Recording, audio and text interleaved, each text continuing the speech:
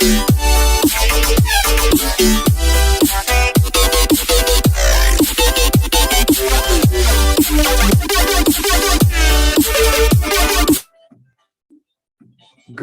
morning, good evening, good day, everyone. Welcome to the first edition of Tech Conference Series for 2022. We are kicking off with the spring edition of the event, the first in a series of 4.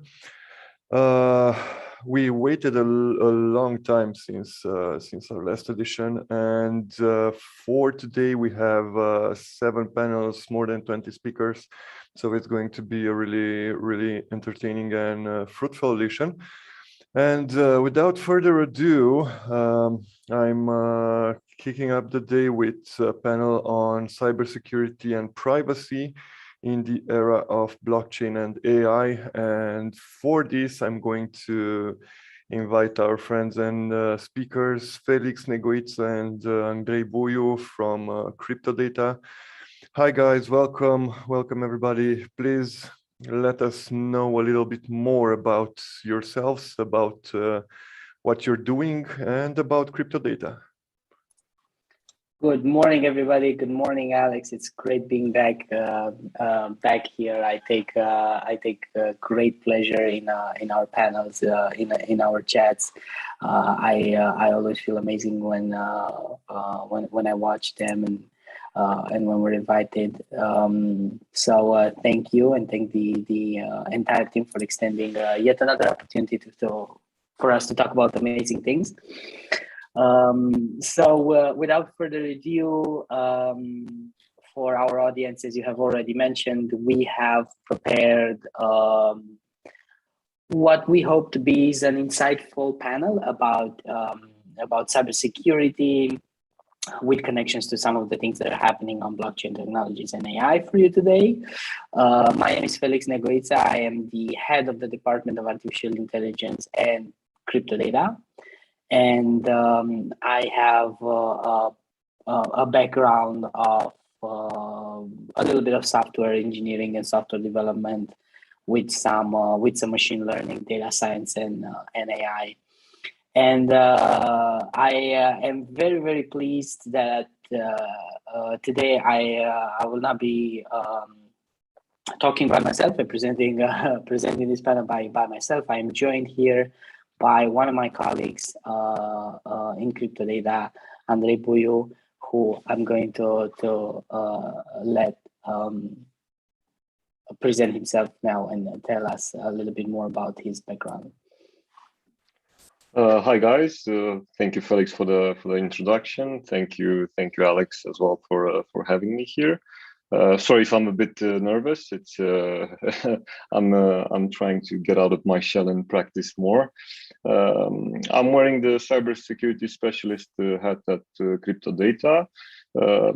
I have a background of computer science like Felix. I'm a full stack developer at heart. I also play a bit with IoT devices, and security came as a second nature, because I like to play around with things and make them do stuff that they're not supposed to do. And that's a quick and small intro.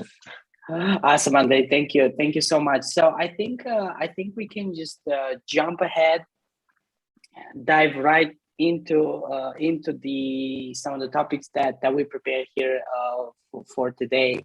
And probably best way to start, I think, would be to just have a little quick discussion about cybersecurity in general.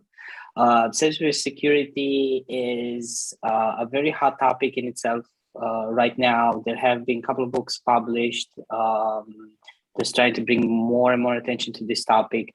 And I think that especially in the context of these rather weird types that we have been through for the past 2 years or so, with lockdowns and with pandemic restrictions and with people being at home more, people being connected to their devices more than I think probably ever before. I think there's a lot to say about that. So So Andrea, I would kindly ask you, maybe we can exchange a couple of words about some of what's happening in the pandemic, cybersecurity wise. So we're gonna focus just on the last couple of years. I'm not this discussion between me and Felix. We're not trying to focus on current events where global players are involved in a full-fledged cyber war. I would dare to call it. But for today, we're trying to see how all this affects a normal user, not necessarily the very technical user. So someone that was put in the position, okay, now you need to work remote. Now you need to pack your laptop, plugging into your own network, your own Wi-Fi. Okay, some companies they were prepared; they had VPNs. Some companies they were not prepared, so yeah, people had to connect. There were no policies involved, and no a clear delimitation of this is work, this is home, this is personal stuff.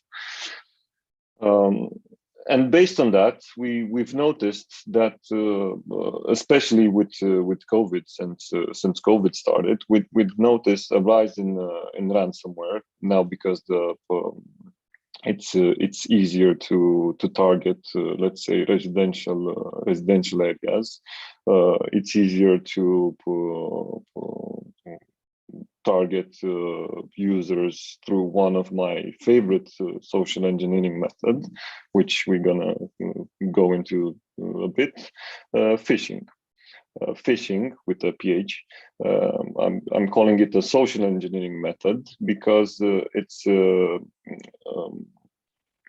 trying to make the user do an action, click on a link, input some data on a false pretense. So saying that, hey, I'm John, your manager. I need you to install this VPN certificate.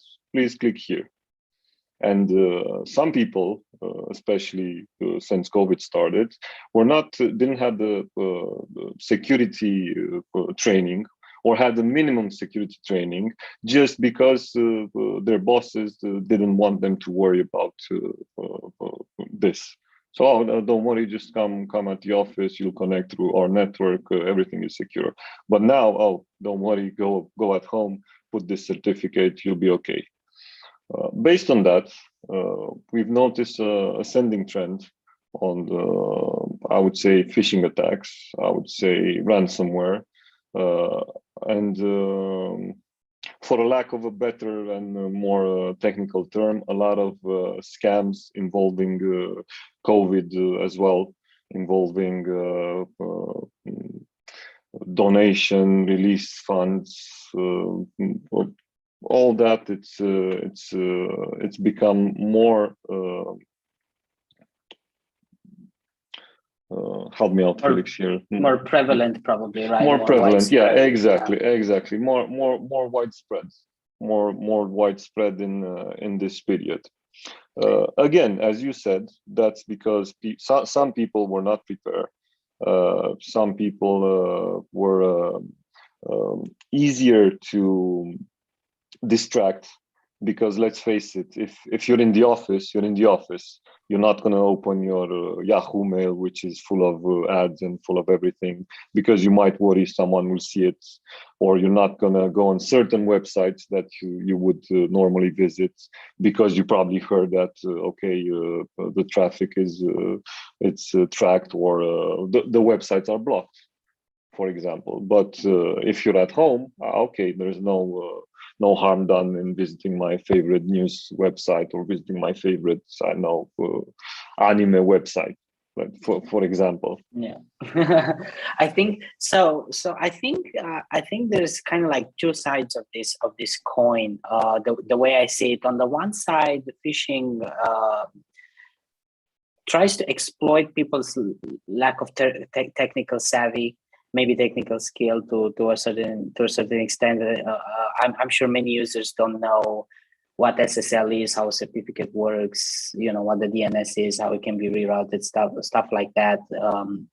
So there's one aspect of it, but I think the other side of the coin is there are things that are trying to exploit people's either good nature or other human related factors outside of their how technical savvy they are, right? Of their technical skills. So like you mentioned, we've seen an increase in a number of hot topic related scams, COVID related scams, donations related scam relief funds, and things like that. And I wanted to interfere here for a little bit, because you talk to people from any profession, any domain, and depending on what profession they're in, they're gonna say things like, depending on what the profession that they're in,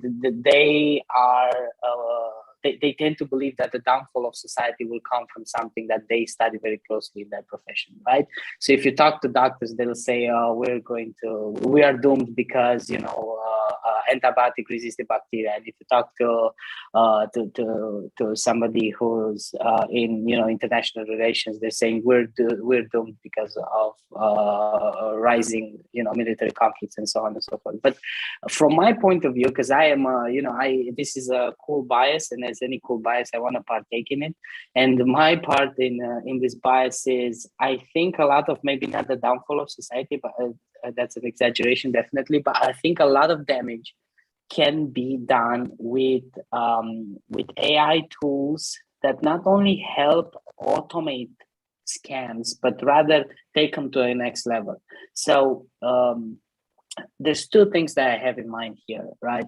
One of them is, and some developers already know this, there is a Nlp language model that is a huge neural network. It has over 100 billion parameters. So it was developed by the people from OpenAI.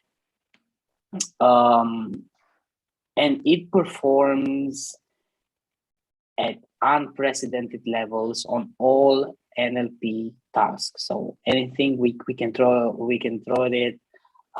It does amazingly well for a language model, that is, right? We're nowhere near human level AI, and it's called GPT-3. There was this funny video on Twitter. Somebody who had a key to access the GPT-3 API asked it in natural language in English to write a web app. And it described what the web app should have. Like, it should have these buttons, it should look like this, blah, blah, blah. And the result from the language model was the actual React code. And you could take the React code, compile it, run it, and it would have the web app. So that's pretty incredible. But then the scary part comes, and this is actually a fun fact. This is actually one of the reasons GPT-3 is not open to the public. It can very easily be used to generate fake news that are tailored to you, based on the profiling that people can do with scraping and with data collection on social media. And I know that you and I are planning to go a little bit deeper into that today.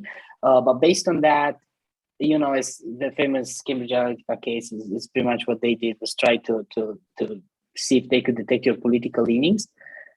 And if you have that, right, that's pretty easy to do.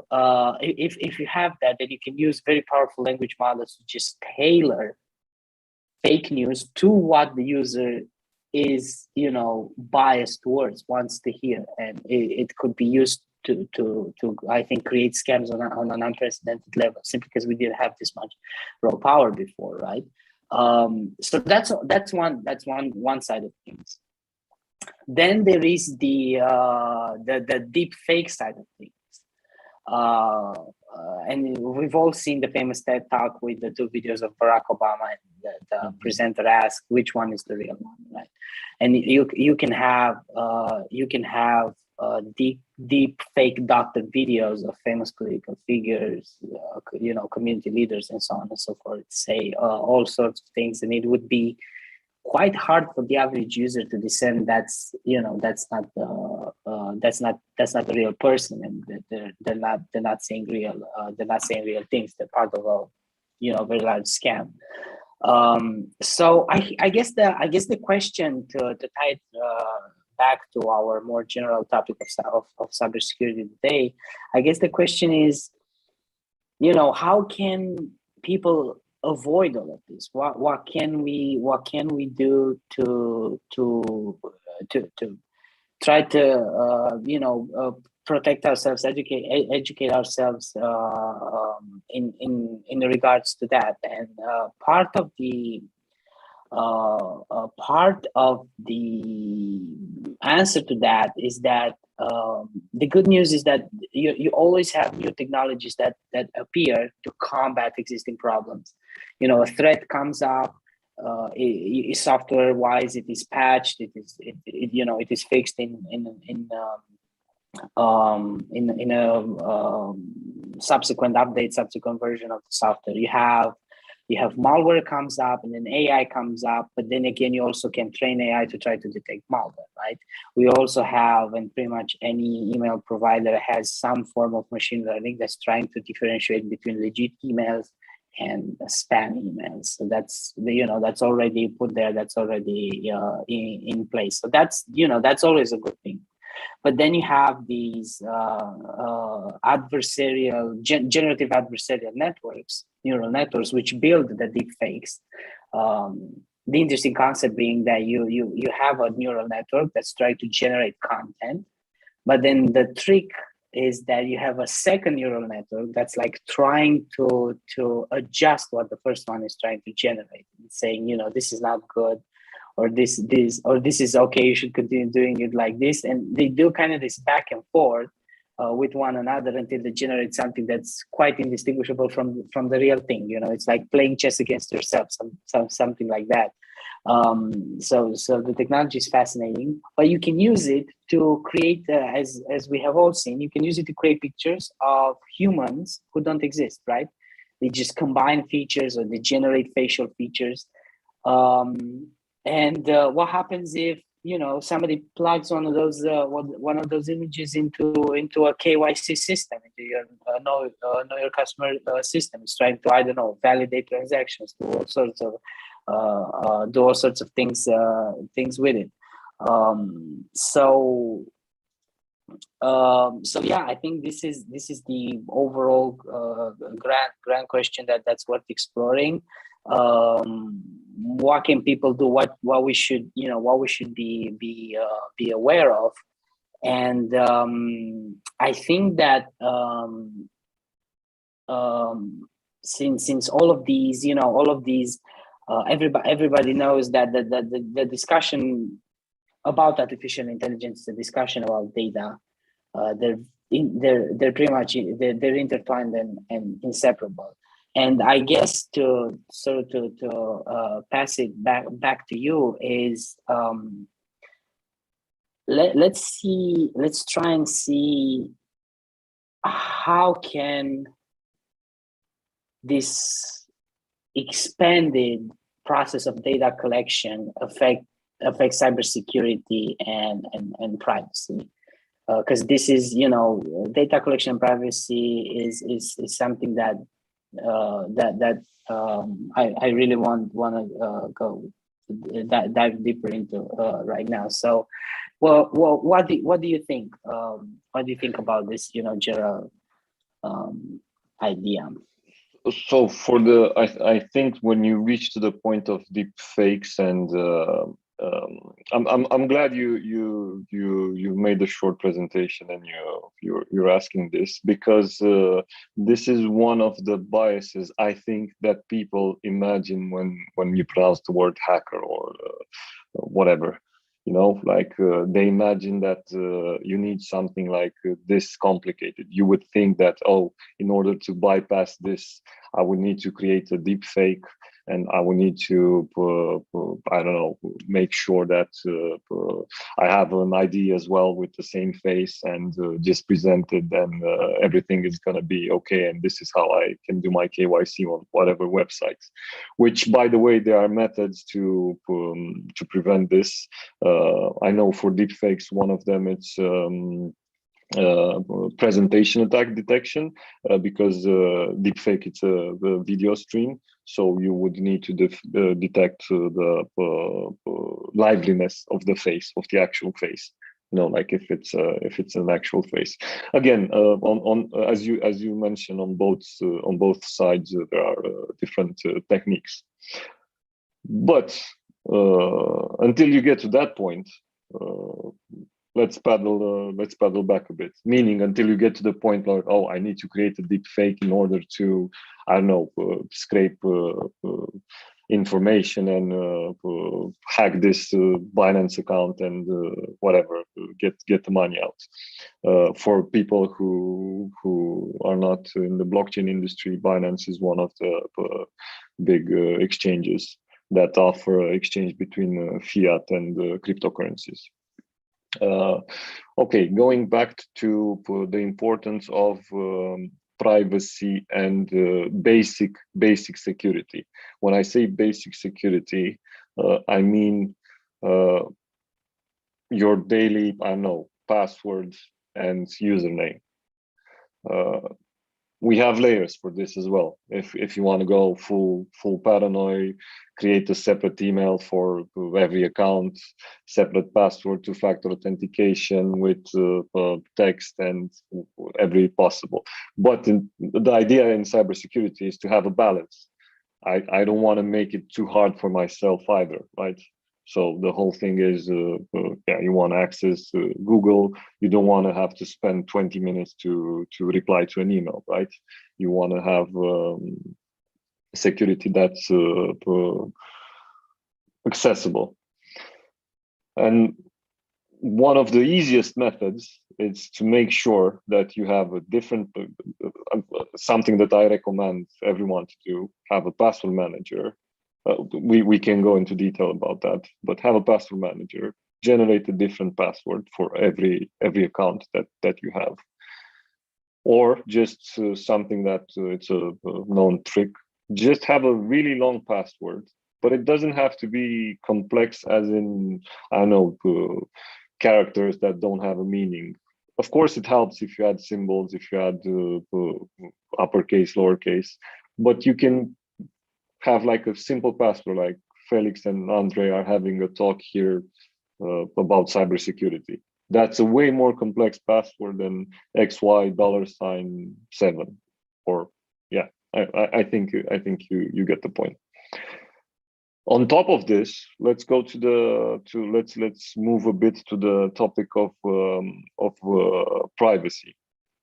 On top of this, make sure that you don't have that many private details online, or if you do, as I tell anyone, okay, you want the whole world to know that you have a pet dog and your pet dog's name is Brutus. For the love of God, when you put like security questions on any website, bank website, Gmail, whatever, don't put Brutus as your dog name. Give it another name. It doesn't have to be a real dog. Just give it another name. Like that's the message that I'm trying to put here today, because we're doing a lot of interesting stuff with security at Crypto Data as well. But 80% of the attacks are okay. Some of them are highly complex, but what I'm trying to say, like a lot of them are just someone leaked a database of username and passwords, and that person happened to have the same password for every possible PayPal, Gmail, Twitter, Twitch, whatever. So that's one of things that I'm trying to emphasize: privacy. So privacy. Go on, Felix. Yeah, so you're saying that the privacy kind of like ties directly into cybersecurity. In nowadays and age, yes, because we can elaborate a bit on certain types of scams that go around. We are lucky, let's call it, to live in Romania, a country where it's difficult to, well, difficult, I wouldn't say impossible, but difficult to steal one's identity just because everyone here who's Romanian, we have a lot of paper trace. So we're not fully digitalized as some other countries. Or if we are, there's another database somewhere that's not connected to the other database, and so on and so on. Which means that impersonating someone on identity theft, it's not a thing yet in Romania. But still, like a couple of days ago, I got a call from my bank from a normal number, so it wasn't like a special number. Again, it doesn't make any for me, it doesn't make any difference. And they asked me to confirm the specific words. Please confirm your social security number and your date of birth. I was like, no, I'm not going to do that. Thank you very much. I'm going to call the call center and I'll confirm in the call center to the robot, and then I'll ask, okay, what's the problem? This goes back to what you were saying, because you started discussing about the deep fakes and everything, which is nice. But a lot of people can be tricked with just giving their social security number and date of birth just by a confident voice at the other end of the phone. So yes, we do have complex measures in place, but what's the point if a voice on the phone can ask you like really, really personal details? In my case, it was social security number or our government ID number and my date of birth, which again, from a random person just saying it's my bank. Okay, maybe it was actually someone from the bank, which it was, to be honest, it was. And I told them like, look, don't do this. Like it's not okay for people either, because in their mind, they're going to think like, oh, everyone who's calling me and tells me like I'm from the bank, I'm from your telecom provider, I'm from your ISP provider, we'll just give them details. So you'll create a precedent. So we don't want that. We want people to know like, yes, we need to confirm, please call in the call center and we need this with you or whatever. So I think what I'm hearing you saying is first we should keep in mind that even though we have this complex penetration testing, application level faults, all sorts of man in the middle attacks, and all of these even more complicated technologies that operate on software level, because when people say cybersecurity, I guess most of them picture the characters falling down from the screen like in the Matrix, right? So they picture the software side. exactly. They picture the software side of things, but what I'm hearing saying is, and I kind of like had the inkling that this was the case. Most of what's happening is actually the most common approach of hacking is actually on the social engineering side, in which the users, the people, are somehow manipulated, tricked into giving up their credentials or giving up some data that could be used by malicious actors in all sorts of circumstances. And I guess the point that we were trying to make is that this ties in with the idea of caring about privacy, caring about the data collection, the cyber data collection. And the reason I'm mentioning this is kind of like I'm restating what you said in the beginning is I hear a lot of the "I have nothing to hide" argument, and even philosophically speaking, we have an understanding that this is not a good sound philosophical argument anyway. But then there's also this extra technical layer that not only is it a good argument in principle, it's also a defective argument in practice, because a lot of the data that can be collected from you can be used and will be used by malicious actors to try to do all sorts of all sorts of things that maybe some people don't even think about. For example, I know that I remember we were back at the office. We were talking about dating scam. Can you please briefly explain in 1 minute what dating scam is? Because I found it fascinating. Now, the idea is all this started when I had a conversation with someone and I told them like, and they'll hack your Facebook. And their reply was something along the lines of what you said. It was like, so what? I have nothing to hide. Everything is public anyway on Facebook. And I told him yes and no, because some of the people you have in your list are actually your friends and your family. So the dating scam is just a part of what happens if someone gets your Facebook account. Really easy method. Yeah. So once they got your Facebook account, we're not going to talk about the details, either through a phishing email or reusing the same password which appeared on a list on the dark web. There are tools that monitor this, by the way, on the dark web as well. Getting back to the dating scam. So what happens? I get your account. You have, I don't know, 1,000 people. Out of those 1,000 people, at least 10 people probably are your good friends and care about you. And the easiest thing that I would do if I get an account, just to combat this, so I have nothing to hide, I would ask people for money. The easiest thing to do. Hey, I'm in a bit of a trouble. Haha, lost my cards. I'm with this friend. Can you send Revolut? Can you send? I wouldn't go to crypto if I know that that person is not crypto.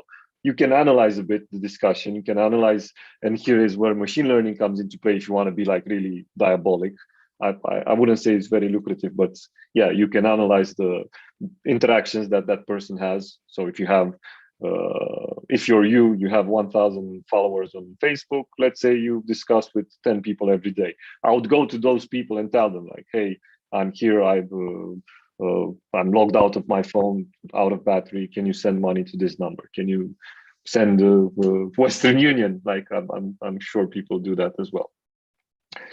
But if you're the dating scam works, as you probably guessed, if you're a female, this is how people tested it. You would add people, you would use the photos that you have, and the easiest method to scam people out of money would be to just tell them that on this platform they can see more of you. Everyone understand what that means because it's a PG-13 friendly conference. So you would just add your referral link and send to all the lists of people. Again, if you're female and you have like a lot of, I gave Facebook as an example. On Instagram, it's even better. You just put a link and then, yeah, I'm guessing a percentage of people will just fall into that trap and just pay legally, meaning like they'll pay via their credit card. That's one way of doing it. But then there's the other bit when, okay, so you can go on this website, see pictures of me, whatever, but instead of a very popular website when fans can see their models, preferred their models, yeah, their perfect models. It's a phishing website where you put your card on that specific website, and this is one method that you don't need to be, again, super hacker man to do it. Like it's nowadays, it's really easy to create a website. You can clone a web. There are tools that clone websites in less than 5 seconds. And so, okay, Google will flag it at one point, but you only need 10, 20. Yeah, until that happens, I don't want to be that person that gets his card stolen, copied. Yeah, stolen. Yeah. So that's, again, this is a bit of, the dating scam. The idea is that for some of these models, the Facebook account or Instagram account, or now they're better at securing. Either the password is really easy to guess, so my cat 2001 or whatever, or they were involved in a public leak and they haven't changed the passwords. Again, that's comes back to what I'm trying to. So that's what I'm trying to tell people with this talk, like trying to make people have minimum security, not understanding, but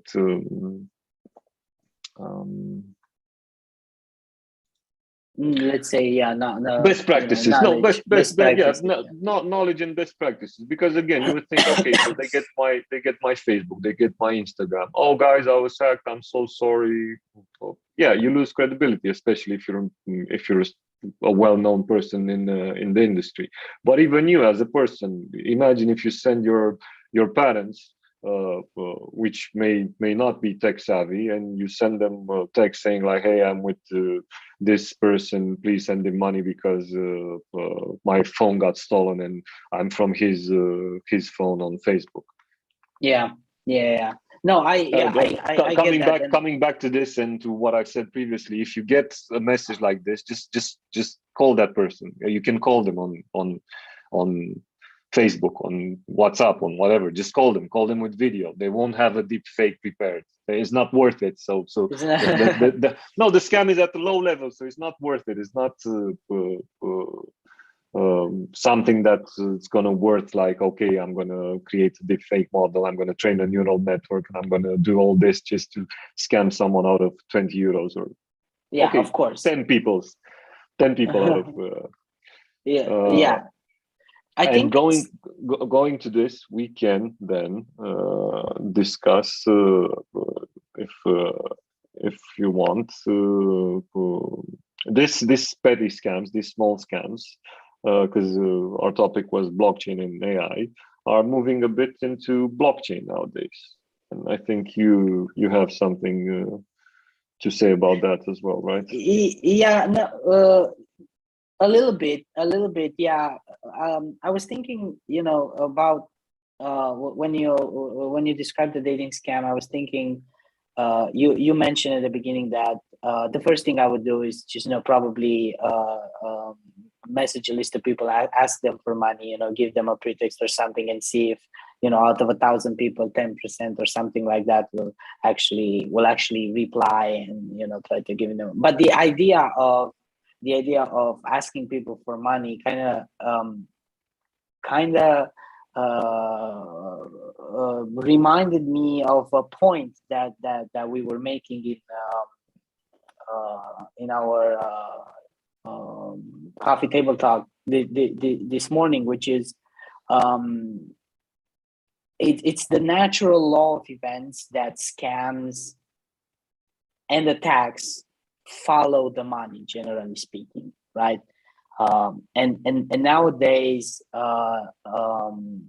obviously due to a lack of regulation compared to fiat, there's a lot of money in DeFi, in decentralized finance.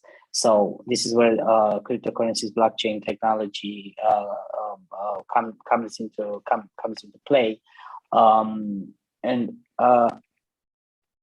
well, I think that the market cap is a little over $2 trillion, but that's a lot of dollars.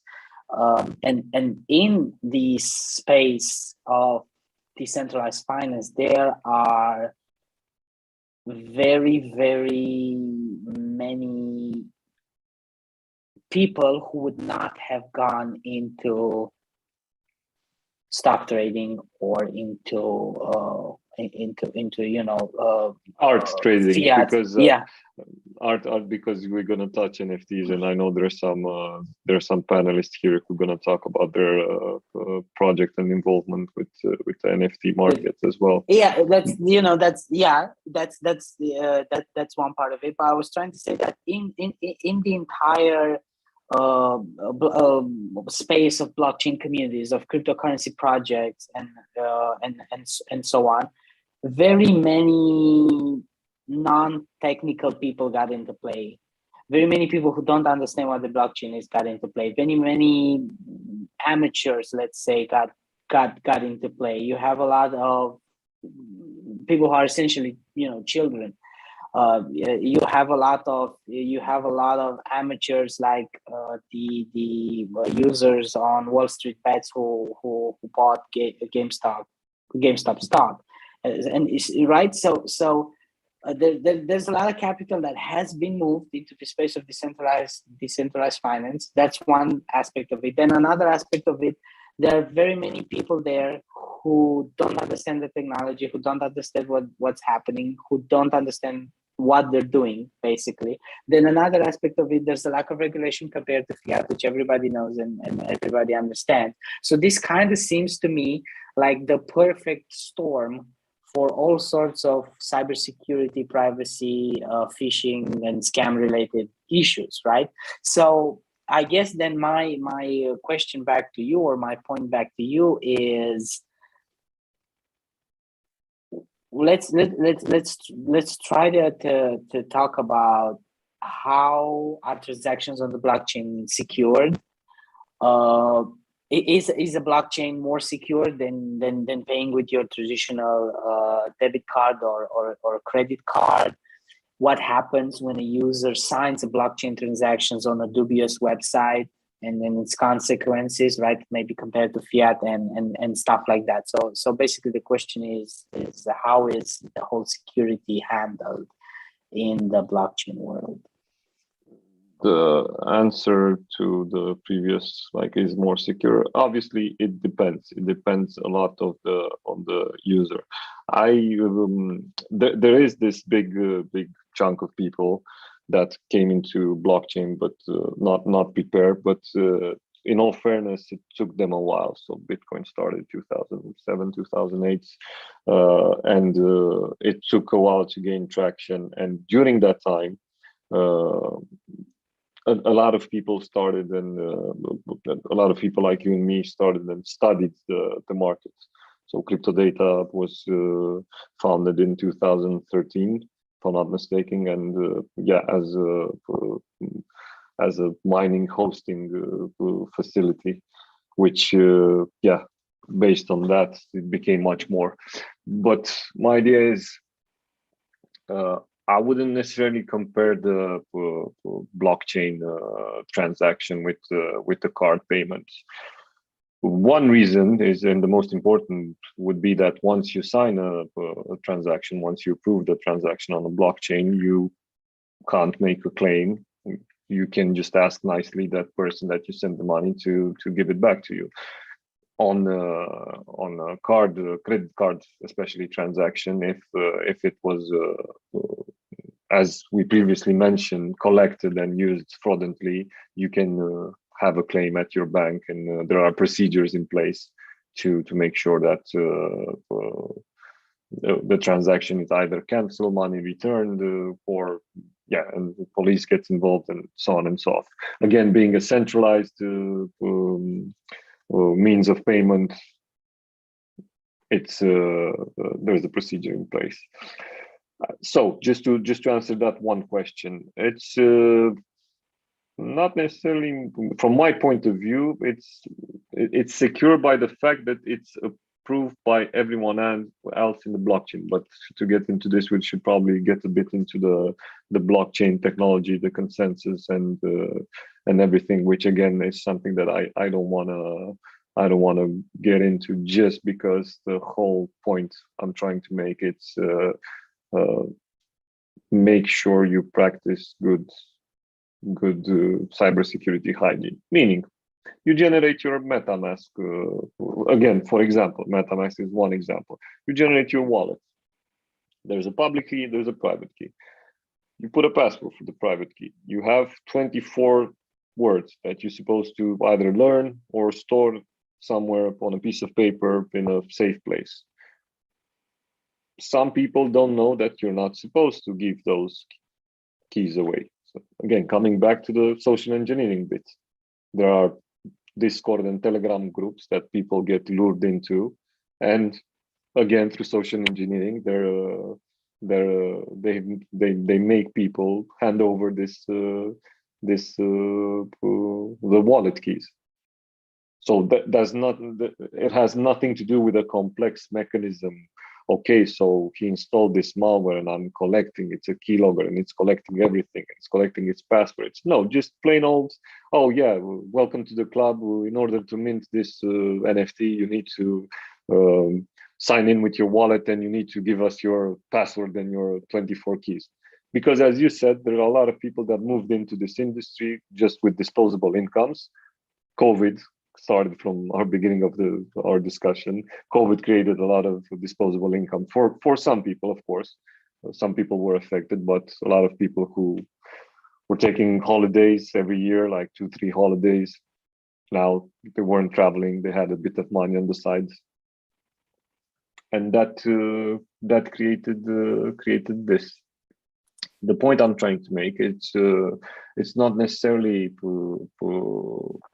more secure for the group of people that we're talking about. Because again, our talk was about like non-technical, normal Alice and Bob people who are just tuning in, listening to us rambling about cybersecurity, not getting into the really technical.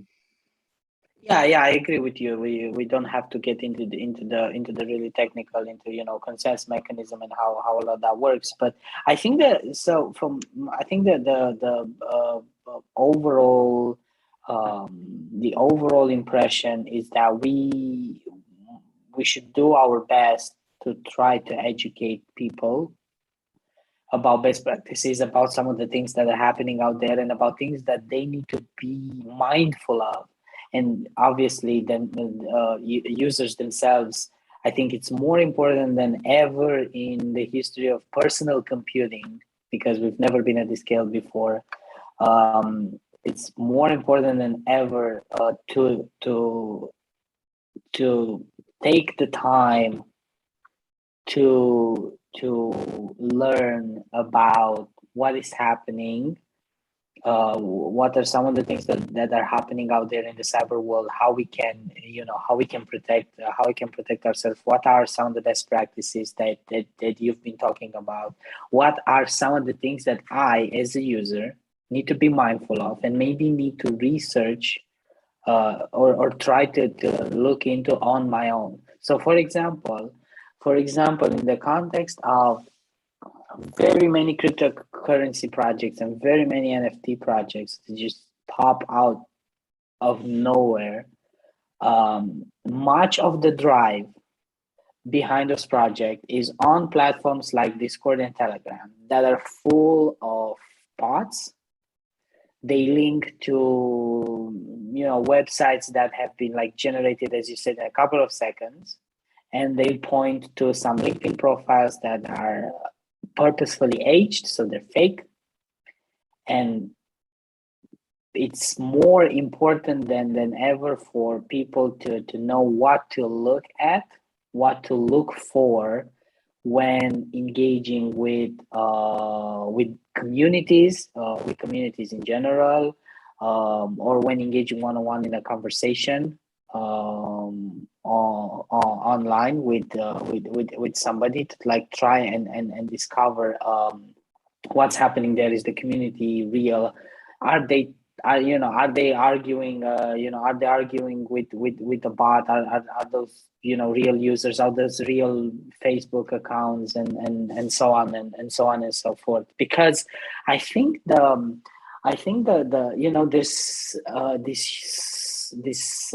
immense discrepancy between the popular culture image of a hacker and what the reality of who a hacker is, right? So there is this in popular perception and in pop culture, TV shows and movies mostly, there is this image of a hacker that never gets out of his basement, writes very complex, very complicated lines of code, so interacts with software alone. This is, I think, an important aspect of the misunderstanding.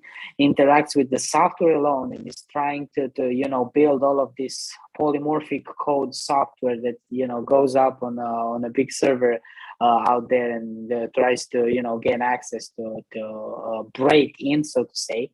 When I think the reality of what's happening is most people log in, not break in. And most of these hackers can be teenagers with a lot of spare time, right? Can be teenage, young people with some determination to get a little bit of extra cash. One of the famous hackers that I've been reading about in a cybersecurity book I finished a couple of weeks ago, Kingdom of Lies, was a 17-year-old from Iran, right? So and his motivations were the motivations that you and I had when we were 17. So exactly the same, I want to make a little bit of extra, extra cash. I have all of this time on my hands. Or I know that you and I have been talking, and you mentioned something very interesting. I think maybe the audience should be aware of it, that a hacker can be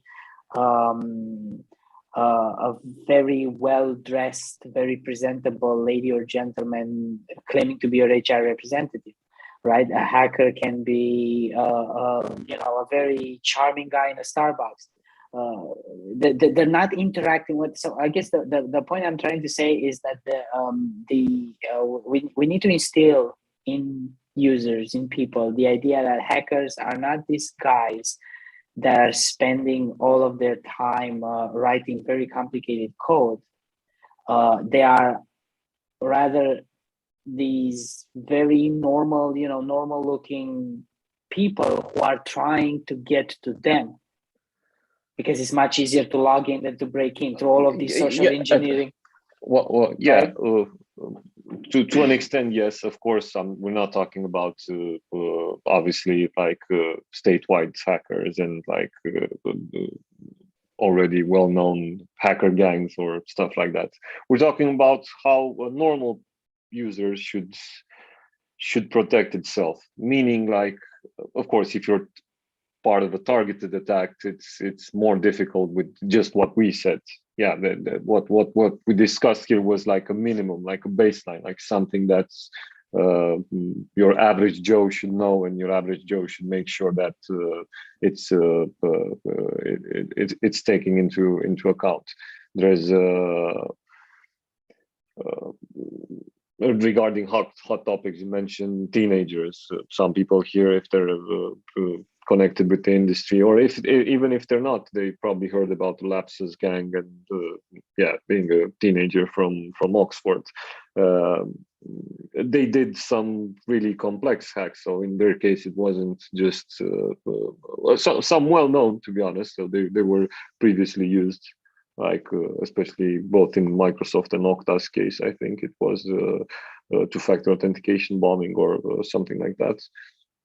But again, as you mentioned, people highly motivated. So both these big companies thought like, oh, okay, we must be targeted by some really one of the top dodgy organizations. And yeah, turns out it's just a couple of kids that too much time on their hand and, as you said, motivated by financial gains, because for them it was easy. No. We're not discussing about them and those types of attack. We're discussing just for our advice is for the regular everyday user. Like make sure you have like a minimum best practices, especially with what's happening with, as Felix said, with AI and with deepfake, makes really easy to have a channel on Telegram with 100,000 people, which out of which just 1% are real, and in that 1% it's you, the guy who's getting played, and the guy who plays you, basically. So yeah, I don't want to sound too gloomy. We're trying just to give you a bit of a context, because I think we're approaching the end of the talk as well. As part of the security specialist at Cryptodata, we developed a router that connects to the blockchain, to our blockchain, and we're trying to make this really user friendly. I know there are other solutions, but that was the reasoning when we created this. Meaning, you want to block ads because of privacy concerns and tracking. There's just a flip of a switch. You just switch and we'll block your ads. You want to go through a VPN. You want to use Tor, again, just a flip of a switch. The idea behind this project that we developed and we're still working at CryptoData was again with what we discussed here in mind. That was the motivation behind it. The fact that people now need an easy way to protect themselves, and of course, coupled with what we previously discussed, using a password manager, never using a password, making sure that if you heard it by big companies, usually make the news, like the normal news as well. So if LinkedIn gets hacked, not if, when they got hacked, you would know. So yeah, just change your passwords. Yeah, or somebody, there's this article in the press that there has been leaked, there have been leaked databases. There's also this best practice of changing your credentials then, or maybe updating them once every 6 months, let's say, or something like that. If not even the recommended once every 3 months. But as my colleague Andrei said, and because we also want to be mindful of the time we have left, I think I think that we no longer, especially since end of 2019, beginning of 2020, we no longer live in a world where people can afford to go about in the cyber world, go about do their business and not care about security and not care about privacy. We have been focused on this short talk here today mostly on end users. There's another, of course, there's another discussion entirely about cybersecurity for organizations. They didn't have teams of cybersecurity experts, the so-called white hat hackers. But what most, I think what is, as you mentioned in the beginning of the talk, what most malicious actors realized was that there are a lot of money to be made, and there are a lot of opportunities in the average users themselves, as the mere fact that we have something like $2.3 trillion market cap in cryptocurrencies right now as we speak. It's true, some of it is coming from big institutional players, but most of it is coming from what is turned to retail. So most of it is coming from users, and we at CryptoData specifically want to empower the end user as much as possible, whether it's through our products, whether it's through coming here and having these talks and these conversations, whether it's through sharing knowledge and best practices. Empowering the user with what they can do and what they should be mindful of. So yeah, I think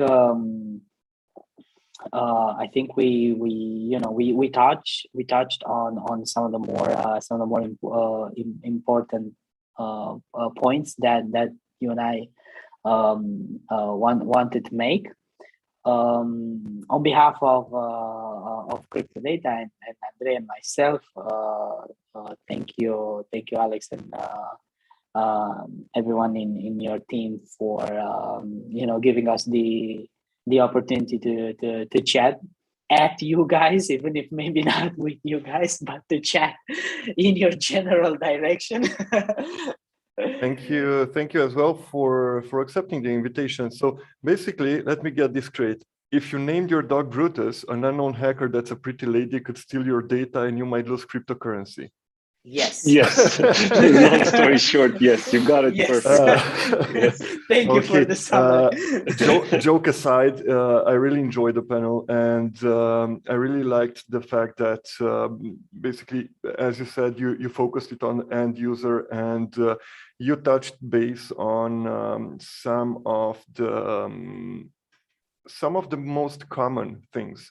And there are things that an average user could benefit of, and I really liked the aspect of the talk. And maybe why not? We could extend the discussion on the business side of privacy and crypto and cybersecurity and everything like that. Maybe in an upcoming edition, or why not in a podcast, since we're doing that. Yeah. So, we had fun. We had yeah. fun. Yeah. Thank you very much, Felix. Thank you very much, Andrei. Thank you. Right now we're still in the blockchain and crypto area, and I'm inviting Sharik Hashmi to pick up the stage. Sharik, are you here? Do you hear us?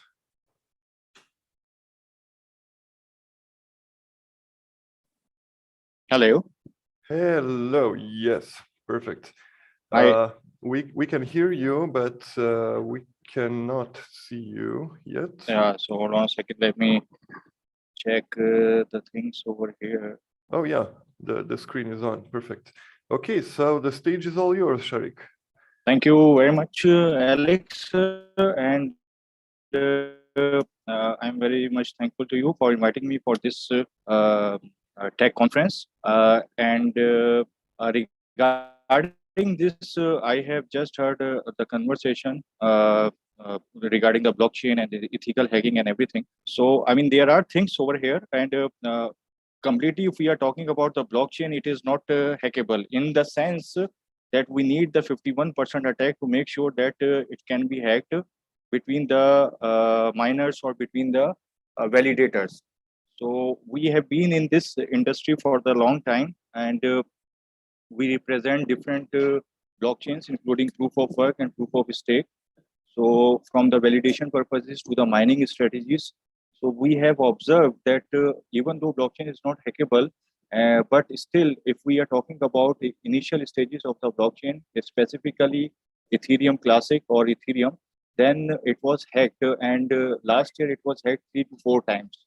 And the reason was the same. When there is a 51% attack possibility, so blockchains can be hacked. Regarding the ethical hacking and hackers, where the websites and the exchanges we have observed, and my colleagues before this conversation, they were right that more of the hackers are the teenagers, and they are like from the same group where they are not doing anything else except hacking. So either they are ethical hacker or the hacker, but they have hacked not even the blockchain or the web-based blockchain concepts, but even Twitter was hacked last year, and major accounts of the Twitter was from the cryptocurrency or the blockchain. So they were hacked. So Twitter, LinkedIn. So we have observed conventional ecosystems, they have been hacked. Web-based blockchain ecosystems, they have been hacked through exchanges too. So these are the things. So right now we are in the Web 3.0, and we are still doing some sort of development in terms of features or the security of the blockchains. So these are the things regarding the blockchain. Still, it is in the maturity stage, and there are so many adoptions is going to be happen with respect to the development phase, with respect to the cybersecurity phase. So these are the things. So let me proceed further with the topic today for us, which is very much involved, and we have observed like so many hypes and so many announcements and so many new things as I have said regarding the blockchain adoption. So the current adoption is usually we have heard the metaverse, and with respect to the metaverse, we have heard the NFT games, NFT and gaming. So we call it the blockchain tech and gaming. That's play to earn models. So it's like a meta game verse. Okay, so we here we will initiate from the blockchain. a bit of information regarding the blockchain. It's a trillions of dollars industry, and we have observed like approximately $3 trillion market cap in the last few months when it was at the very high stage of market cap. So blockchain is a time-stamped series of an immutable record. There are four main properties of the blockchain are decentralization. It is totally a decentralized concept, okay, or touch technology, highly immutable. You cannot change any record without the consensus of the shareholders or the stakeholders. Transparent. It is trackable, transparent, and all of the information can be traced. Either it is data, either it is transaction, or either it is any other information. So majority of the governments or majority of the specifically Dubai government, where we have worked before and we have mentioned in earlier conferences too. So 20 different departments of Dubai government, they are already on the blockchain. And since December 2021, they are totally paperless. So by doing so, they are going to secure approximately $5 billion worth of papers per year. So that's what they are right now saving in terms of cost. So, and the transparency and the security. So 20 different departments have 20 different servers. So the whole government information is secure in 20 different servers with blockchain technology. So the security, I have already mentioned the security. So these are the four main features, okay, of blockchain technology. So right now, this is me, Sharik Hashmi. I'm the CEO of ZXC ecosystem. We have worked with, I have already mentioned, we have worked with different blockchains. Either it is proof of stake, either it is proof of work. I was the early ambassador of Lix ecosystem that was totally delegated proof of stake concept. BSV, which is the hard fork of Bitcoin, which is the first blockchain actually, and that was a payment option. That was a peer-to-peer ecosystem introduced by the Satoshi Nakamoto. Okay, so this was Industry 4.0 application we have installed, we have implemented, we have given the technical education as well as the technical implementation in Middle East and North Africa region, and Dubai was the main part of it because they are very much tech savvy government. So like I just mentioned that 20 of the Dubai department, they are already on the blockchain technology. ZXC ecosystem, like we have done so much with the public blockchain ecosystems. For our private organization, ZXC ecosystem, we have developed a very first artificial intelligence based algorithmic crypto trading bot and the staking, that is the own token. So it's an artificial intelligence based with respect to the algorithmic trading bot. So it is usually used for the exchanges. Okay, ZXC wallet is a very unique wallet for the wallet-to-wallet conversation or the chatting. And you don't need the address for this purpose. You can send and receive the funds by doing chatting. So L2 validators is the layer 2 validators from like I mentioned, from proof of work to the proof of stake. There are so many validation programs right now going on because the proof of work blockchains are usually not environmental friendly. Even though Bitcoin was the proof of work strategy or proof of work consensus algorithm based blockchain, but due to the carbon footprints and other environmental issues, so it is not environmental friendly. And we have observed last year in the month of September and October, like China and other big countries, due to the power outage, they have banned this Bitcoin mining due to this environmental issues. So then proof of work to proof of stake supporters, we were the early adopters of Ethereum 2.0. And this was the point, actually, the proof of work to the proof of stake. Why Ethereum, which is the second biggest blockchain right now while we are speaking. So they went from proof of work to the proof of stake due to the reason of the mining manipulations and the environmental issues. They move from proof of work to the proof of stake. So we are the early adopters of the early validators of this program as well. So we have an experienced team for the blockchain turnkey solutions, and we can provide any sort of blockchain architecture, specifically with respect to the gaming and the metaverse. So blockchain tech and gaming play to earn, gamify. We will discuss how it was initialized. So it was initialized from the internet, that is Web 3.0, and till now we were in the Web 2.0. Web 2.0 is the current technology, which is a centralized internet. Okay, and in the next slides we will discuss about it. Then peer-to-peer economy. The first white paper regarding the Bitcoin, when it was written, the main concept was peer-to-peer economy. In order to generate the peer-to-peer economy, there shouldn't be any centralized authority. Like supposedly right now, if there is some sort of sanctions from any worldwide authorities to any country, so that is the centralized authorities. So with banks or with other financial institutions or with any other regulatory authorities, you can ban the any sort of currency or any sort of financial instrument.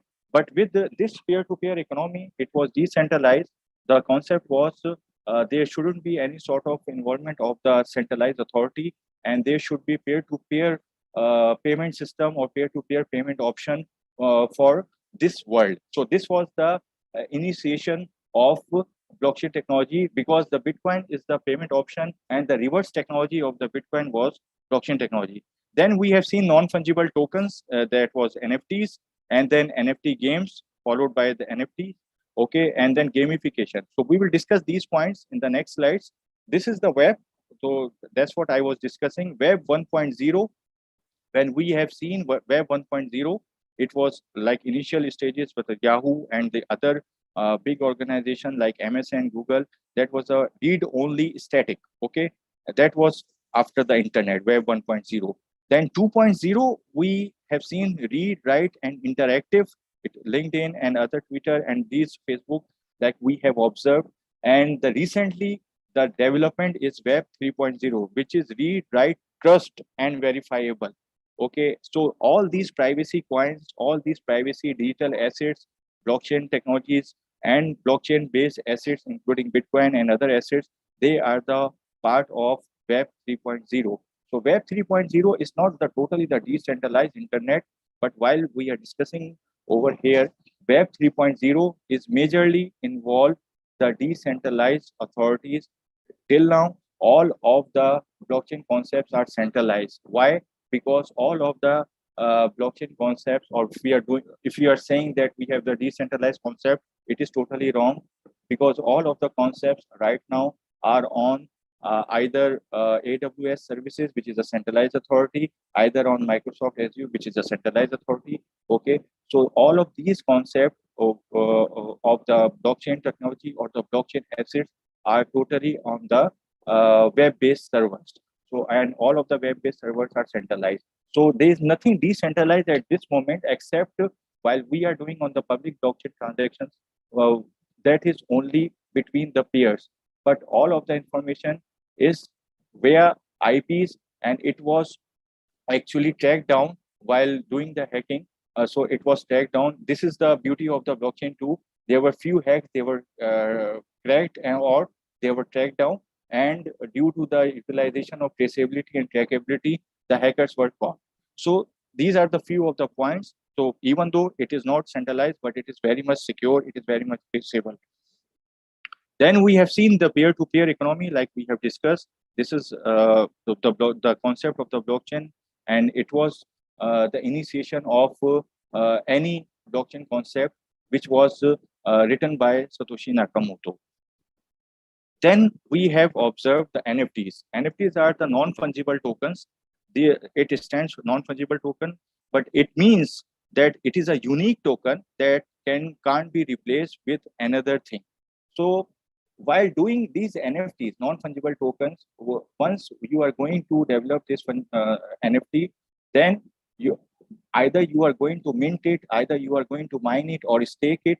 So till the last point of the buyer or the trader, whatever they are going to make in terms of money or in terms of minting, the incentives, those incentives will be distributed to the maker or to the creator of that NFT too. So this is the non-fungible token feature. Okay, so after NFT, we have seen NFT games, okay, and the gaming. So 11 ways how the blockchain will disrupt the gaming, and it's already disrupted the gaming. So crypto collectibles, crypto collectibles are usually, we have observed that the collectible arts, because each and every first thing, each and every data can be integrated, can be secured by utilizing blockchain. So for the digital art or digital collectibles, that can be secured by utilizing the NFT.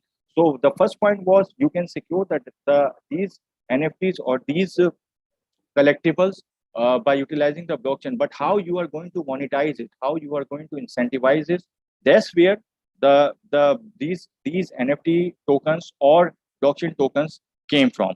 So crypto collectibles, this is one of the disruption that blockchain has made for the gaming, and it is very much lucrative in terms of the creators, in terms of the developers, because due to the intermediaries, when we are talking about the collectibles, they were not monetized in terms of or incentivized for the creators, but by adopting this peer-to-peer economic concept, it was monetized, and we have observed from like $100 to $69 million. That was the NFT sold maximum. The $69 million NFT was sold to. So this is how it was incentivized to the creators. Unique in-game assets. So, well, right now we are giving the advice as an advisor to many gaming platforms. Okay, so the main concept of this gaming with blockchain or gamification is monetizing or the unique in-game assets. How you are going to integrate the token or integrate the assets, different assets within the game. So till now, all of the gaming structure was monetized or incentivized from the ads. But after the blockchain technology adoption or these integration of the blockchain assets, it can be monetized right away. It can be incentivized right away for each and every single in-game assets. These creators or the developers, they are making money. Okay, then transparent development updates, or whatever the development updates are, by utilizing different development platforms, either GitHub or any other platform. All of the developments are performed with from the initial stages to the development, and after that, whatever the features is going to be added, that is totally transparent by the normal users or by the users of the game. Incentivizing and rewarding gameplay. There are many games, like I have discussed, and there are a few more coming. We have seen and we have observed that if you are going to incentivize too much, then it is a problem too. Okay, so currently the main challenge or the main problem with the blockchain gaming is the tokens, actually, the blockchain tokens. Those tokens are from the creators or the developers. They develop a very nice game and they develop tokens accordingly. But due to the rewarding system, which was not economical at the time of launch, so they were totally out of the tokens. So this is one of the challenge too, but this is one of the great feature. If you are going to incentivize the rewards or the tokens according to the structure of the game, then it is very feasible. Otherwise, you are going to have your tokens lost within this gaming industry. Paying gamers and co-developers for content creation. Content creation is the other topic, but whatever within the game content creation is going on, it is incentivized as well. So this is one of the industry too, which is going to be disrupted by this blockchain gaming industry or the blockchain gaming technology. P2P gaming transactions, like I have already mentioned, peer-to-peer gaming transactions. So if I am going to develop some sort of game and I'm going to put it on some sort of game server like blockchain based, it is going to be incentivized by the peers.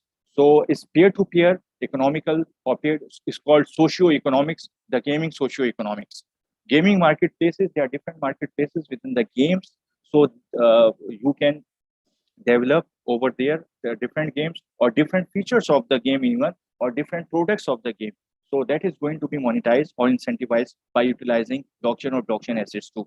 Parallel gaming universes like Metaverse, we have already observed Facebook has turned into Meta 2. So Metaverse is the next stage, and NFTs and NFT games is the fuel to the ecosystem of the Metaverse. Wherever the Metaverse will be, or the gameverse we can call it, so different games, then NFTs and these NFT tokens, they are going to be the fuel of that gaming universe. Augmented reality, that is one of the feature too, and that is the disruption from the blockchain technology. So because by utilizing this Gameverse thing or Gameverse technology, we have observed virtual reality, we have observed augmented reality. So because what is metaverse or what is this Gameverse or gamification verse? So if we call it, so this is the integration of virtual reality and augmented reality with the blockchain asset. You have the virtual reality and augmented reality, which is the next phase of the development, and which is a very big industry. In the next 3 to 4 years, it is $1.5 trillion as per the PwC report. So it is the integration of that virtual reality and the augmented reality with the blockchain assets. So you will monetize, you will incentivize by your virtual reality and augmented reality work within the gaming ecosystem too. Secure in-game payments, because the blockchain-based concept. Okay, so peer-to-peer payments are totally on the blockchain. It doesn't matter what kind of blockchain you are utilizing. Some of the blockchains are very low in fees. Some of the blockchains, while doing the transactions, are very high in fees. So within the blockchain, the whole ecosystem of the payments is very secure. Esports betting, that's the feature. Some of the esports platforms, while they are utilizing the betting system too. So the whole ecosystem is transferring into the blockchain. So these are some of the ways or 11 ways blockchain is already disrupted, and some more features and some more additional things are going to be added. These are some of the analysis it was done by Blockchain Game Alliance, and as per the last quarter of 2021, these NFT games or gamification market was approximately $3 billion, which is increasing day by day. And some more additions of the developers, or the game developers, or the game creators, they are inserting in. They are giving their adoption. But the point is that out of this $3 billion, majority of the stake or the majority of the stakeholders are from the US and Europe. So they have done some sort of survey with these games. It's like a special game alliance, and majority of the games and the gamers are from this blockchain game industry. So by I will go only the moving forward stage, because 86% believe at least some of the traditional gaming industry will use blockchain within 2 years. So if we are talking about 5 to 6% of the gaming industry is going to utilize this blockchain assets or blockchain technology in the next 2 years, then it will be a more than $1 trillion market. So because by doing so, we have observed so many platforms or so many mega users platform, which are in hundreds of millions. They are thinking about, or they are doing the POCs via some blockchain developers for the integration of their games or their user base with the blockchain industry. And then 52% say regulatory uncertainty is there. So biggest concern and the industry's most significant challenge. So regulatory is always the challenge for the blockchain. Many governments, they have already adopted the blockchain technology, but not the blockchain asset. While we are speaking about the blockchain asset, in order to incentivize your game, in order to incentivize your effort, it should be a blockchain asset. So the major barrier right now within the countries, or even though we are talking about European and American or Canadian countries, where they have easily adopted the blockchain technology, but with respect to the blockchain assets, still stable coins are very big barrier, and stable coins are the biggest mode of payment for the purpose of incentives. 43% say education about the core concepts underpinning blockchain gaming is the next biggest pain point. Education is the key, guys. Over here, we have started this education in 2015, 2016 in Middle East, and gradually it was adopted. So education is the key with respect to the technology. If you're going to educate the people, that technology is going to be integrated with the conventional systems, and then that can be incentivized in terms of blockchain assets. So that was the presentation. If there are any sort of questions or queries, then I will be here and I will try my reply. I will try my level best to reply it accordingly. Thank you very much. Over to you, Alex. Thank you as well, Sharik. It was a really fruitful presentation. I read a question from the audience from Christian Bolan. Any opinion on the Ronin hack? Any opinion on the Ronin hack? Yes. I don't know about the Ronin hack. What was the Ronin hack? If they can give me some sort of idea, I can easily tell you what was the hack and how it was happened. He says here that yesterday the Ronin network was hacked from the Axie Infinity game. But maybe Christian, you if you want to jump in and talk directly with Sharik. See, Axie Infinity, let me tell you the brief idea about the Axie Infinity. Axie Infinity, they have started, they were the early pioneers of the blockchain gaming industry. And they have initiated their concept with the play to earn game. And that was the main concern. After a while, they were doing a very good with respect to the adoption of the blockchain and the gaming. But gradually, they have reduce it, and that was the main concern. Like I was talking about the challenge, tokenomics. Tokenomics was not fair, so that's why they have made it free to earn, and then gradually their token price went down. Regarding the Ronin network hack, that stole 73,000 from them. Okay.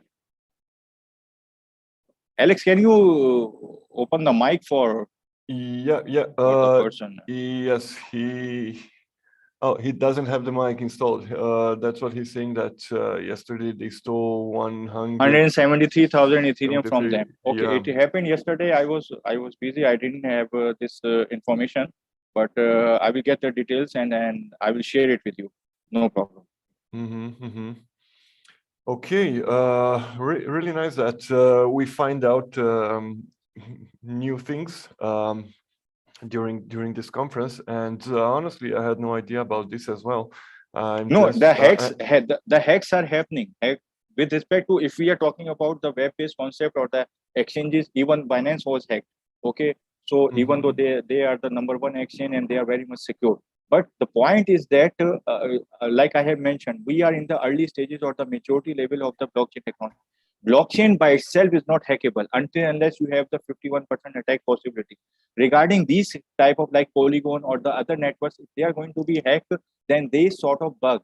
Okay, even though Google had a bug and it was mentioned by one of the programmer, even though like Tesla has a bug and it was mentioned by one of the programmer. So bugs are there. So by these there are ways from these bugs they can get into the network and they can hack anything.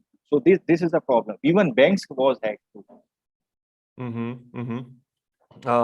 Do you see the chat? Christian is telling us some more that they found a bug in the validator nodes of the game. And there's another question on energy efficiency. Is it possible to accurately estimate the power consumption of a blockchain network? No, it is not possible.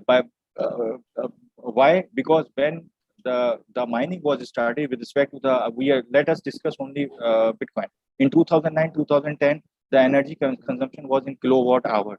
When the difficulty level and the hash rate was high, now the energy consumption is in zeta, or it has already gone 10 to the power 18 or 10 to the power 21. So these are the kilowatt hour it is going to utilize. Right now, only the Bitcoin mining is getting the electricity consumption of Europe. So this is the electrical consumption of Bitcoin, and the carbon footprints are there. So if you are going to initiate any sort of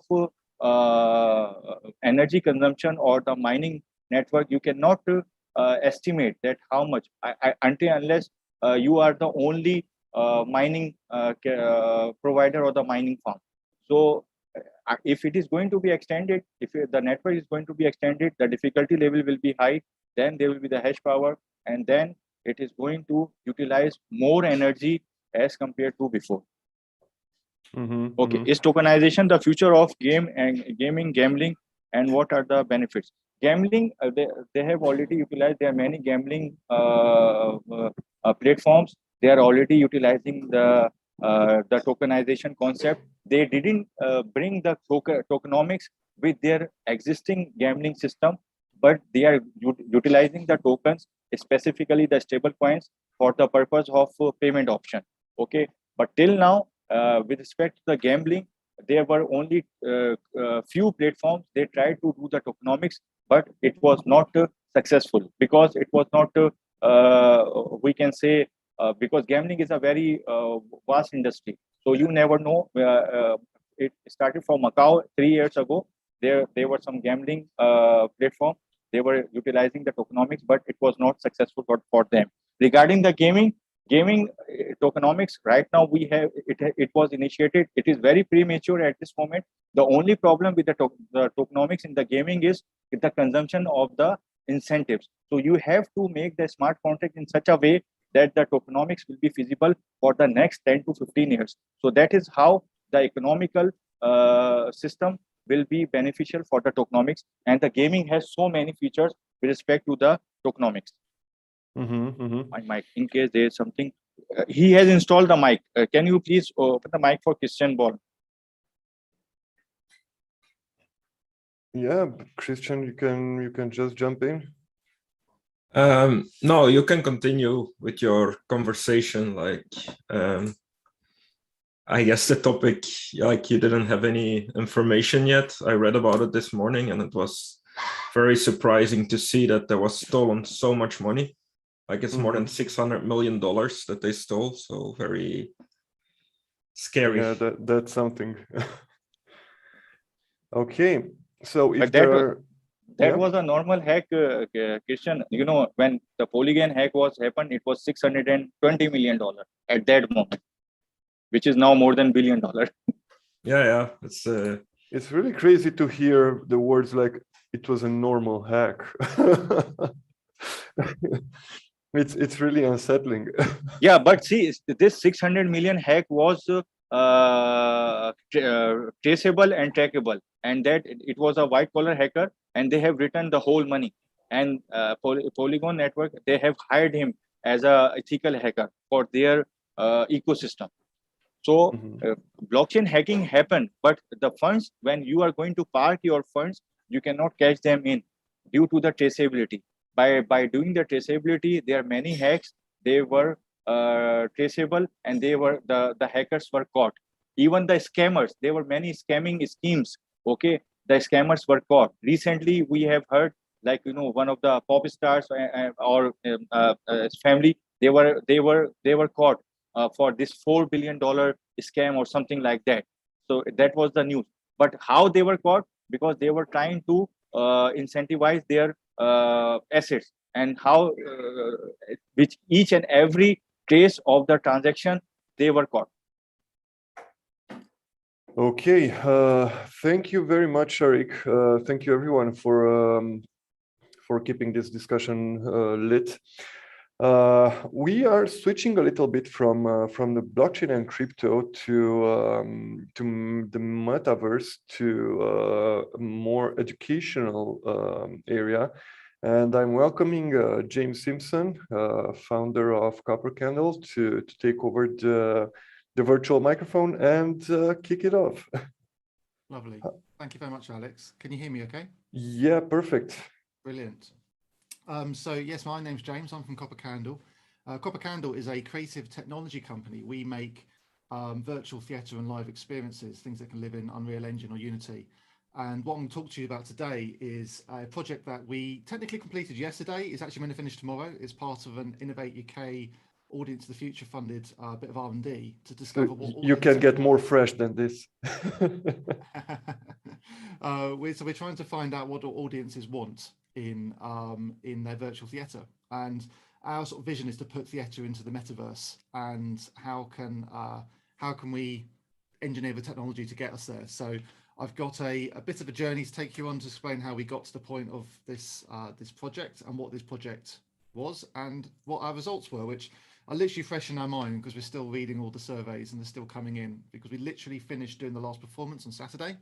The project, we closed out yesterday with Innovate UK, and it formally finishes tomorrow. So this is hot off the press. You're the first people to hear about it. So I'm going to share my screen, share with you my PowerPoint. It's very visual, don't worry, not too many words, but I have got some nice graphs at the end if you like graphs. So I just have to say, yes, funded by Audience of the Future with Innovate UK. So the project really started about 10 years ago as a platform. What we're trying to do is to get data from the lighting desk, which is one of these, which is used in theatres all over the world to control and manipulate lights, sort of live on stage. But we're going to be using it to control Unreal Engine to operate our lights and our stage. So this is where it actually started with the HoloLens project when I was working at the Royal Opera House. We were trying to find ways to pre-visualize scenery and see what it looked like on stage before we went to the effort of building it. And a big part of this was to integrate lighting desk data so we could see how the lights looked and actually move the scenery around, which is really helpful when you're trying to design a show that uses this technology. We can move the scenery around and see how it looks, using a tool that there's already, we already have in the venue, and we already have people now to use it. So rather than having to get a game developer in to move that object or to change the look of something, we were asked them to push it around with the lighting desk. And in this case, I was complementing that with a Surface tablet. During the pandemic, we took this a little bit further. We created an Unreal project that was a piece of theatre using exactly the same tools.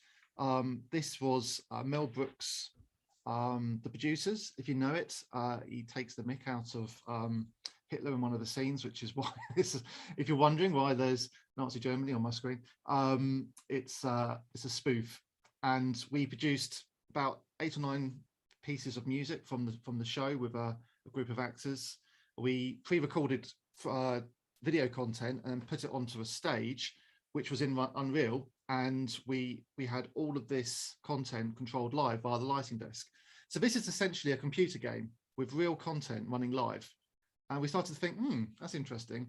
If we had live video as well, would this just be a live piece of theatre? Because I'm literally operating it the same way I would a stage. The performers are performing exactly the same way they would normally.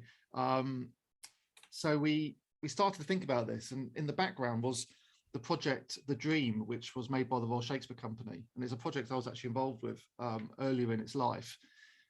And it was a very interesting production for the theatre industry, because they produced an Unreal Engine game which was being live streamed to people at home, and they had live motion capture. So there's a performer in a mocap studio, which was this person Puck down here in the bottom left, was the character they used, something very abstract and ephemeral, performing to other characters being portrayed as, in this case, a butterfly, which is one of the fairies. There's a real actress controlling the movement of this object. So it's all very live, but what you're getting at home is still a web stream. Is what you're getting right now. It's a screen share of something that's happening on a computer game. And they did have a live element. There was an interaction tool that they had that you could flick fireflies into the scene. But it made us question again, what would you know it was live? Does it matter if it's live? Theatre is famously live. We go to the theatre, we sit in the audience, we get our program, the house lights go down, and then there's people really in front of us who are performing and trying to make us feel entertained or feel emotional or take us on a journey or educate us as part of the story that's being presented to us. And that's always live. Does it need to be live? Is it only live because we happen to go to the theatre, or can we produce live theatre which doesn't use any live elements? It's just like a cinema or like a film, it's based on pre-recorded content. So this sort of became an idea that was sort of creeping up on us, and we started to test this. I also have another job. I run a research department at Rose Bruford College. Alex sort of indicated that there's an education academic background here, so I'm also a PhD researcher, and we were doing our own Midsummer Night's Dream with live motion capture, and we had our lighting desk data. So my colleague Andy is sitting on a lighting desk similar to this one, controlling Unreal Engine, the game engine in front of us, with live motion capture data. And we're going, well, we've just built a live computer game. The only difference is that only we can see it. You have to be in the room to operate this game. We can't stream it to people remotely. So that's the next thing we need to do. So here's a couple of videos of us working on this. You can see it was a very theatrical space. As a director, is helping the actors think about the mocap, where they are in the space. See a bit of Shakespeare being played out. So the characters are live in the game. They're played as 3D avatars, but the performers are in the space as wearing these, these mocap suits. They've got these little dots all over them, and the dots are being translated into the movement of the the 3D character. So it's all live, but it's not able to be shared with anyone. So we actually ran another project that year as part of this project. It was another Innovate UK project. I'll just turn the volume down there. And this was using the same technology, but we used this as a project to live stream motion capture data. What we need to do is take the motion capture performer and get them into a VR headset. The audience were having a hyper reality experience, so they were wearing VR. Everything was being tracked by a mocap rig. So we had these little, the little dots on the headsets. We had live music, live props, live actors. Everything was live, but we needed to get the mocap performer into an avatar in the scene in VR. And the VR device only has a Wi-Fi connection, and the virtual reality, the motion capture data is so complicated, so big and so bandwidth heavy that you couldn't stream it on Wi-Fi. So we had to optimize it, and we had to optimize our lighting desk data. It's coming from the lighting desk, which we're using to control the objects in the scene. So all of the things you see moving in the scene at the moment, like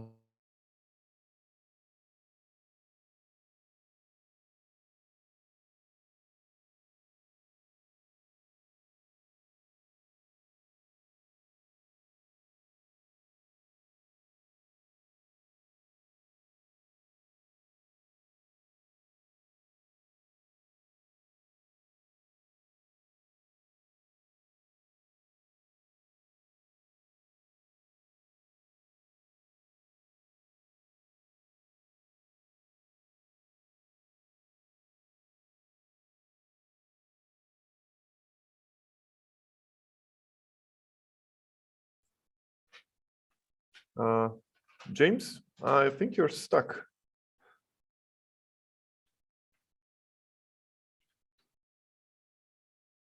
Yeah, I think we lost James.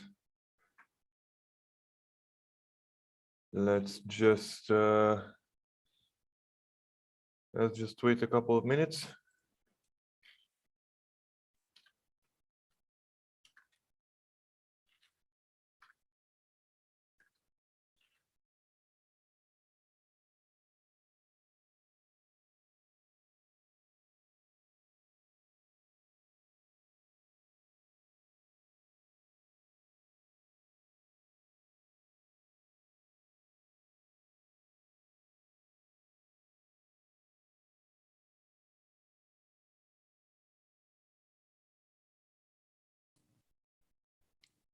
Hi, well, I'm really sorry about that. I don't know what's happened to my internet connection, but I'm back. Okay, perfect.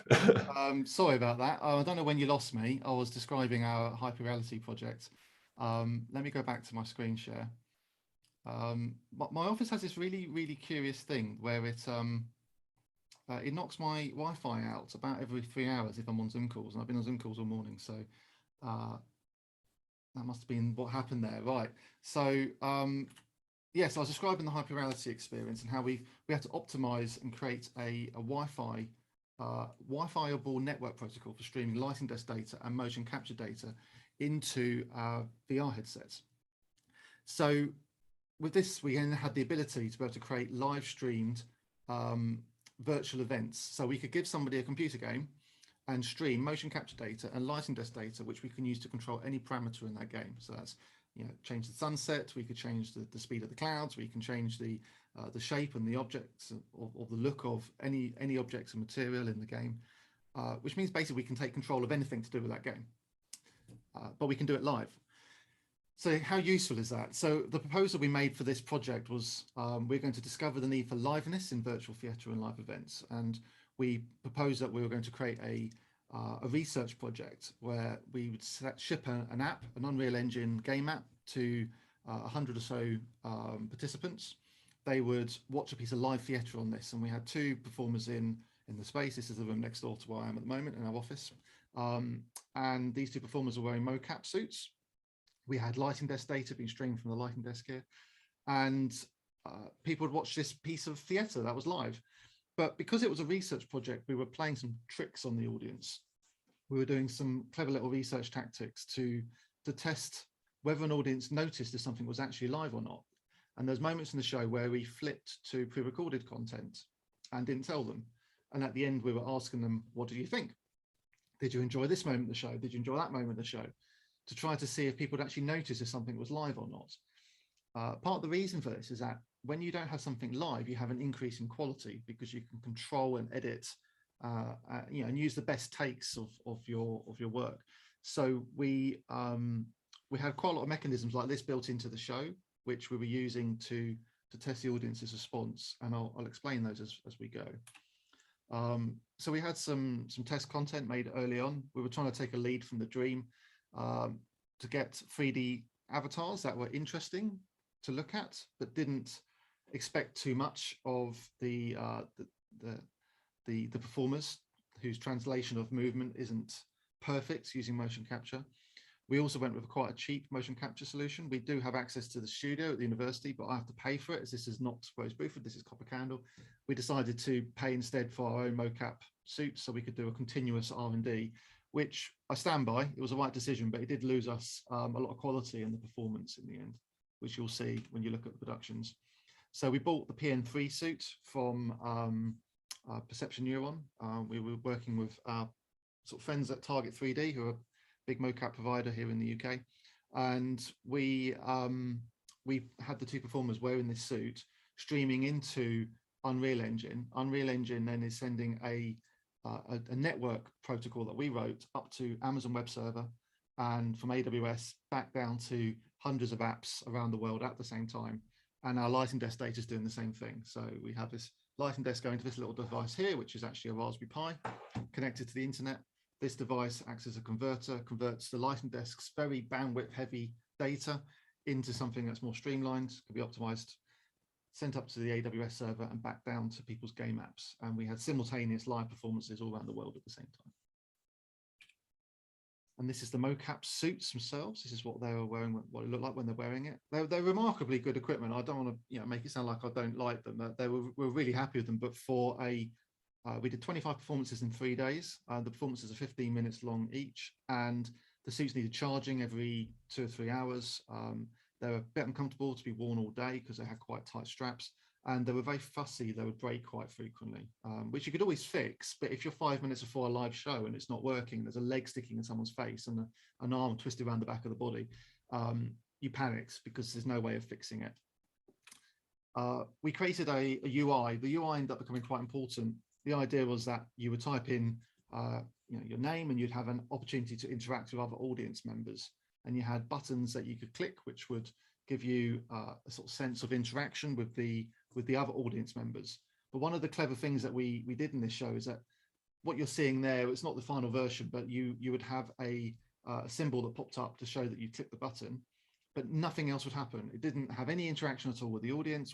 We had a log that showed that you had pressed the button. So it called it to a chat, which we thought was quite useful, but we only got it at the end of the show. The entire purpose of those buttons was completely superficial. It didn't do anything, but people loved them. They loved pressing the buttons because it made them feel like they were doing something in the show. It didn't matter to them that it had no purpose.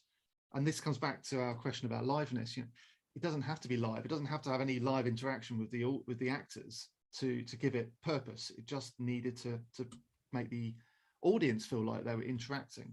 And that's actually our conclusion that we're drawing to with our research, is that liveness is about the audience feeling connected, not about actually having live experiences. We did some soak tests to check that our device would work. So we raided some computer labs at the university and got as many devices running at once to try and test our protocol streaming in a very early version of the app, to make sure that we could actually run our protocol over AWS.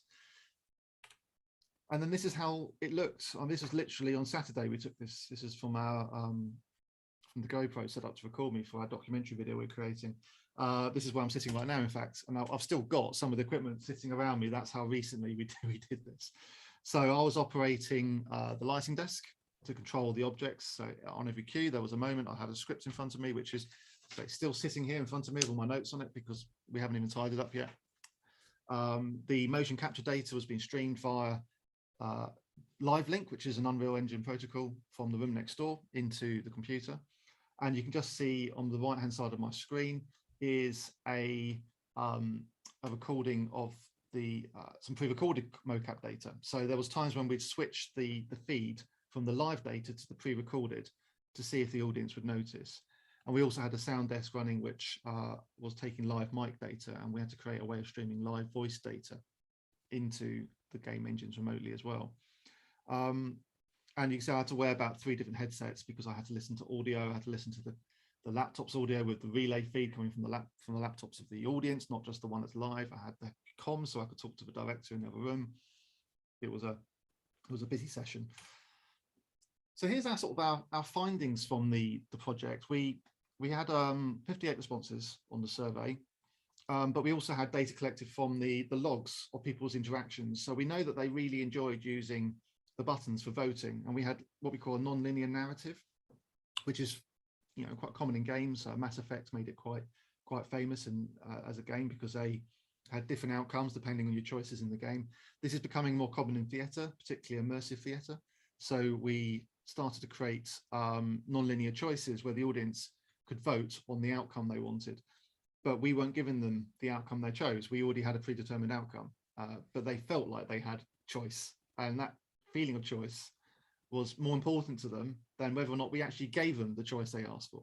So it's a really interesting conclusion again, that audiences said they're quite happy to willingly suspend their disbelief, as we say in theatre, so that we can be absorbed into the story and feel like we have some sort of agency over it. So our demographic was fairly neutral, but I've never had such a perfect gender split. The only thing that made it more perfect is if the prefer not to say section, the green section, was split equally between male and female. But we had a nice group of ages and a nice split of theatre and gamers, which, being a theatre piece delivered in a computer game, we knew we'll get a bit of both coming to see this show. We were very interested in the audience connectedness and how the audience felt as part of the show. So I just realised I've lost the bottom line of my conclusion there. I'll tell you what it says. The conclusion was that the audience felt less connected with this piece than they do normally in live theatre, but they enjoyed the voting and the non-linear moments, the ability to chat with people, which actually is something you don't do in theatre anyway. When you go to see a piece of theatre, you suffer the rest of the audience. They're necessary. If you sat in an auditorium by yourself, you'd hate it. But equally, when you're sitting in a show, we're all quite self-centered. We want to watch a show that's really tailored towards us. We don't want somebody in front of us moving around and singing along or dancing. We want them to just sit there and watch and let us enjoy it. And we were able to do that because we actually had moments in the show where, for some performances, only one person turned up. But we made it feel like there was a massive audience of people by the use of the language in the show and the way we were using the chat and the tools to simulate a larger audience. And those people's individual survey responses showed how much they enjoyed being with the rest of the audience. Well, you're on your own, you didn't realize. All right, so it's a really interesting conclusion as well, that audiences are quite happy to be hoodwinked into thinking there's an audience. I talked about voting, so let's just explain how that worked. This is just a little clip of a voting moment in the show. Yeah. If you want the walls to be changed to yellow, vote banana. If you want to change the walls to red, vote apple. If you want to change the walls to purple, vote pear. And you can see that people haven't even started responding yet.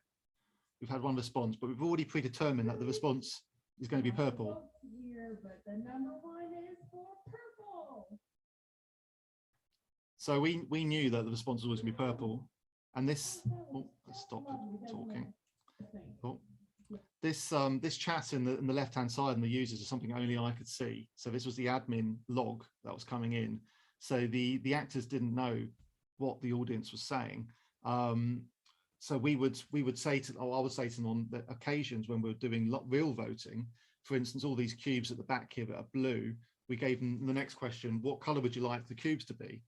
And then they got to make a real choice, and I'd choose the color for them live in the lighting desk in response to their response. So there was two tests there. One, did you get the vote you wanted, and when we predetermined it, and did you get it when we allowed you to vote for real? And it turns out the audience didn't care which way, didn't care if the predetermined response, the walls are always going to be purple. Every single show, the walls are purple. No one knows. They're just happy that they got the chance to vote and feel like, okay, I was in the minority in the audience. And that was interesting to know that audiences just don't care what if they get the answer they want. They just like the fact that they got the choice.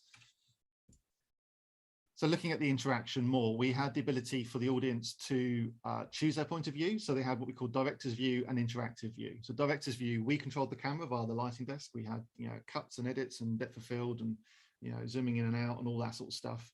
So if they wanted to sit back passively and watch it, they could, but also they could click interactive and move the player pawn around the same way you would in a computer game.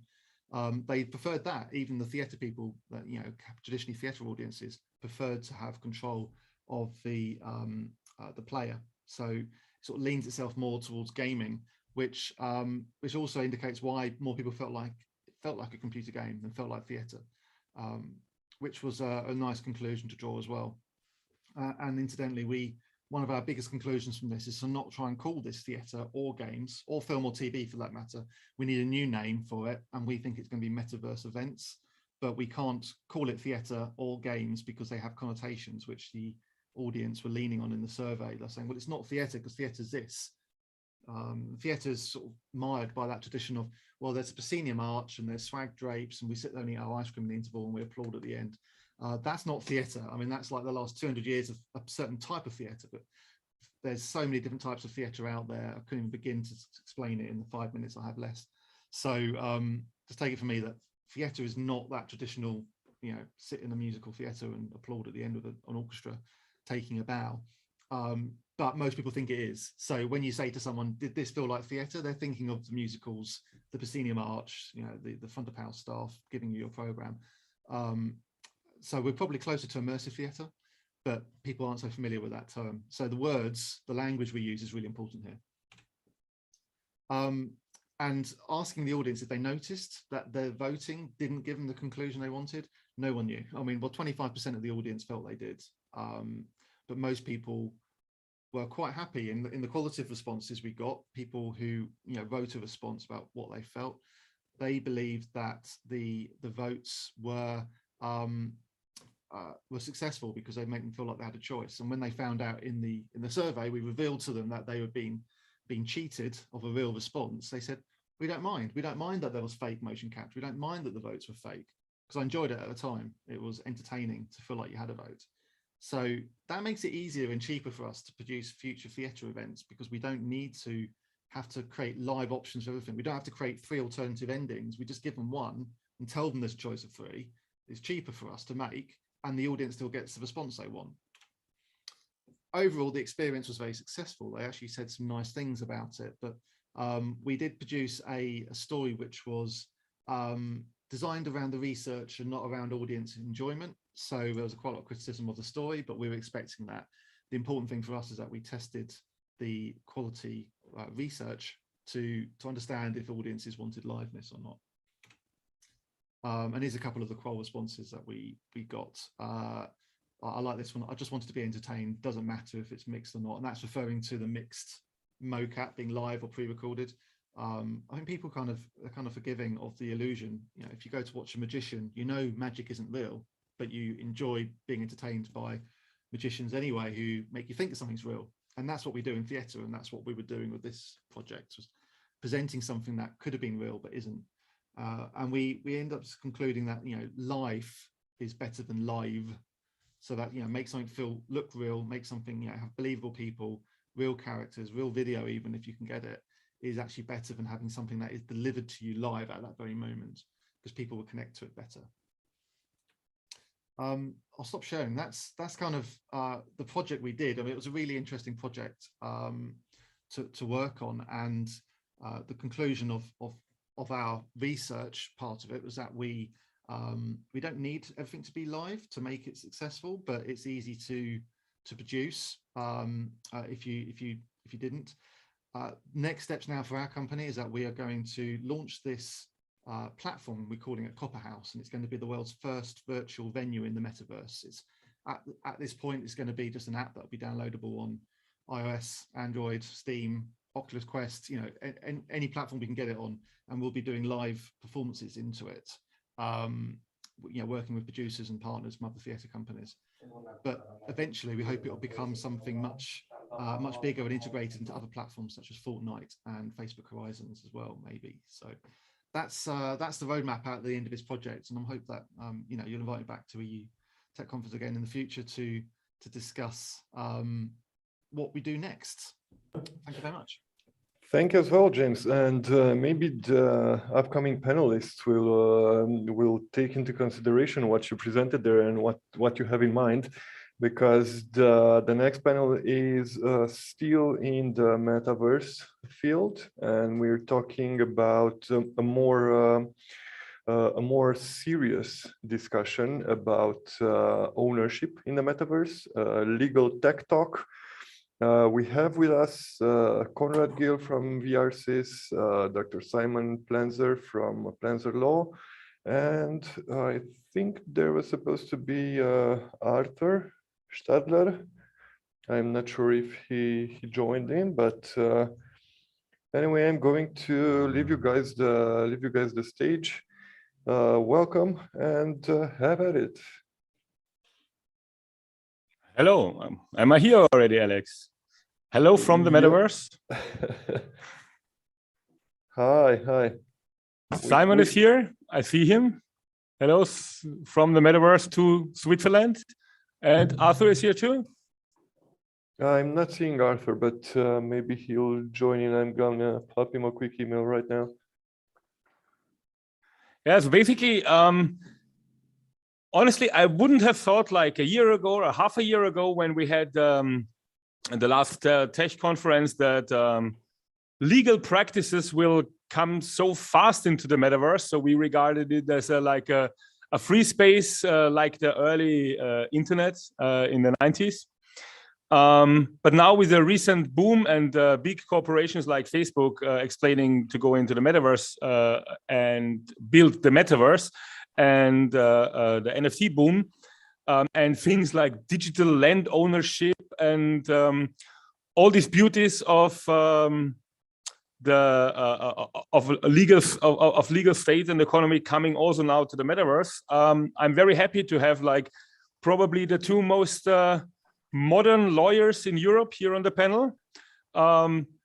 Simon Planzer from Switzerland, and maybe later Arthur Stadler from Vienna. But until Arthur is here, I know, Simon, you prepared some thoughts about what you think from a legal perspective about the legal frame of the metaverse. Yeah, Simon, the stage is yours. Sure, very glad to take it from here. It's great to see you in Meta Vienna, by the way. And it does actually really look great, the view you have over Meta Vienna indeed. So yeah, if this is fine by you, Conrad, while we are waiting for Arthur, I can maybe start with a few thoughts and then we take it from there. Wonderful. So if I'm permitted to share my screen, I can briefly pull up the presentation that we have here. Let me just see. Share. There we should be. Your presentation is already in the metaverse, so I could do the filming for you from here, but oh, that's pretty cool as well. Yeah. I appreciate the thought. Really great. I'm here on several screens. I'm just moving things around here.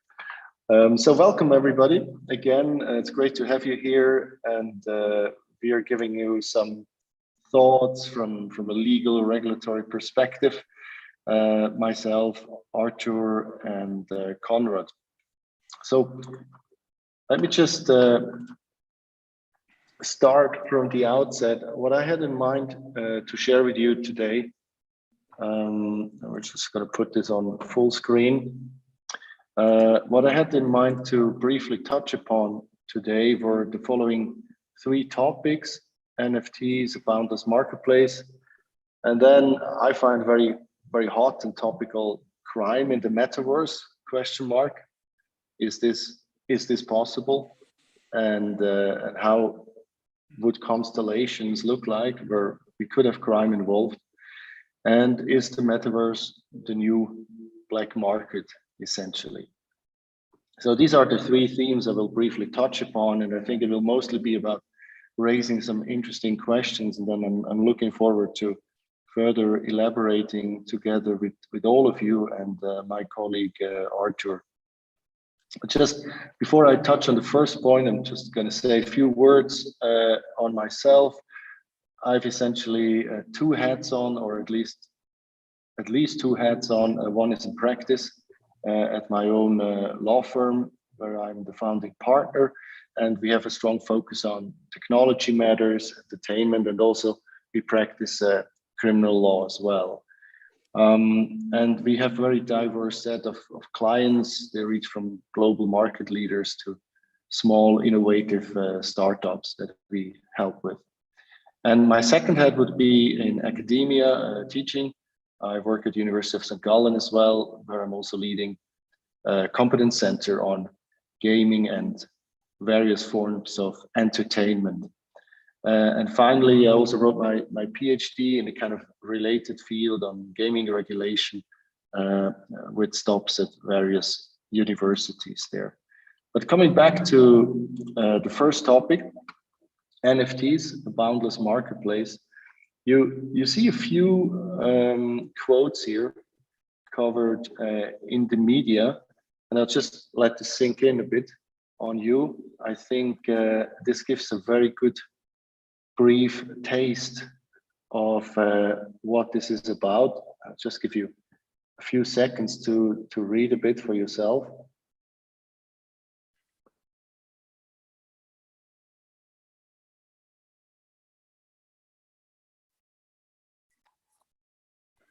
So when you see these, maybe on the right down corner, you have the so-called funky apes.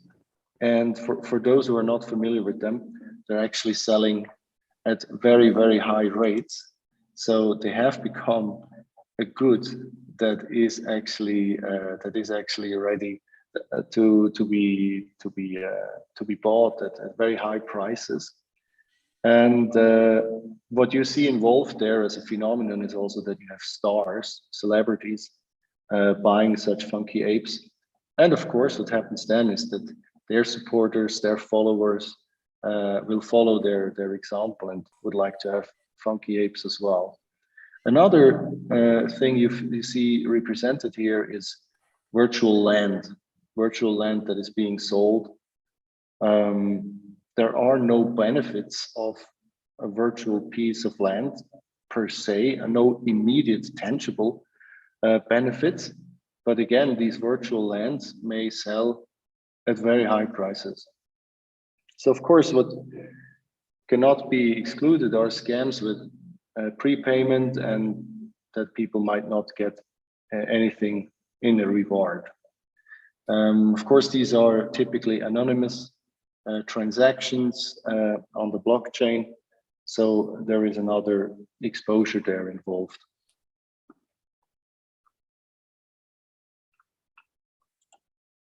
I then wanted also briefly to touch on the topic of crime in the metaverse.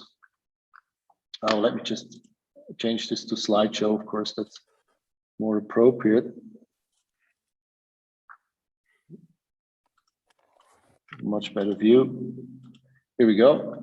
Crime in the metaverse. And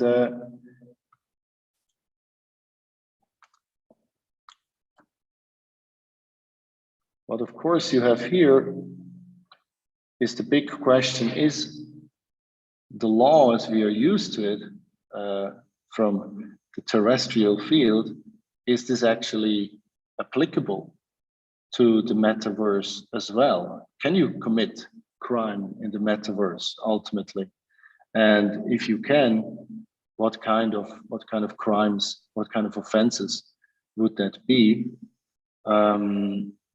You see phenomena such as the ones represented here. Metaverse app allows kids into virtual strip clubs. So by age requirements, there would typically not be something happening in the terrestrial world, but in the metaverse, it is or may be possible. And of course, there's a big betting, if you want so, on an immersive digital world, and important questions about the harms are indeed arising. So what kind of crime can we look at? I think we will be able to touch upon this afterwards as well. We have violence involved. We may have fraud involved. And I think an additional question that pops up here is also how to prevent these crimes. And again, of course, the setting in the metaverse is very different to the terrestrial experience. So I think this is a topic I would love to maybe further elaborate also with my colleagues afterwards and with everybody in the audience.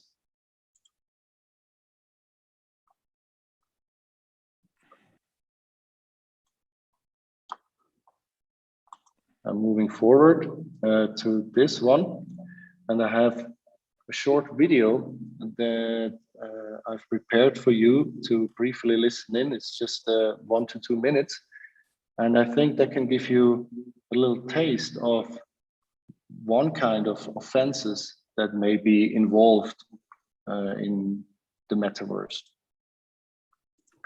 I'm just checking with Sultan and Alex. Is it better if you play the video in terms of sound quality? Yeah, we can play it. Okay, then please go ahead.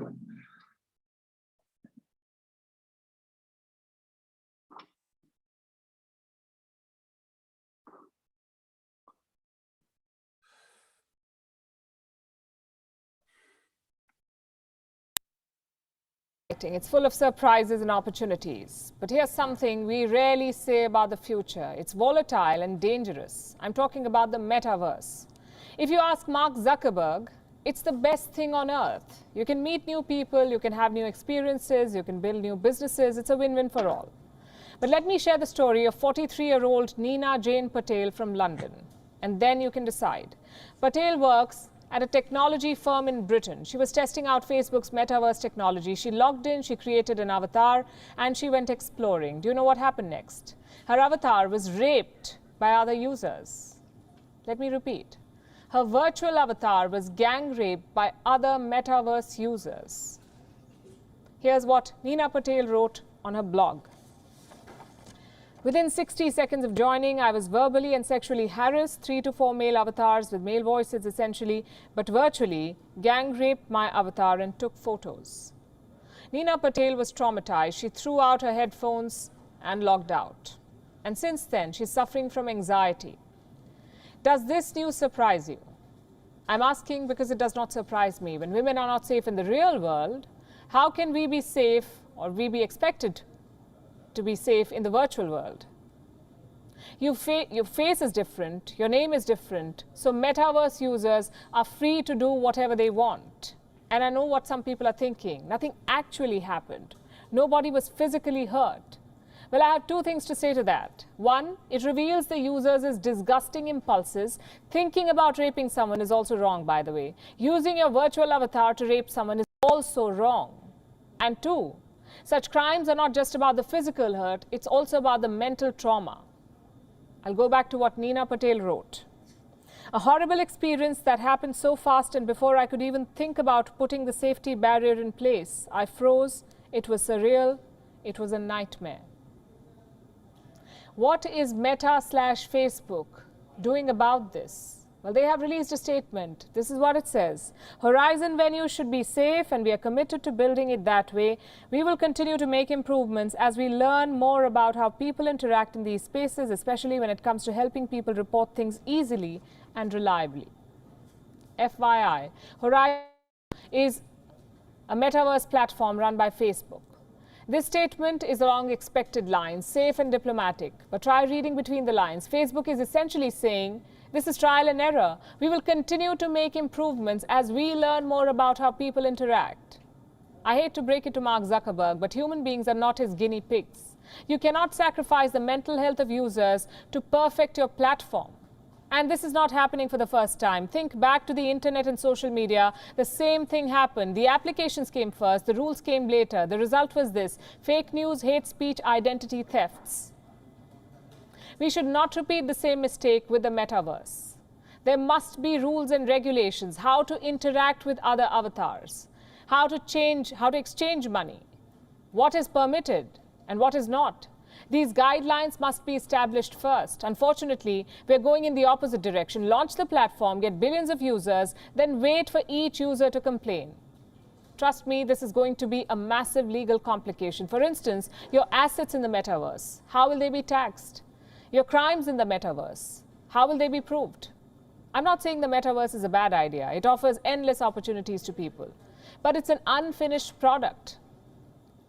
And big tech alone cannot be trusted to finish it. The laws, the taxes, the crimes, all of it must be regulated by the state as well. If not, such crimes will keep happening. In December last year, another metaverse tester reported being groped.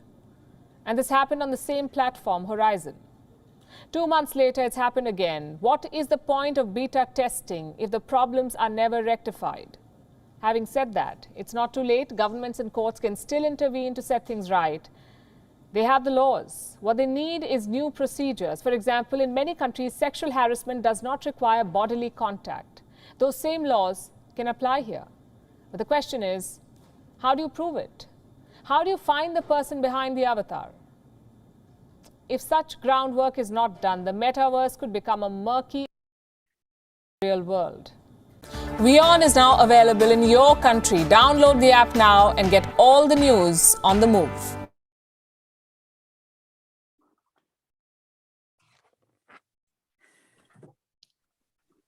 Okay, so that was different. Indeed. That's Thank you for helping. That's not your daily news broadcast. I guess so, yeah. So thank you very much, Alex, for helping with this. I will go back on sharing, if that is fine with you. Yeah, sure. Meanwhile, I saw Arthur joined. So, so you have that in mind? I'm just going through 1 or 2 more slides, then I think we can continue with our colleagues. No, okay, perfect. And I'm just okay. I'm not yet sharing, am I? No, not yet. No, now it's yeah. Wonderful. Thank you. So yes, as you could see from this short clip, actually reporting from an actual lived through story by one of the users, we have here a very serious crime involved. If you make the link to the terrestrial world, we have serious consequences involved: mental health disorder, anxiety disorder. So this person is suffering from the consequences that she lived through. And of course, we have big legal questions here involved. To which extent is classic criminal law applicable to such a situation? Which offenses would it reflect? Even further, which prosecutors, which authorities would be competent to actually go after it? Is there a possibility of self-regulation? Is it possible that somebody like Conrad Gill is setting up some self-regulatory body that would inquire it on their sphere of metaverse? And I'm happy to have Conrad commenting on it afterwards. You see, it involves many pretty heavy and serious legal questions fairly quickly. So that was my example, just to illustrate one possibility of criminal offenses. And then finally, the last point I briefly wanted to touch upon was Metaverse, the new black market question mark. And we have really interesting, sorry for that, interesting phenomena here, such as from the crypto island. You might have heard about that story when it broke that, in fact, in this business endeavor, you have people selling parts of the island, slots of the island for quite substantial amounts of money, but actually there's no direct link to that physical island and these actual real estate lots. But again, the virtual lots, they would sell for big amounts of money. So again, the question here is this the new black market? Is anybody looking into this, into regulating this? Because people do, for a fact, spend quite significant amounts of money on this. So thanks a lot. That was indeed just the three kind of themes I wanted to present to you and to invite everybody to participate lively in our discussion. So also beyond Arthur and Conrad, very happy to have your comments on these. Thanks.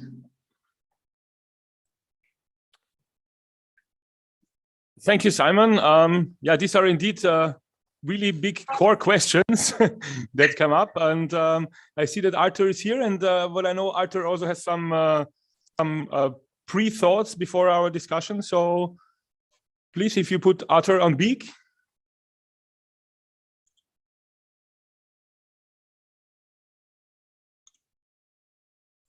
It seems Arthur has some issues with the connection. Maybe we can move on a little bit, and when he gets a stable connection, he would pop in. I mean, like, okay, then like I start with a question that immediately like popped up to me when you were talking about the different fields. I mean, each of them, I guess, could be its own discussion. I mean, like the NFT and like the real, like the ownership, but also the crime question is very interesting. Like which body like goes after which crime. I personally think one of the big problems here is like the way how you think metaverse. Yeah, like when you think it like Mark Zuckerberg or like a big entity which is like centralized, and when there is like a centralized metaverse, then there has to be somehow like a centralized authority. If I'm thrown in virtual worlds and I cannot like control who is with me in the world, or are there trolls, or are there, I mean, like this gang rape thing, like it's as shocking as it can get, I think, from a crime perspective in the metaverse. People feeling anonymous, people like feeling empowered still like from the social media. But I actually, for this, I brought a meme here,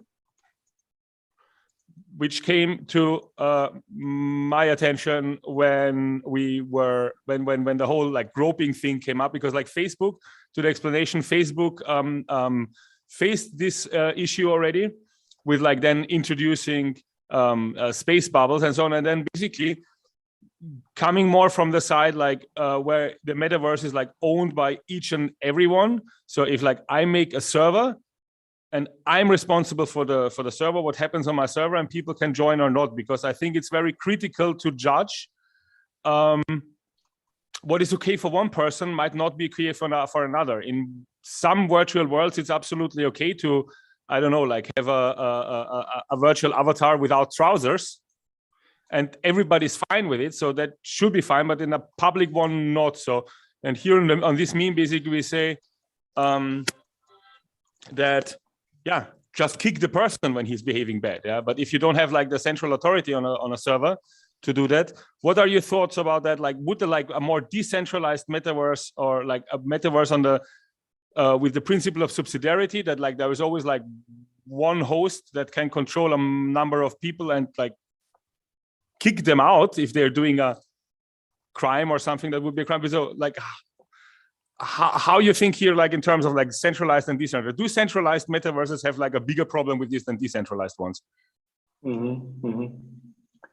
I wonder whether, you know, coming from the community perspective, I wonder whether something like a centralized global metaverse linked with a centralized global enforcement would be in line with that community spirit. I think it goes against the whole starting point and beginning of blockchain, right, as a decentralized reality. So there is already a community perspective to it, which questions the centralized thing. Yeah, that's actually a quite interesting link between, like, because you mentioned now blockchain and so on. So like that's a clash that happened actually in metaverse communities in the last half year, because digital ownership and so on, like for the core community, I would say, like, of the metaverses, for those who like really see like a place of expressing arts and feelings and spending time with each other and working on like the extension of, I mean, I say it very poetic now, but working on the extension of like humanity with digitalism. Like, they usually are not really like those capitalists who are like invest in crypto. And we have seen like a big massive clash in the communities now, when finally the viewpoint from the metaverse community is this, that the crypto people finally found out for what they can use their crypto tokens for. Yeah. So that's the one point of view. Yeah. And so there are clashing in a lot of like ideologies in the moment on each other. And when it comes to the centralized one, yes, you're right. I mean, like, I don't think that most people who are like working with it and building around it envision like a centrally owned metaverse where there's like one big Darth Vader type of entity who says like, you are legal, you are not legal, these are the rules, and they are all and forever. The thing is, for the mass market, it develops in that direction, because to develop a mass market, it needs somehow like this bigger world where random people can meet each other and watch movies with each other and so on, because that's what's the attractiveness for the mass market. So it's a pretty much a niche versus mass market. And I think that the mass market has all these legal problems, because they are people who think that they are anonymous, clash on each other, but it's very fast, like in a consistent virtual world. The behavior of people is much better than in like social media or in like some Discord or Facebook conversations, because you have an identity and you face the social consequences. If I'm in a smaller group and I go in a world and I behave like a bad person, people will let me feel that I'm a bad person, and then they kick me from their world. So it's all a matter of like where you put this level of authority. It's like, should there be one policeman for everybody, or should there be like everybody his own policeman in his own world, which is for me ideal. I can maybe briefly comment on not too long, because I see that Arthur has joined us as well. But maybe I can briefly comment from the classic world. You know what the questions would be of who is to enforce now, who is to prosecute such an offense. So one question would be, okay, should it be the prosecutors that have some link to the place where the avatar was created? So that would probably refer to some servers somewhere in this world. Or should it be those authorities that have a terrestrial link to where the person is sitting, physically sitting behind the avatar?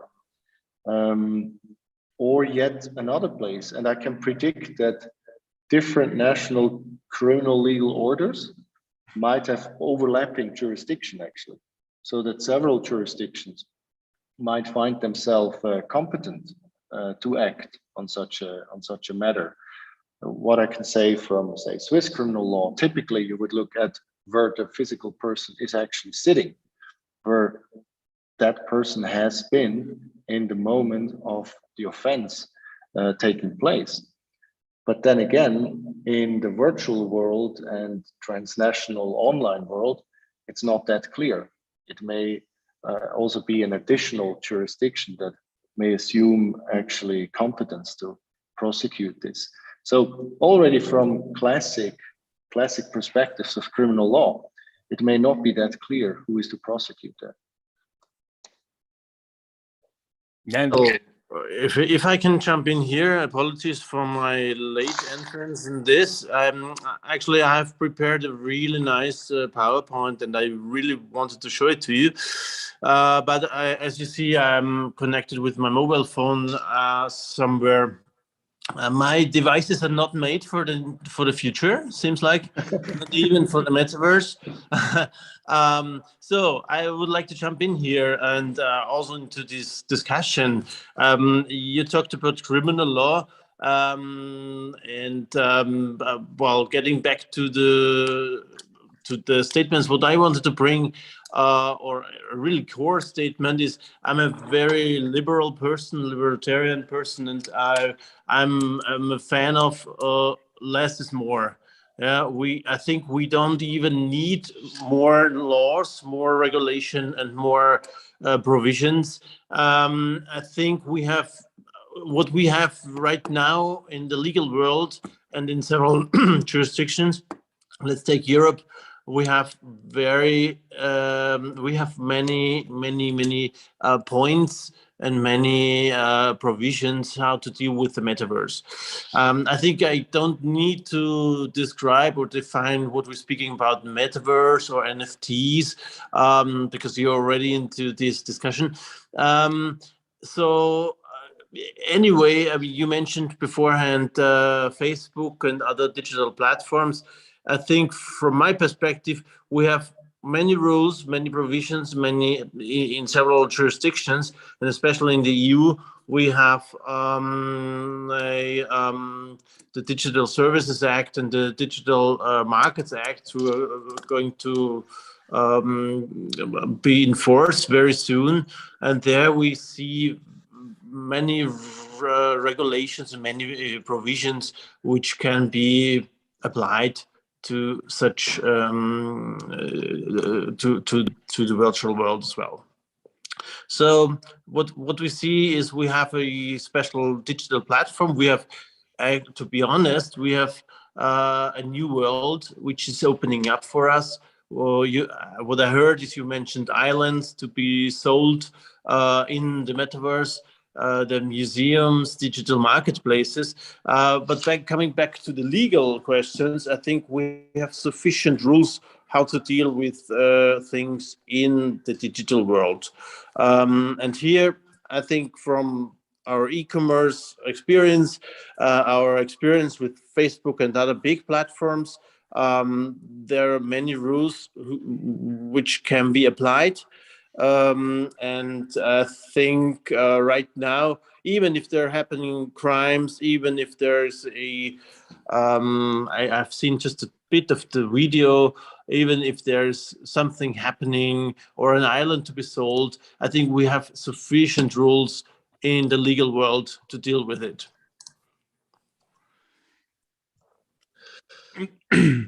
Yeah. Okay. Yeah, but like for example, there are some things a bit different than like from like social network, because like this groping problem, or like in the hardcore version from before, it's like that's something where the content of proof, and I think that here is a big danger if like this is played over much, and maybe this is even played a bit overboard in order to get these control mechanisms, because like for example, Facebook or Meta on their metaverse, like they like say that they record everything that happens in their world like for 20 minutes and then delete it. Like if something happened that you can complain and so on. And so it's like how you see like this with this conflict between like, okay, having the ability to record crimes and then to like have evidence on the crimes, because technically everything that happens here in the metaverse, like we could technically record and then replay after. Yeah, like, that's correct. Should big corporations doing like going into the metaverse space put these tools, or do you see the privacy as a bigger good, that I can have a private conversation in the metaverse without a big entity like recording everything of my world? So like here, I think that this is the classic question of like, do you want to fight like crime, or do you use fighting crime as an excuse to record everything? Or it's like, where would you draw the line here, in the sense of surveillance and having proof for crimes? I'm happy to comment on that briefly, and I'll just briefly comment on what Arthur said about we have the laws and this should be sufficient. I would not be surprised, by contrast, if many authorities, however, felt fairly uncomfortable about how to apply the laws. I would also not be surprised if quite a lot of our colleagues felt uncomfortable of how to apply the applicable correct laws, actually, right? So I think what I mainly intended to do here is to raise questions. And I concur that we are not in the need of a fully fledged legal endeavor of passing all kind of new laws. But what I'm pretty confident about is that many lawyers would feel uncomfortable about how to actually apply it. Now, coming back to the point that Conrad just made, yes, indeed, you have two large interests, right? On the one hand, you have privacy, which is a very, very high good, all the more from a libertarian point of view, as Arthur mentioned. And on the other hand, you have the interest of actually being able to prosecute offenses. So, for instance, this person in the video clip, whose avatar got gang raped, she has a legitimate interest as well that this is prosecuted. Now, what makes it easier to prosecute and what makes it harder? When you have a company running Metaverse, let's say centralized from California, then it may be fairly difficult for, say, a European prosecutor to go after such an offense because he has no direct contact, there's no direct powers over that company that is in a very different country, and that company may not even bother responding. So this is an example that illustrates how it can become difficult if, by contrast, that company has, in a decentralized way, in each country, an establishment, possibly even some servers, actual physical offices, then it becomes easier for a prosecutor to go after that entity.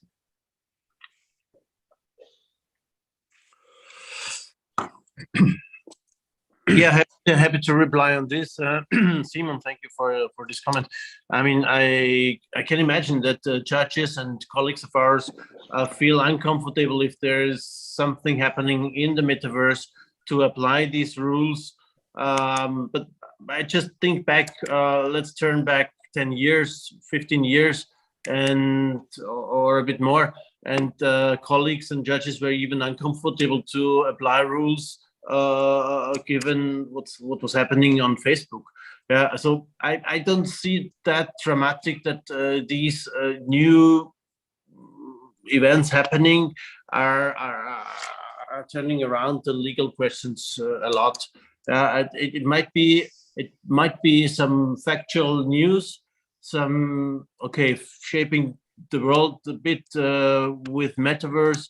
But I think we have really sufficient rules to deal with, and I would not like to look so much at crimes happening in the metaverse, but what's happening. I mean, our title is the ownership, the digital goods. Let's take NFTs, cryptocurrencies, wallets. Yeah. And this is something what's also new, and that's not even also here. We don't even need new rules. We have many rules of digital ownership, digital identities, and especially on copyright measures and rules. We see that. Bored Apes is a good example, what we've just seen.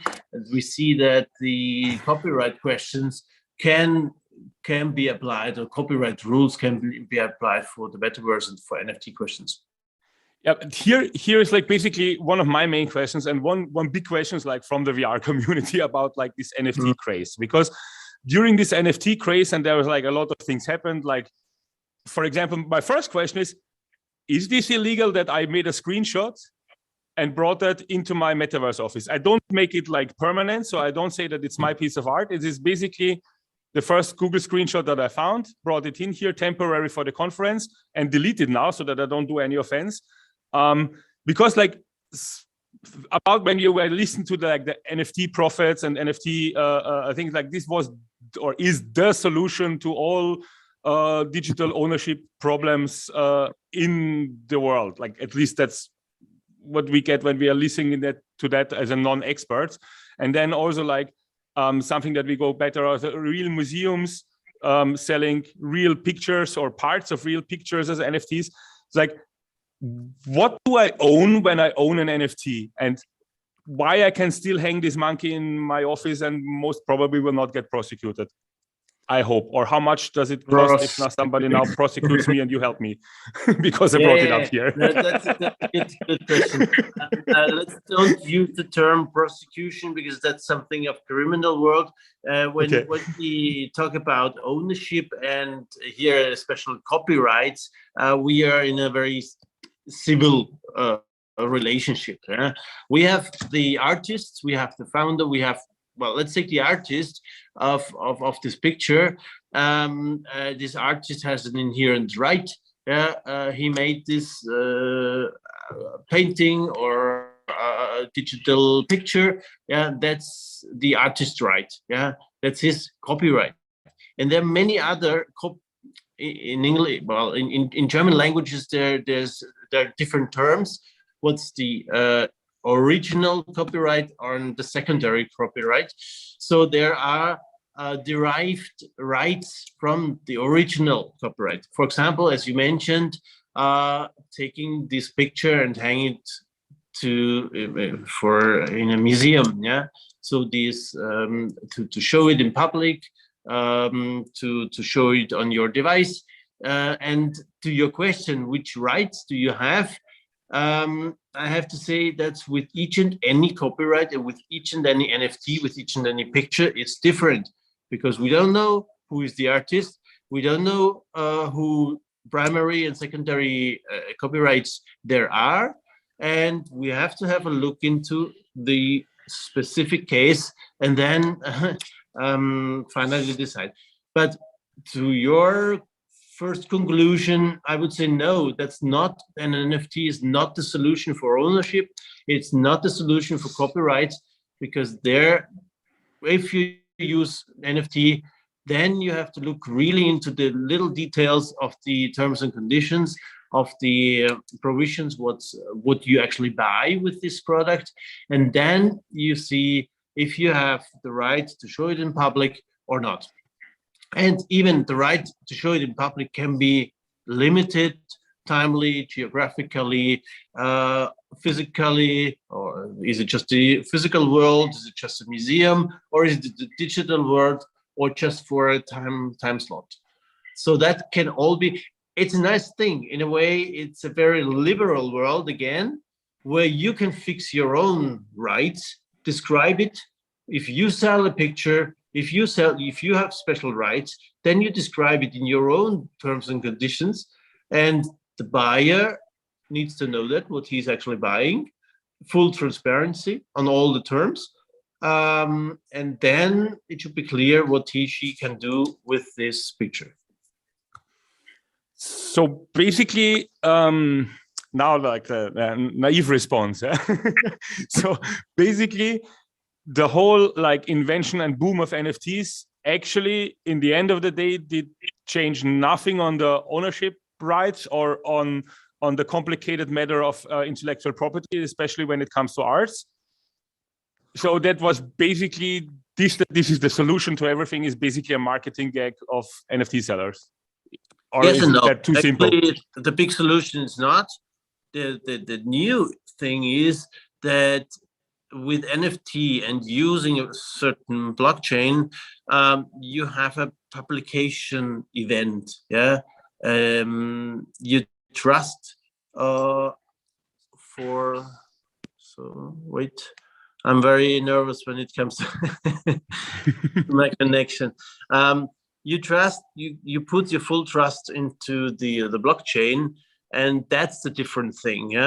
when selling a picture or selling a lot or in a house in the real world, you have actually a register where you can look into Grundbuch in German. Yeah, is a register where all the transactions are saved, written down, and are public.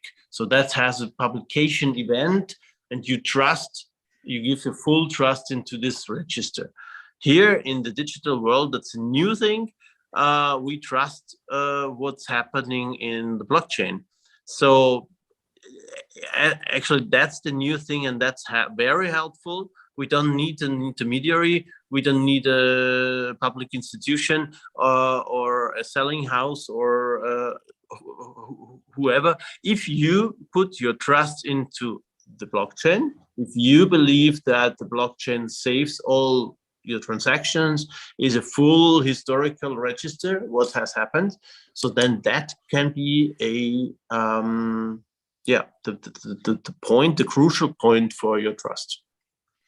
But like the legal way, for example, if somebody, like if I buy now, or if somebody buys now a Bored Ape NFT picture, for example, and I use it commercially, print it on a T-shirt or print it on virtual T-shirts and sell them in the virtual world, the legal procedure that person owning that would not be much different than from when somebody is just stealing random art, if there is an NFT or not.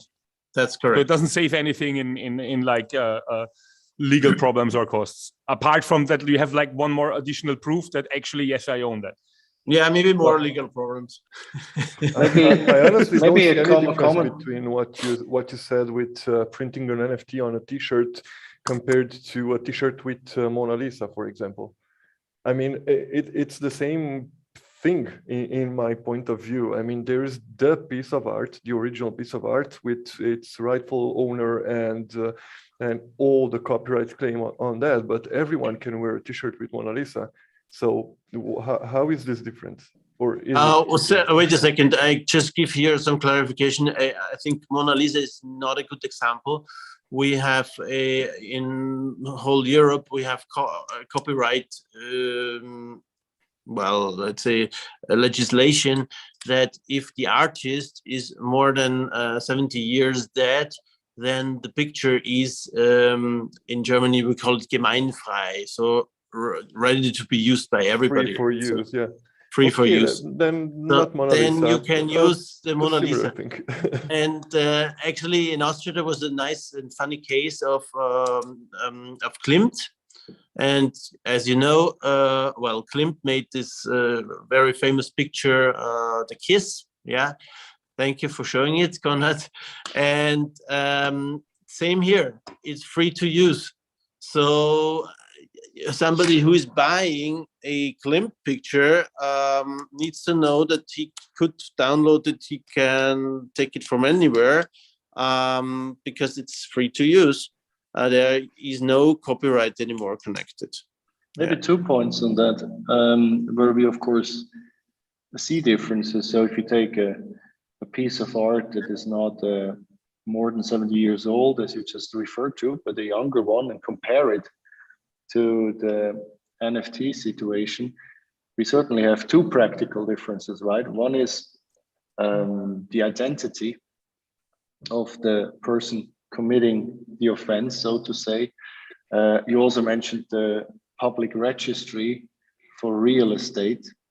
When you go to public registry to register an actual piece of land, then of course one of the key things you're required to show is official ID, right? Passport or identity card, and to sign so that there is an actual proof, and there is more demands than this, of course, that there is an actual proof that this is you signing now in relation to that piece of land.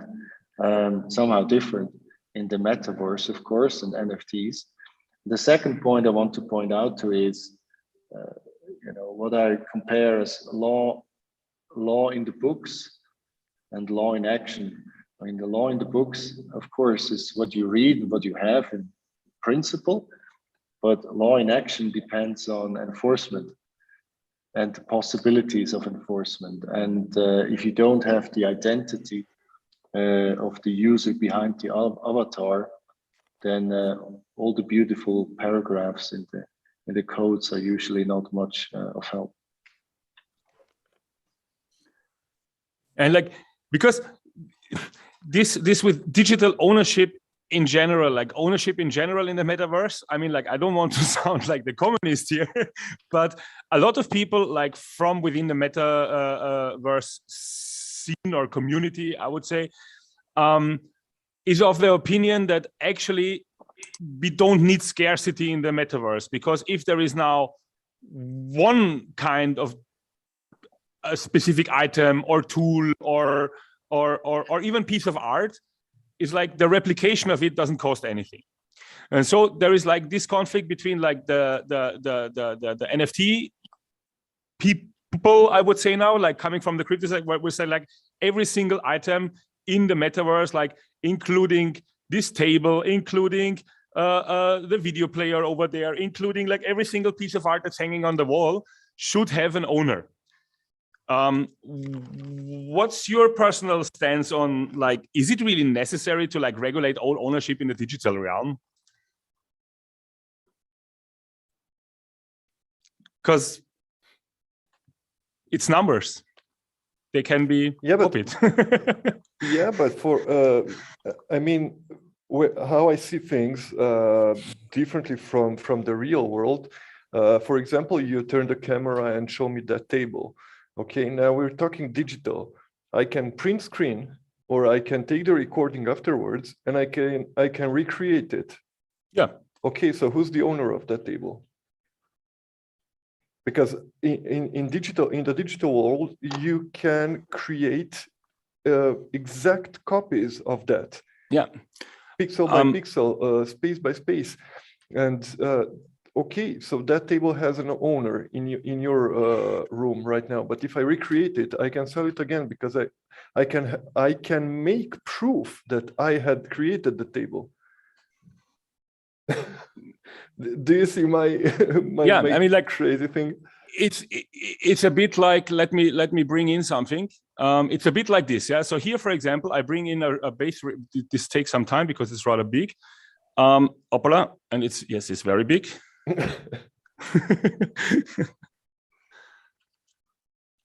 So I, for example, have here a replica of a statue. Yeah? Yeah. This is like a real statue standing in Vienna, and it's a photogrammetry. So technically, the ownership right for this, who, like, okay, the statue is, yeah, it's common good, but basically the ownership are with the photographer, or not. But so if the photographer now says that this monument can only exist one time, we put an NFT and then sue everybody who like puts that in his virtual world. Is that then one way? Because like the technical creation was done by the photographer. The statue was done by somebody 150 years ago. Okay, so it's out, so it's already a common good. But if there is a newer art, like a statue of like a newer artist, and somebody makes just a bunch of pictures, puts them digitally together, who owns it? Well, this your example reminds me of the famous depiction. Ceci n'est pas une pipe. This is not a pipe. You know the picture, right? You see a picture of a pipe, and the phrase goes, "This is not a pipe," because it is not a pipe. It is a picture of a pipe. And to transfer this to your example, we have the statute on the one hand, which is publicly owned, arguably, right? And then you have a picture of a statute. That's something else. So and then you have the third level, the 3D rendering of those pictures of the statue. Correct. Yeah, you have three levels. So the photographer may have certain rights on the picture, and then the third level, as you just mentioned it, Alex, as well. Indeed, and we have to be very precise always in law. What are we referring to? Which level are we now talking about? Yeah, it's correct. Yeah, we in this case we have the artist who is long dead. Yeah, then we have the owner of the original statute, which is probably the city of Vienna, And then we got the photographer who takes it from the right angle, and that's his art to take a picture. And that's the copyright of the original artist work of the artist, the photographer, who takes the picture. And the photographer has his own copyright belonging to him for this picture. That's true. And just if to you come do back to the third 2D picture, that's a photographer. If you do the 3D picture, it's same here. Again, we have the artist has the copyright on this picture of the subject. Yeah, sorry for interrupting, Arthur. I come back to the question that Alex actually kind of precisely lined out. How about if I imitate this table, you know, can I have intellectual property on it? Then again, we have different ways of protecting intellectual property. One is patent law, right? So Alex, in your example, in patent law, you would typically ask, you know, is this something really of novelty? You know, does it add something, simply put, to what has already been here? So a table that appears to be rather standard, even in the metaverse world, rather standard, would typically not be subject, or would not be suitable to be protected by patent law. I see, but the question it was more directed to things that are sold as NFTs. For example, the picture of the board monkey. If I start recreating it digitally, it would have been virtually an exact copy with no, let's say, no quality differences, no differences at all, because if you take a photo of a real item, then there's a difference. If you paint after a photograph, there's a difference. If you recreate a physical object, there could be differences. But in the digital world, you can technically create a 100% exact copy of that object without any loss in quality and anything. And basically you would have the same object, but it's not the same object.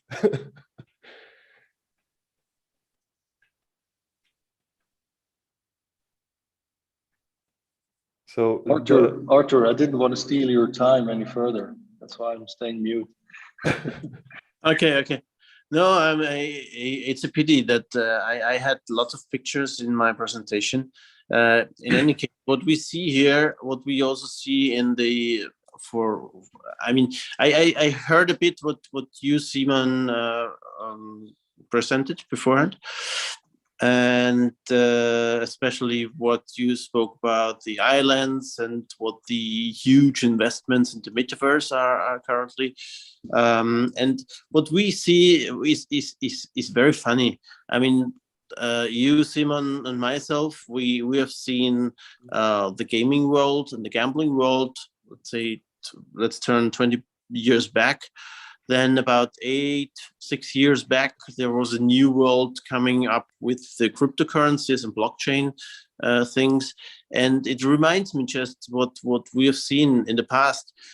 We see in the digital world a combination, first of all, something what we think that it's just existing in a digital world. But then in a way, it's combining later on real world and digital world things. For example, take 20 years back, 10 years back, the online casino things. Yeah, there are actually right now online casino offerings, core digital offerings.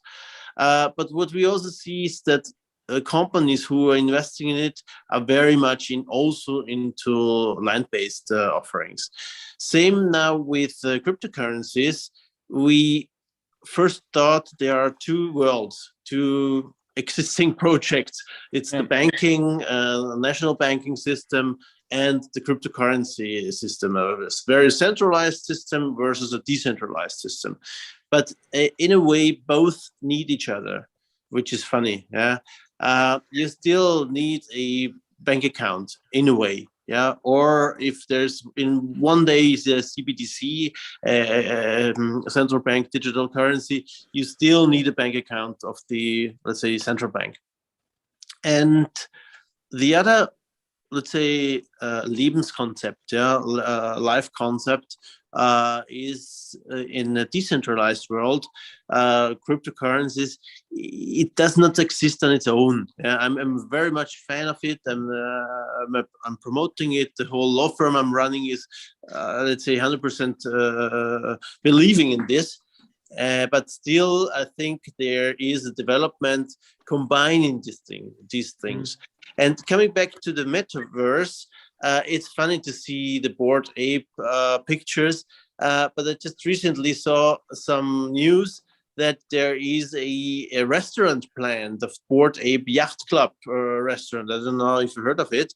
And the things, from my perspective, do not exist only digitally.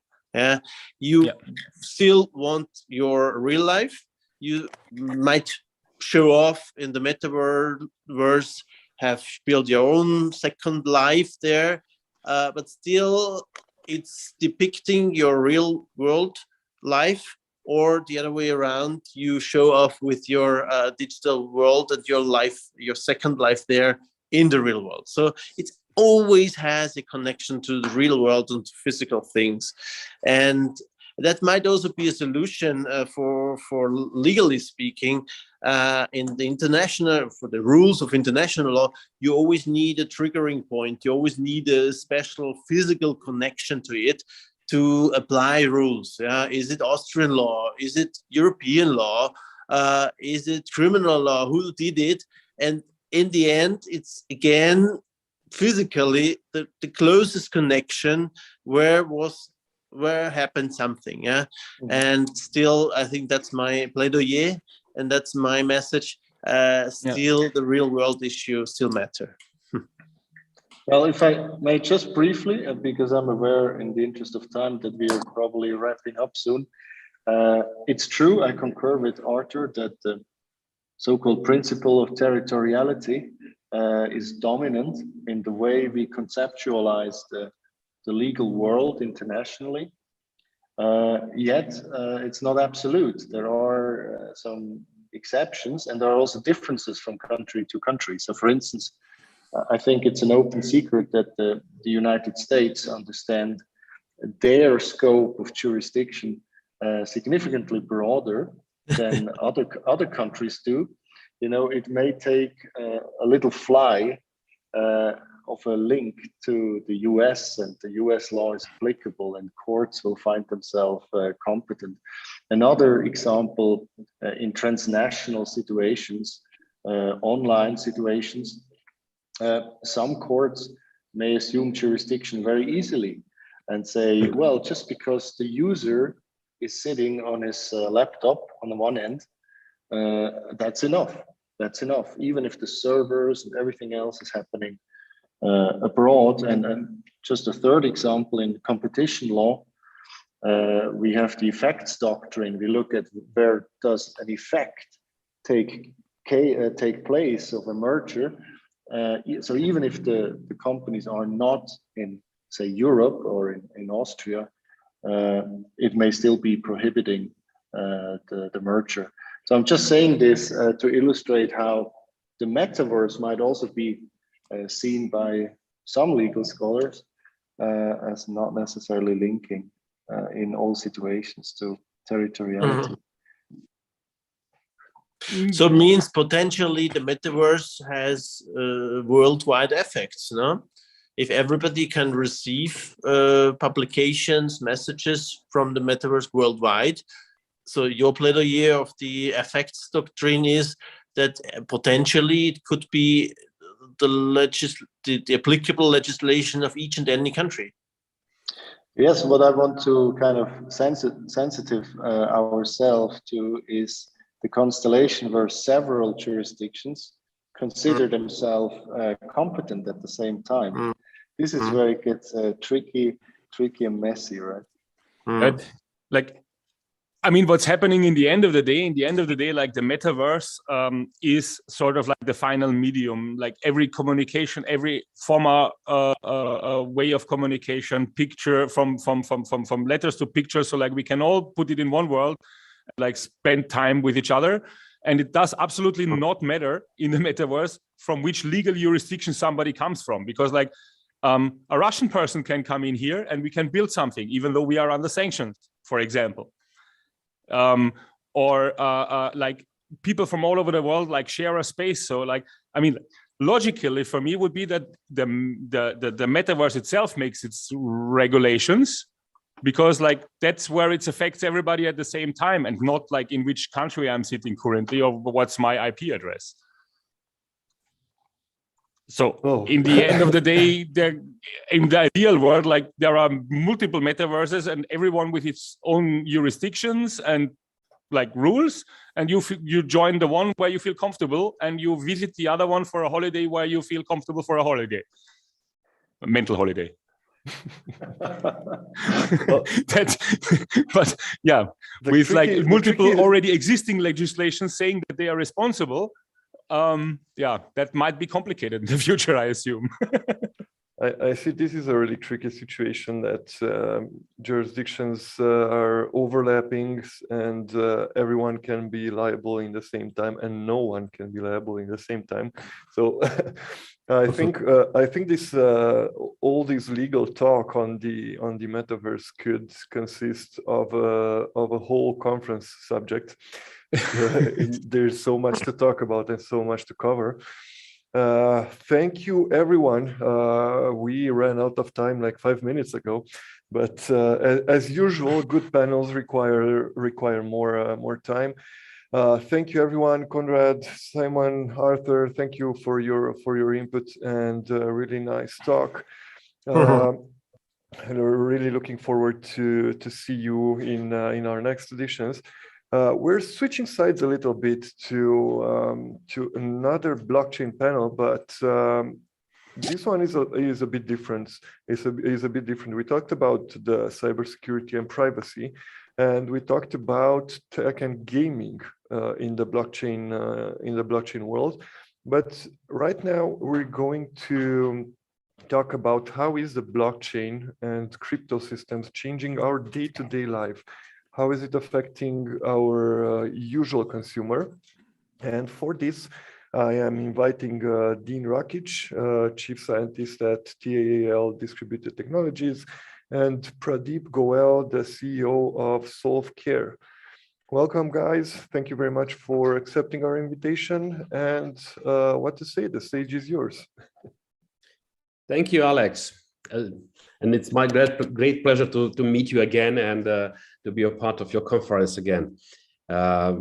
This time again as a moderator, because the flow, sometimes before I was also a speaker and also a panelist, and once previously as I was also a moderator, and it's really my great pleasure to be with you guys, because you are always with the novel topics on the presenting to the audience. That's what we hope to keep up. That's right. That's happy to me. This time I would like to present from my side. Also, I'm from blockchain industry, so to say, more than 10, 11 years ago already. The times is really go up very, very fast in speed in this moment. And technology does not care if we are ready or not. We have just to catch on the steps that comes up on the daily basis. And this time I would like to present a colleague from the same field that mostly I am also engaged in the blockchain area. And it's a person with exceptional experience in his field. And especially when it comes to implementing new technologies in the field of healthcare and digital healthcare, and especially connecting the blockchain with solution in this field. As you mentioned, this is Mr. Pradeep Goel, the CEO from Solve Care. And I think it is best for him to introduce himself in a few sentences and tell us about himself and his company, and what actually the focus of his work and his intention in the area of the blockchain and the healthcare these days goes on. be free and just join us. Stage is yours, as the Alex says at the moment now. You're welcome. Thank you very much, Dean, and thank you, Alex, for inviting me, and appreciate the opportunity to speak to all of you and all the panelists.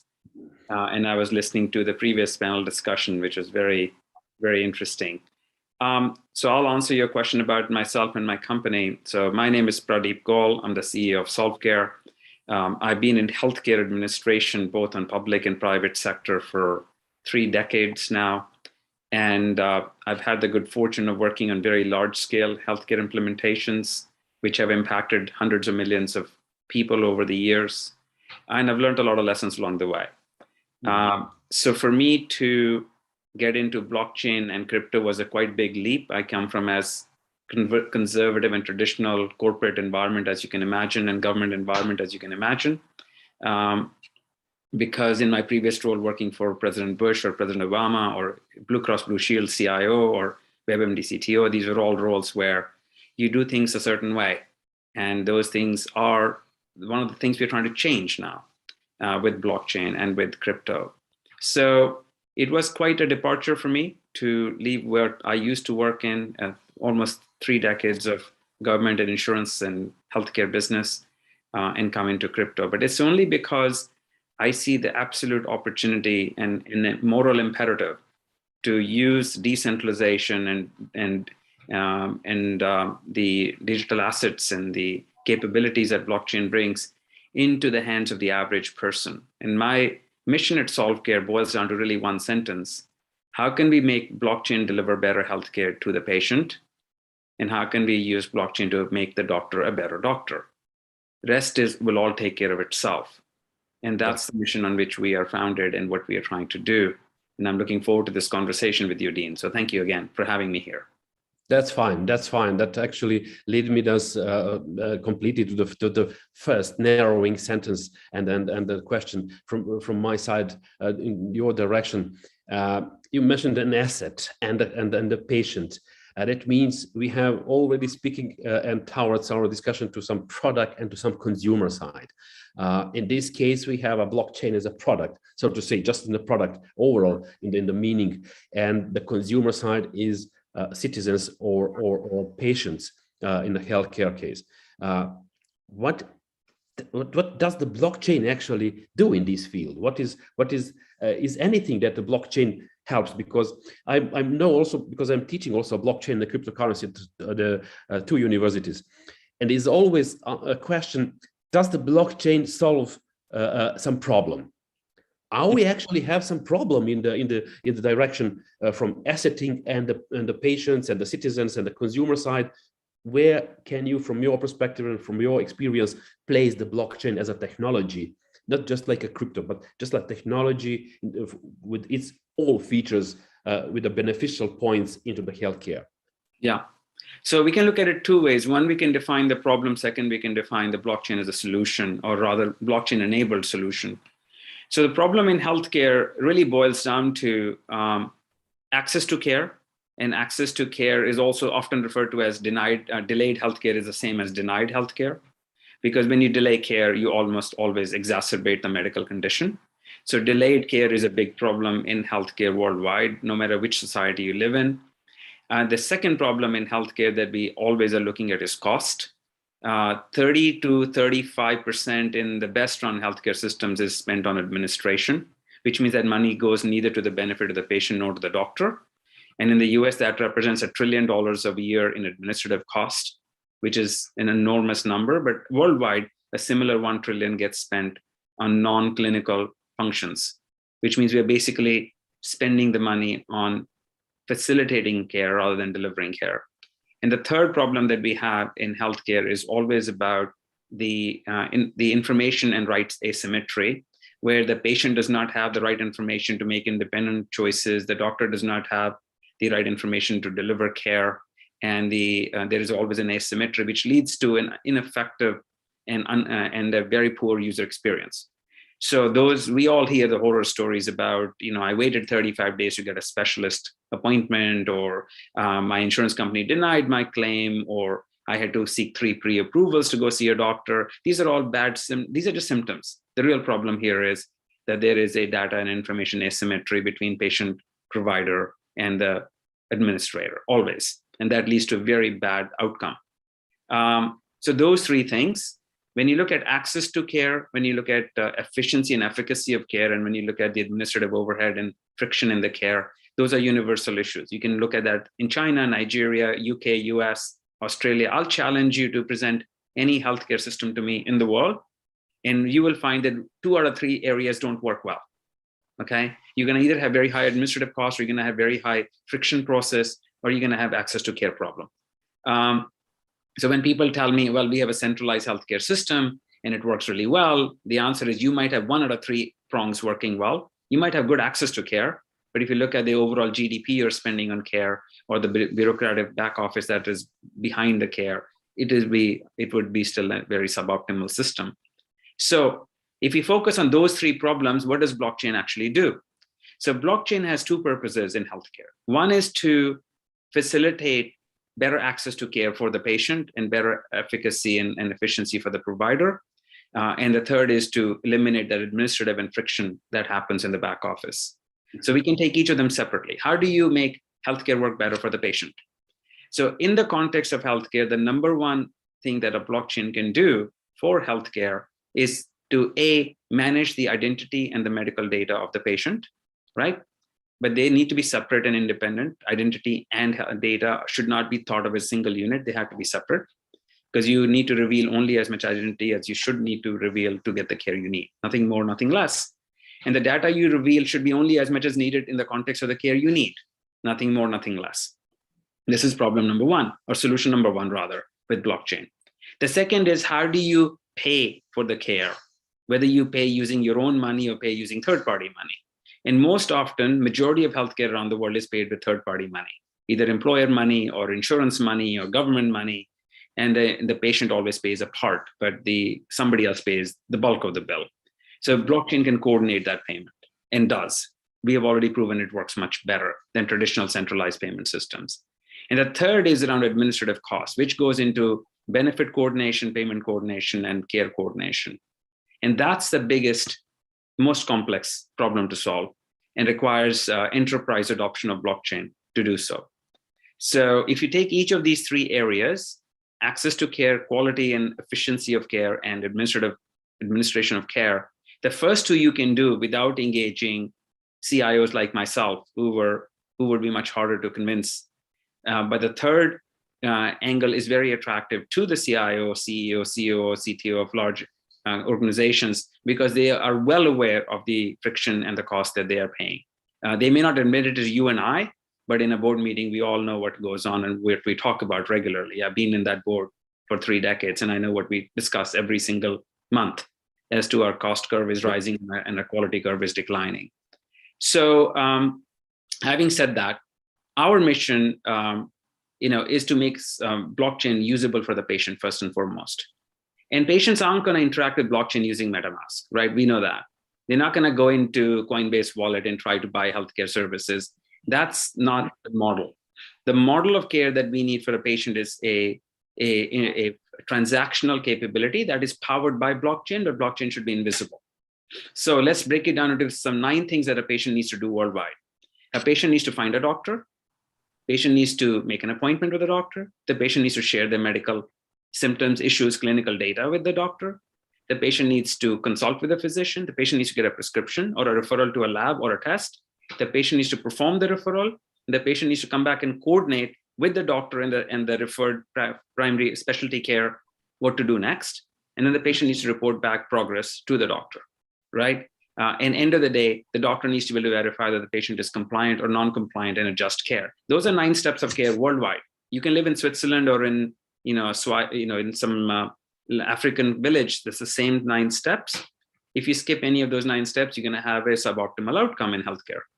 And blockchain actually, interestingly, helps streamline most of them, right? So you can take any one of them and I'll explain how that works. But this is the general principle, that let's not talk about blockchain in the concept of decentralized ledger technology. Let's talk about it in the context of transactional capabilities in the hands of the patient that they otherwise lack. Yeah. You already answered for few of my the questions that I have in my mind to ask you and to hear your voice from the expertise level. And actually, it was something. Why should we always overall have to take care and why we should have some expertise from the blockchain area to be on our desk. But you mentioned already a few things about the transactional processing, about sharing information, about having patients and doctors on some other area of communicating on the different ways, such a difference from the traditional way of having that. How do you see, from your point of expertise and from your experience, what's about the data about patients, about clinical owning data on everything that happens with data inside? Are you already having some experience or how to solve this part in the flow? Because you mentioned already the flow, how the data comes from. Who will own the data? How the data ownership looks like from your perspective, and how can the blockchain gives, because it's such a huge amount of transactions that could be in the flow from one patient to the others, things that happens in the healthcare. How do you see that area of not so deeply technical, but just overall from the expertise level, high level, that flow just to fulfill it? Yeah, it's actually a very elegant problem if you think about it. And I'm an engineer by training, and I like elegant problems. And this is one of those ones which, you on surface looks incredibly complex because there's volume of data, and because there are multiple subscribers to this data. It looks quite complex, and it is. But if you analyze it in its absolute sense, here is the facts. There are two problems we need to solve, and that blockchain really is elegantly designed to solve, not by design, but by pure accident. And it's a wonderful thing that this option exists. First is, in all centralized systems, data residency and data ownership are synonymous. What does that mean? If you have the database, you own the data, right? So in the sense of a hospital, if I go see that hospital and they treat me for a broken arm and they record all the data in their database, who owns that data? You can say this data belongs to Pradeep, but let's be honest, that data belongs to the hospital. Why? Because in every centralized system, residency equals ownership. The fact that it's in hospital's database means they decide when I can access it, they decide when I can delete it, they decide when I can purge it, and they decide what to use it for. And then you have governments like US, and where I was part of this law, HIPAA was written, where we said, yeah, you can have the data, Mr. Hospital, but Pradeep has rights to the data. Now that's ludicrous. I have rights to my own data because it's written in law, but the hospital does everything to make sure that my right is not enforceable. So you have these things called HIPAA waiver forms. They give me a portal that has no information. All this only creates an illusion that Pradeep has control over his healthcare data. He doesn't. The fact of the matter is, hospital has absolute and complete control and utility and value of this data. The same would be true for insurance companies, where I used to be CIO. I had data for 1.3 million patients, or my members. I decided what to do with it. The patient had no right to it, even though legally there was their data. So in a centralized world, residency and ownership are synonymous.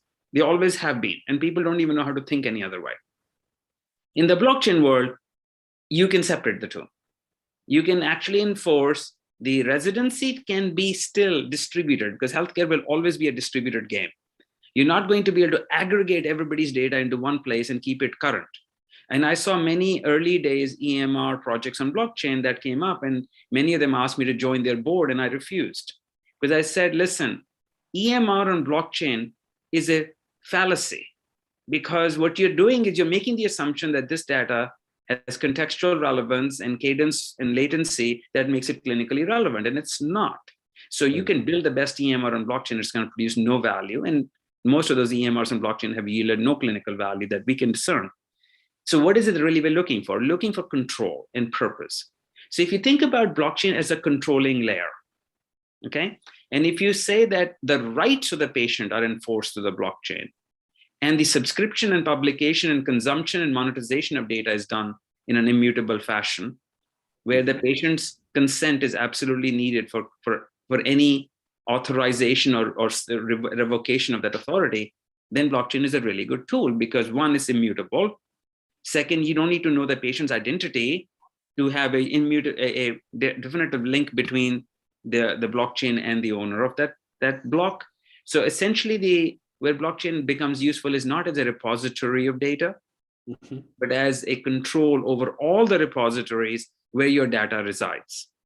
So there is currently a law being discussed in the US where you will not be able to store provider credentials in any random database anymore. And the provider will be able to control who sees their credentials and who doesn't. Now, how will we implement that? Not by giving all the control to Facebook or Google. The way you do that is you create a consent chain. That consent chain allows each provider to give specific consent to specific blocks of data that somebody can use for a specific purpose, and that consent can be revoked if that need no longer exists. So we're doing the same thing with the patient.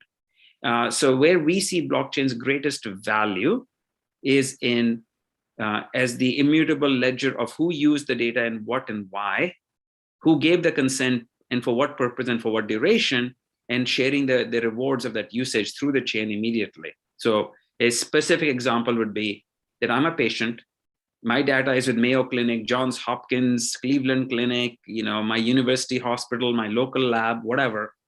But I want to be able to assert complete control over that data so that that data is used to my benefit and only my benefit. That's where a consent mechanism on the blockchain is where you would enforce that. Now, right now, participation in a consent chain like ours would be voluntary. But we are clearly seeing an interest from lawmakers worldwide to use a consent chain to drive and embed and then put that into law. And I had a very interesting conversation with one of the early authors of HIPAA recently, and I said to them, it was a well-written law with well-intended purpose, but very, very bad unintended consequences. More bureaucracy, more waste, less efficiency. We didn't do anything good in the end.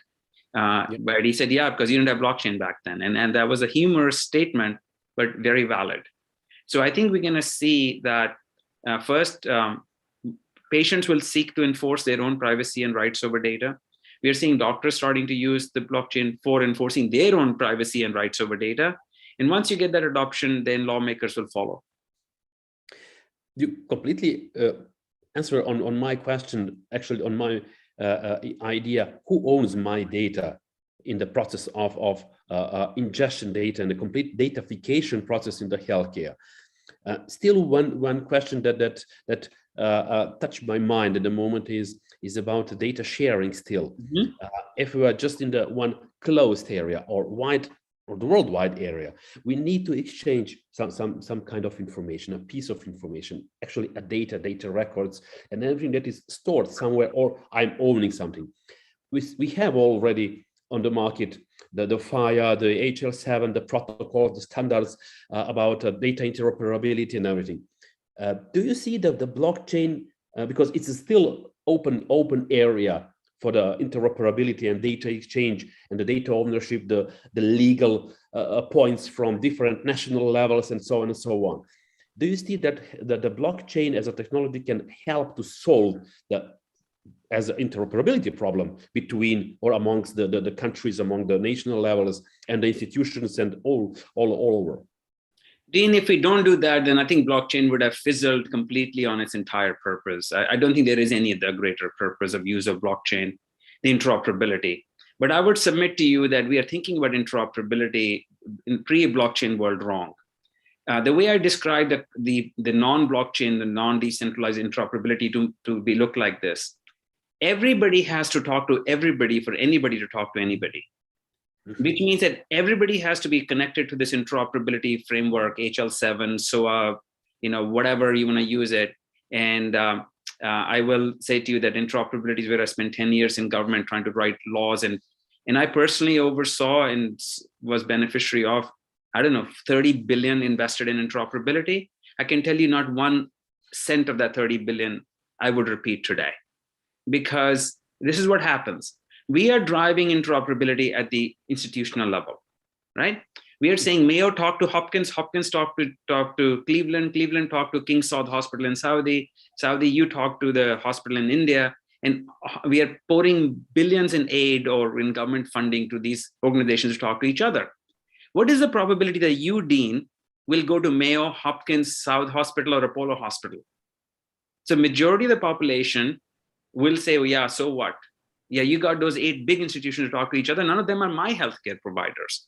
No African nation citizen cares a lot about the fact that I've connected the Hopkins and Mayo systems together. And even in the US, nobody cares because it's a small population that goes to these hospitals. So the notion that we can come in from an institutional view and be relevant to you as a person is ludicrous, doesn't work. And then we took the other approach that we're going to give every doctor a EMR. So we did, right? I don't know, 80 billion we invested in giving every single doctor in the United States an electronic medical record system. Guess what? They don't talk to each other. So now we have silos of data in every clinic which don't talk to any other silo. So what did we accomplish? Absolutely nothing. Now, what if we use blockchain to make the patient the interoperability hub? Instead of doctors talking to doctors, why don't the doctor talk to the patient? Aren't we talking about the delivering? Who is healthcare for? Is healthcare for me, the insurance CIO? Is healthcare for me, the government agency administrator? Is the healthcare for me, the hospital, CIO? No, healthcare is for grandma. And grandma doesn't have a mainframe in her living room. And grandma is not gonna connect through HL7 into anybody. Yes. So where the blockchain becomes really relevant is to giving grandma an identity and an address where everybody who needs to service grandma, from a care, prescription, referral, appointment, ride, payment, subsidy, mental health, whatever you want to do for grandma, doesn't matter what, you have an address on the chain where you go and you submit that transaction and you get the data permission from her. If she permits me to look at her medical records, then every subscribing hospital should be able to look at that consent and say, grandma has given Pradeep, the doctor, the consent to see her data. And when she decides to revoke the consent, that's her right too. So I think interoperability is all wrong right now. It's all about systematic and enterprise and institutional interoperability. And the only person that matters is the patient. So the way we have approached it is, let's rethink the function of the wallet. And we have started to redefine wallet not as a crypto asset wallet, but as a consent wallet. And the idea of our product Care Wallet, but I don't mean to speak about a product, the general concept here is that if you think of the wallet as a control mechanism over your assets, which is how wallets are written, crypto wallets don't really contain anything but keys, right? Yeah. Crypto wallets don't actually have your asset there. They have keys to your asset. Your asset is on the chain. If you think of same way as crypto wallet as your healthcare wallet containing the keys to your data, and you give the key to, a public key to whoever you want to give data to, then you are actually making the patient the interoperability hub, because now the big bad insurance company, mine, sends her a new eligibility or pre-authorization that she can now go get a colonoscopy. That instead of me sending that to every oncologist in the state of North Dakota, which makes no sense at all, I send it to grandma as a digital token. She can send it to the oncologist she wants to see, and that oncologist can accept that token and say, okay, Blue Cross will pay me if I see her. Why do the big bad insurance company, need to be in between the doctor and the patient? Here is my token, take it. If you're an oncologist certified in the state of North Dakota, and grandma has already got the token in her wallet, she can now use it to pay any doctor on my behalf, and I don't need to sit there and adjudicate the claim. So that's a simple example of letting the patient have a better say in their healthcare, not treating them like a 3-year-old child for whom we need to make every decision. So long and short of it is that I see both the crypto wallet for healthcare and the blockchain for healthcare as a consent and control mechanism over the healthcare data, healthcare payment, healthcare referrals, healthcare coordination. And that wallet is in the hands of nobody else but the patient. In which case, we don't need HL7 interfaces between everybody. We just need a publish subscribe mechanism between the chain and the data source. And that's it.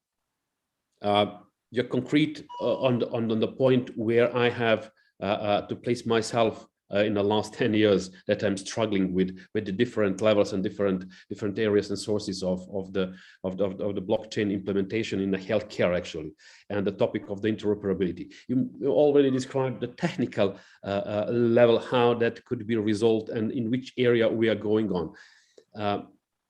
Having a wallet from the patient side, having the ability to adopt the technology on a simplest way. What do you see from your personal experience and from governmental level that you find in the last years? What will be the first step to adopt blockchain in the healthcare overall? Is there any legal parts? Is there technical issues? Is there a overall adoption from the patients and the consumer side? What from your think that should be done firstly to understand the benefit of a real usage of blockchain in the healthcare? Yeah, so there are, there's multiple options here to do. And our vision is that let the community decide the best way to solve their healthcare issues, because every community, there's an old saying, healthcare, like politics, is very regional, very local. And you cannot implement healthcare policy anywhere if you are not sensitive to the local population needs and expectations. The needs of a sub-Saharan African village are very different than the needs of a New Yorker. And my best laid plans would not work very well if I tried to cross them over. So our view is that the blockchain solution capability should be wrapped inside a regional community-oriented solution. Now that solution can be defined in many ways. It can be defined in the form of a solution for a regional hospital. It can be defined as a solution for a group of patients who share a certain disease condition like diabetes or hypertension, and they can participate in that network. So what we have imagined is, and what we have facilitated is the idea of a care network. A care network can be easily configured and uses the chain underneath it, but a care network defines who participates and who delivers what service to the participants. So you can design a care network on our solution, on our platform, where you can say, I'm going to build a care network to deal with all the pregnant women in the state of Missouri who have at-risk pregnancy, because they've had previous miscarriage or they've had health conditions or whatever that puts them at risk. So who will sponsor that? It could be the state, it could be an insurance company, it could be citizens themselves, it could be us, SolveCare. We will sponsor this network and would say, we're launching this network for this country, this region, this set of patient population. And here are the participant rules. You have to be a female of a childbearing age and currently pregnant, for example. Here are the doctors who will participate in that. You're going to have pediatrists, and you're going to have OBGYN, and you're also going to have certain other dietitians who are allowed to participate in the network. And then you have a certain authority that says this is clinically relevant network. This is not some charlatans selling snake oil. So you got to have an independent clinical panel saying what the network is offering is good, because you cannot deliver healthcare without clinical oversight, right? No, you can, but you shouldn't, because one should always be able to tell the patient that whatever you are buying, selling, using, transacting on the network is clinically safe, right? That's just a given. Healthcare is first and foremost about safety. So that's how our system is designed to work, that you can launch a care network. The participants join using the care wallet, and then they can interact with each other. They can share data. They can transact financially using the chain. They can give and revoke consent, and everything is immutably logged into the event ledger, which is then anchored to the chain. So the idea here is that you should organize health solutions to a disease, to a patient. If we stay focused on the patient, then your solution should either target a patient or a group of patients or all patients, right? And that simply is the boundary of your care network. So we have, for example, launched a diabetes care network on our platform, working with a large pharmaceutical company, Boehringer Ingelheim, and they decided to launch a open network for patients in Maricopa County in Arizona. That's it. That was their focus. Now they're taking the same network and expanding it to India and other parts of the world to say, 1 billion more people can sign up. So it's a very natural evolution, right? So the point here is that the network design is going to be driven by the needs of the community, but the practices and the capabilities of the chain are there. It's almost like you got to think of it as an infrastructure where it is there. You don't need to learn how it works, but you can rely upon its abilities to give you that protection. So we are in our world, the blockchain is an enabling technology, but in itself, not what you interact with. You interact with the network. That's concrete. That's a concrete answer on my previous question. And I found already that you have a great experience from your area, and it opens two more questions from my point of view. The first one is about identity management, about data privacy, and everything that happens with data through the patient life from the beginning to the end. And is something from your perspective that should said, yes, okay, we have to put the all data from the neonatal stage up to the some old ages to the patient, from the patient's life into the blockchain, or just a separate from case to case. What do you suggest? To have some flow that directly take care about patient data, to have them secure, completely private, and covered by law, by all regulations from the beginning. I agree that we have to store our data from the beginning of our life in the blockchain, or just start with some part of the data. What is your opinion by implementing in the different, because we have so many blockchain platforms already. We have a private, a public blockchain with that differs in the scalability, in the all transactional processing levels. But we have to find some unique, not completely unique, but something that give us a solution that anyone can be accepted and adopt as a part of the new technology in the next years. Yeah, so I think the longitudinal complete record of a patient from life, cradle to grave, as you described it, is a very long sought mission. I think we've been talking about this. I think back in, I saw actually a old medical journal from 1892 where they talked about a longitudinal record using different language, but the same idea that we should track a patient's history. Back then, when you used to have one doctor take care of you for the rest of your life, that was a feasible idea. The answer is this, that what we need is a longitudinal record of the data, not the data itself. Yeah. What we need is information as to who was the pediatrician when you were born, and what was the data that was collected during that time frame, and where do you go fetch it. And yes, some of the data will become inaccessible over time, but I think what we need is a longitudinal care record rather than a longitudinal electronic medical record. But there's very different things. Trying to assimilate all the data from all sources, first, you won't even know that data about you that exists, right? The fact that we are assuming, making the assumption that everything that is that we know about ourselves is what the other party knows. That's not true. The hospital knows a lot more about a medical condition than will be in your care summary document. Your care summary document will tell you your symptoms and your treatment, but all their internal analysis and deliberations that they have to treat you are not going to be public. And that data is presumably not your data, because that's data as you would call intellectual property of the hospital, if you will. So I think what we need is more than the electronic medical record, we need a record of the record. And that's where blockchain is a very good fit. Okay. The second is that we need to have control over the electronic medical records for its purpose and distribution and use. But the most valuable way we're going to make change in healthcare and bring blockchain adoption to the masses is to be able to deliver on the consent and monetization of that data from a patient's perspective. So we are not going to win this battle in a day. I tell my team this, that what we have started at SolveCare will outlast my lifespan. I tell them, guys, you need to keep going. You need to think 50 years. I may not be around in 50 years, but you will be, and you got to keep going. So I've laid out for them at least a 50-year roadmap, because it's going to take a long time. But we can have huge wins along the way. And already giving the patient a healthcare wallet on which the healthcare permission, consent, and assets, healthcare data and permissions are treated as assets. And you can store that data in your crypto wallet and control it is a huge step already. And it's already making significant difference in people's lives. But now we got to take it to the next level, which is to build regional care networks. And the next level to that is get legislation written, which will help make it universal.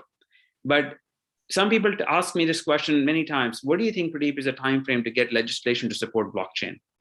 Before COVID, I used to say to them, I think 5 to 10 years to get the right. Now I'm saying under 5 years. The COVID has definitely changed the conversation. There is definitely much more appetite towards telehealth. There's much more appetite towards remote health, e-health, m-health. And we're going to see legislation in the next 2 to 3 years, which will help drive a much broader use of blockchain in healthcare. In US, it's coming. I think UK and Australia and G20 are not that far behind. But I think the big block of legislation in basically saying blockchain becomes a legally admissible consent mechanism, we're going to see that very, very soon. I like it, that answer you gave us. But that leads us also to my next question. You mentioned the patient has to monetize their data. Why crypto? Why you are connecting that with the blockchain in the crypto world? Because yes, we know that everyone talks about tokens to tokenize everything. The hype about a blockchain, I can see from my personal perspective, has moved to tokenize to everything. Everything should be tokenized. Why take a crypto? Is there about micro payments, nano payments? What is your opinion from that area? What we can suggest to the audience in which direction, how to think about changing normal principles of payments inside of the healthcare system into the crypto direction? Yeah, I think there are 2 or 3 reasons why crypto makes sense. One is ease of payment. I mean, crypto is obviously borderless. Yeah.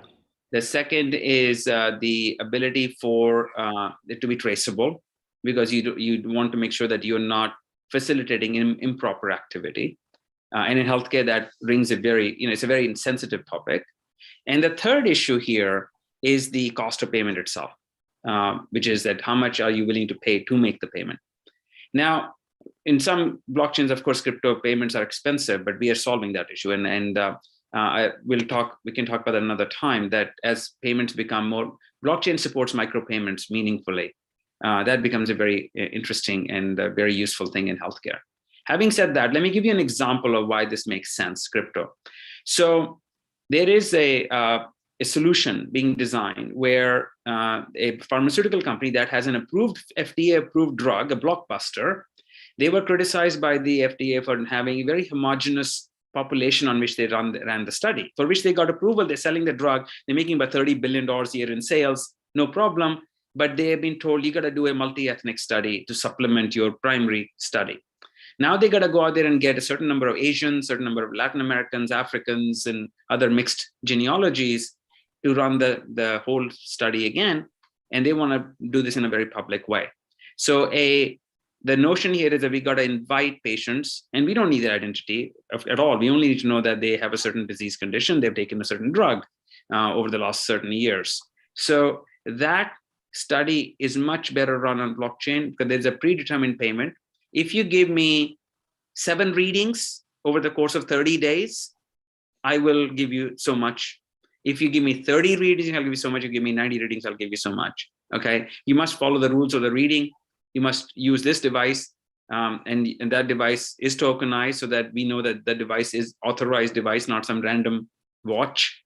And if you do that, it will pay you for your data. Now, we don't know where this patient is. We have no idea.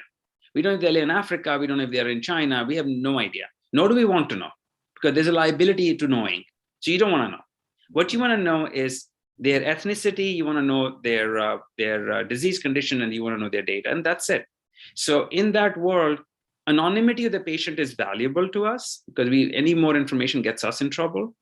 Their ability to have prepayment against. So what we do in this scenario is that money is deposited into their wallet, but as they deliver the readings, the money is unlocked, right? And if they don't do the readings 30 days, those tokens are no longer valid because guess what? Our study is over. So it's such a simple model, but if we had done it before, it would have taken so much administrative overhead. The study would have taken 18 months to design. We would have had to hire a study administrator. They would have charged 30 to 40% of the study cost as administrative cost. I mean, it would be mind-boggling. It would take 3 years to do. It would cost millions of dollars. Now it costs almost nothing. And almost all the money goes to the patient, which means the patients actually have the incentive to participate and not some bureaucracy in between who's going to make all the money. Right? So this is a simple use case where crypto made it a lot easier. Could you do it? Yeah. But then I always say, you know what, guys, before computer, we had the abacus. And before that, we had the slide rulers, and we could keep computing that way too. It's just not that efficient anymore. It's more efficient to do things with the right tool. So blockchain is a good tool. It solves a lot of issues, but it's not panacea. It doesn't solve everything. So same as a hammer will drive the nail more efficiently, blockchain will do certain things very efficiently. Those who make it panacea, I don't really get excited about that too much. That's just my personal view, that let's make sure that we're using the hammer to drive a nail and not to construct a wall, but they're just not designed for that. I already saw the Alex on the appearing on the screen. That means that we are near the end of our conversation. I would like to have much more questions with you and to discuss with you, because we are on the same frequency in this area. But you bring us pretty near with your answers, with your opinions from your expertise level. What does the blockchain in the healthcare nirvana looks like? Just one more question from my side for this session is, what you personally, as a person, as someone with so much experience in the government and the insurance and the information technology at all, why were investing your career into the blockchain and just like a suggestion for someone else from near area expertise to join us to be on the novel part of the technology? Well, I think one, because I see the potential, but I'll give you a very personal anecdote and tell you when I decided we're going to do things differently. I was CIO of an insurance company and my son was sick. So I called my own call center and they said that I'm not insured. They can find me in the system.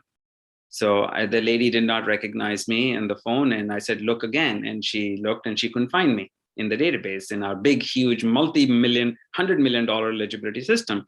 So I said to her, maybe you're looking in the wrong system. Maybe you should look not in the Medicaid system, but in the commercial insurance system. And she found me, but even that took, 20 minutes I was on the phone with my own call center, trying to get them to tell me that I'm insured with my own company. And that was quite interesting experience. And I'm thinking to myself, how many millions of consumers are we serving so poorly if the CIO can be found in their database? That was one anecdote. The second one recently thereafter was I went to see my son. I took my son to see a pediatrician. He said, you got to take him to a neurologist. And I called the call center. They said, we'll get you a neurologist in 7 months. And I'm like, wait a second, 7 months seems like a long time. So we started calling neurologists ourselves. We got an appointment 3 months later. And when we walked into the neurologist, he said, why didn't you bring him earlier? I could have helped him a lot sooner if you hadn't waited 3 months. Now it's really bad. And I wanted to reach across a table and grab him saying, wait a second, I've been calling your office every single day, but you guys, he said, but why didn't you tell my staff how serious this is? We could have done something. See, everywhere information breakdown, every single step there is. And here I am sitting at the top of healthcare mountain with every insurance company, every hospital CIO and CEO on my speed dial, and I can't get my son in to get a doctor. Of course, I can call in favors, but why? Why does the system work so badly that I have to call in favors? So those are personal. For all of us. Yes, citizens, right? You can, if I cannot get care for my kid, then none of you can, because I have more access to care than anybody, and yet it doesn't work. So that was one. Then the second was I worked in very large government projects where we were spending billions and billions to do interoperability work. And after 4 years of me giving lectures around the world on how interoperability should work, I realized it's never going to work. It's just absolutely hypothetically nonsense. And we are relying upon everybody to connect with everybody for any patient to be ever served. And that's a nonsensical approach. So that was a big learning experience for me. But long and short of it is, if you leave the negativity aside and focus on what that lesson teaches us, it teaches us to rethink the patient-doctor relationship, right? And we got to remove the middleman from the middle. And what technology is better suited to remove the middleman, right? And that brings us back to this session. So I think that we have a lot of untapped potential. But what I've tried to do is to make blockchain usable. To me, as a technology stack, it's a very promising stack, but it will only get adopted when the patient actually can benefit from it. And that's really the focus. The focus is to bring an application in the hands of the patient that they can use to improve their own care or their kids' care or their parents' care. Short of that, we're just talking hypothetics and nobody cares about us. So that's where I'm focused. Really, I'm really grateful to our answers and you give us approach how the adoption of the blockchain in the healthcare should go through step to step and actually the wide world adoption on the healthcare. I have no questions from my perspective. Actually, I have, but Alex becomes nervous from the other screen, and I have to quit and give the stage to him once again. Pradeep, thank you very much, and I hope in the next sessions we will have much more time for discuss and to give the points of adoption and the novel technology into the healthcare. I'm looking forward to it. Alex, I'm giving you a stage back. Thank you, Dean. Thank you, Pradeep. Thank you very much for taking this really nice panel. And yes, we have to pass on the stage because this is how things works. And I'm inviting right now Zönke from the next panel to invite his panelists to talk about the future of data security in VR. We touched base on security in the blockchain era. Right now, we want to shed some light on the security and privacy issues that occur in VR. Welcome, guys. Thanks for having me, and thanks for the nice introduction. Yeah, my name is Sönke Kirchhoff. I'm CEO of InVR Space. I'm not going too much into detail because the panel is about something different than my company, but just in a nutshell, I'm running a company that is specialized on VR. So we are, of course, focusing on all these topics as well. And it was super interesting to just listen to the panel before, because the topic was already scratched, and I see the topic is kind of everywhere. As far as I heard, one of our panelists, Jaka Repanzak, will not be with us due to an emergency, which is kind of a shame because he's a lawyer, and I assume he could have anyway, but he could have added a lot to this topic. But let me introduce the other panelists, which are Zoltan Tundik, and I'm not 100% sure if I already see Martin Steffler from OSM Solutions. Oh yeah, there he is, wonderful. So perhaps I can pass the mic over to Martin first to introduce him and OSM in a nutshell.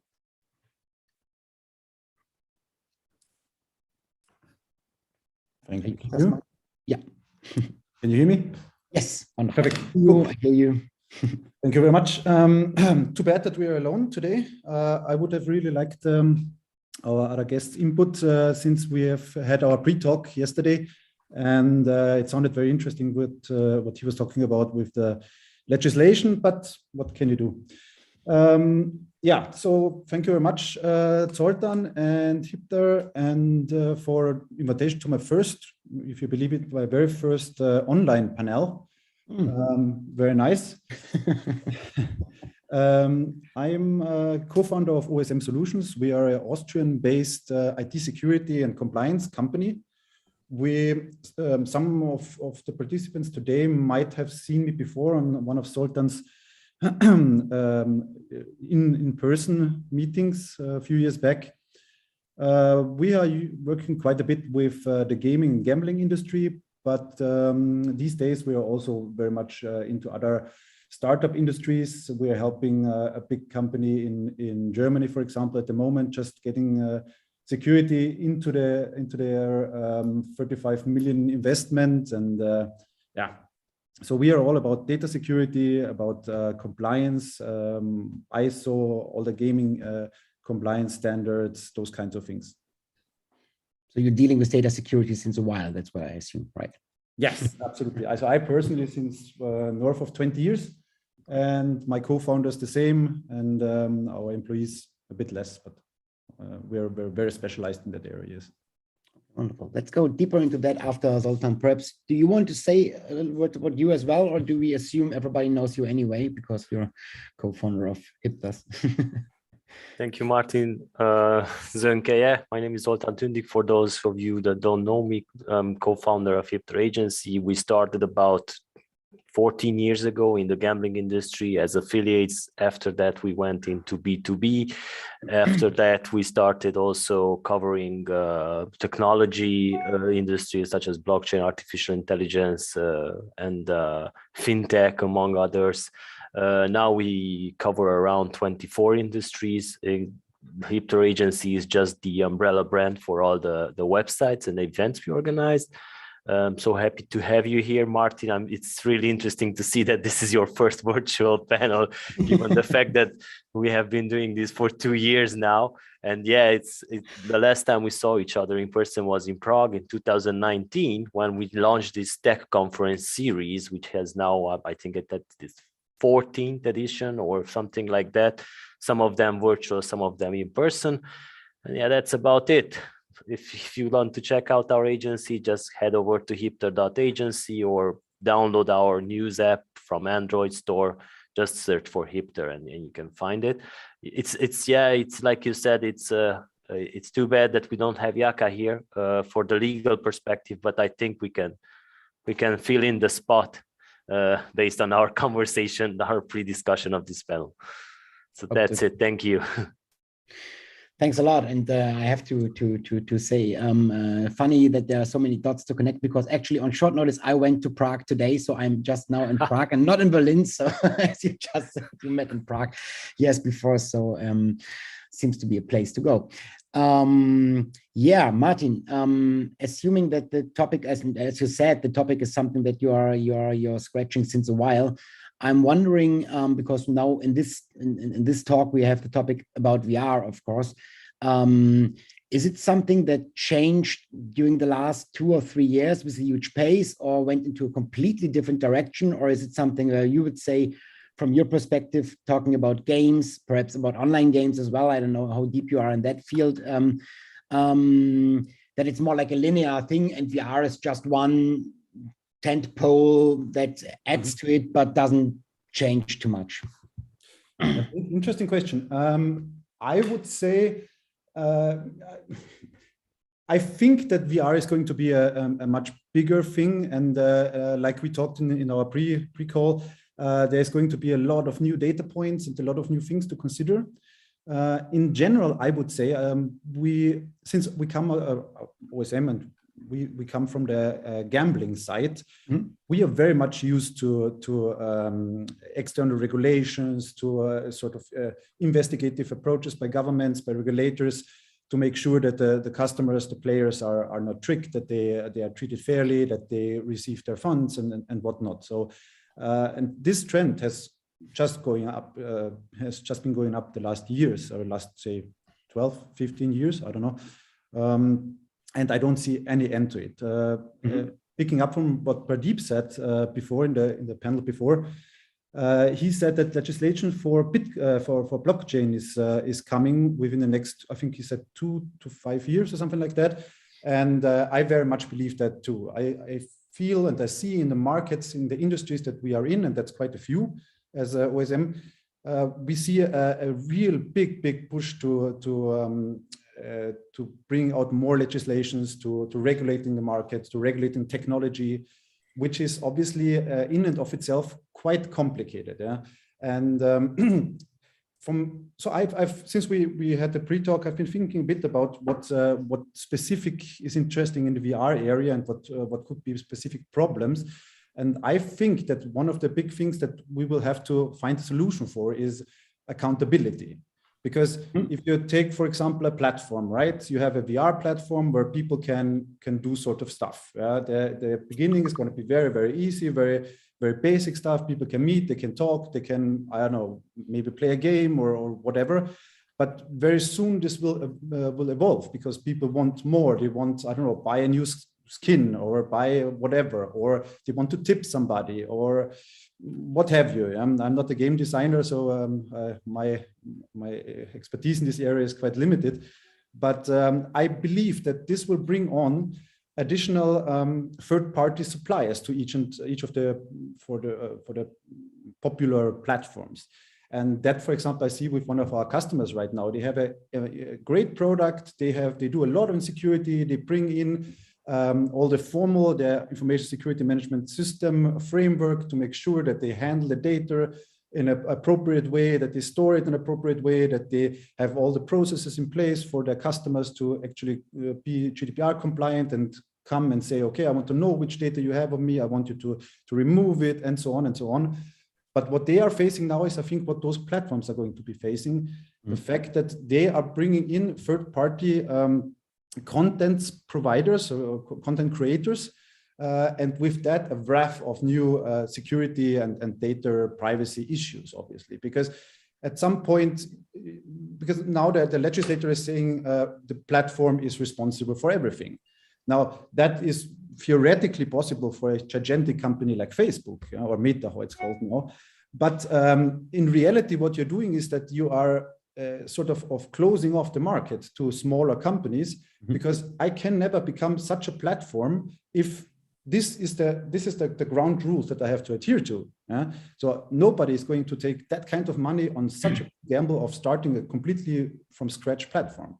I think that's going to be problematic. What will happen is what drove the online gambling industry and the gamblers to licensees at Malta, at Gibraltar and whatnot, the fact that there will be countries that say, okay, we will grant you a license for this and that, and you can go do your business, versus very well regulated markets that say, if you don't do this type, this stuff, we can't let you operate.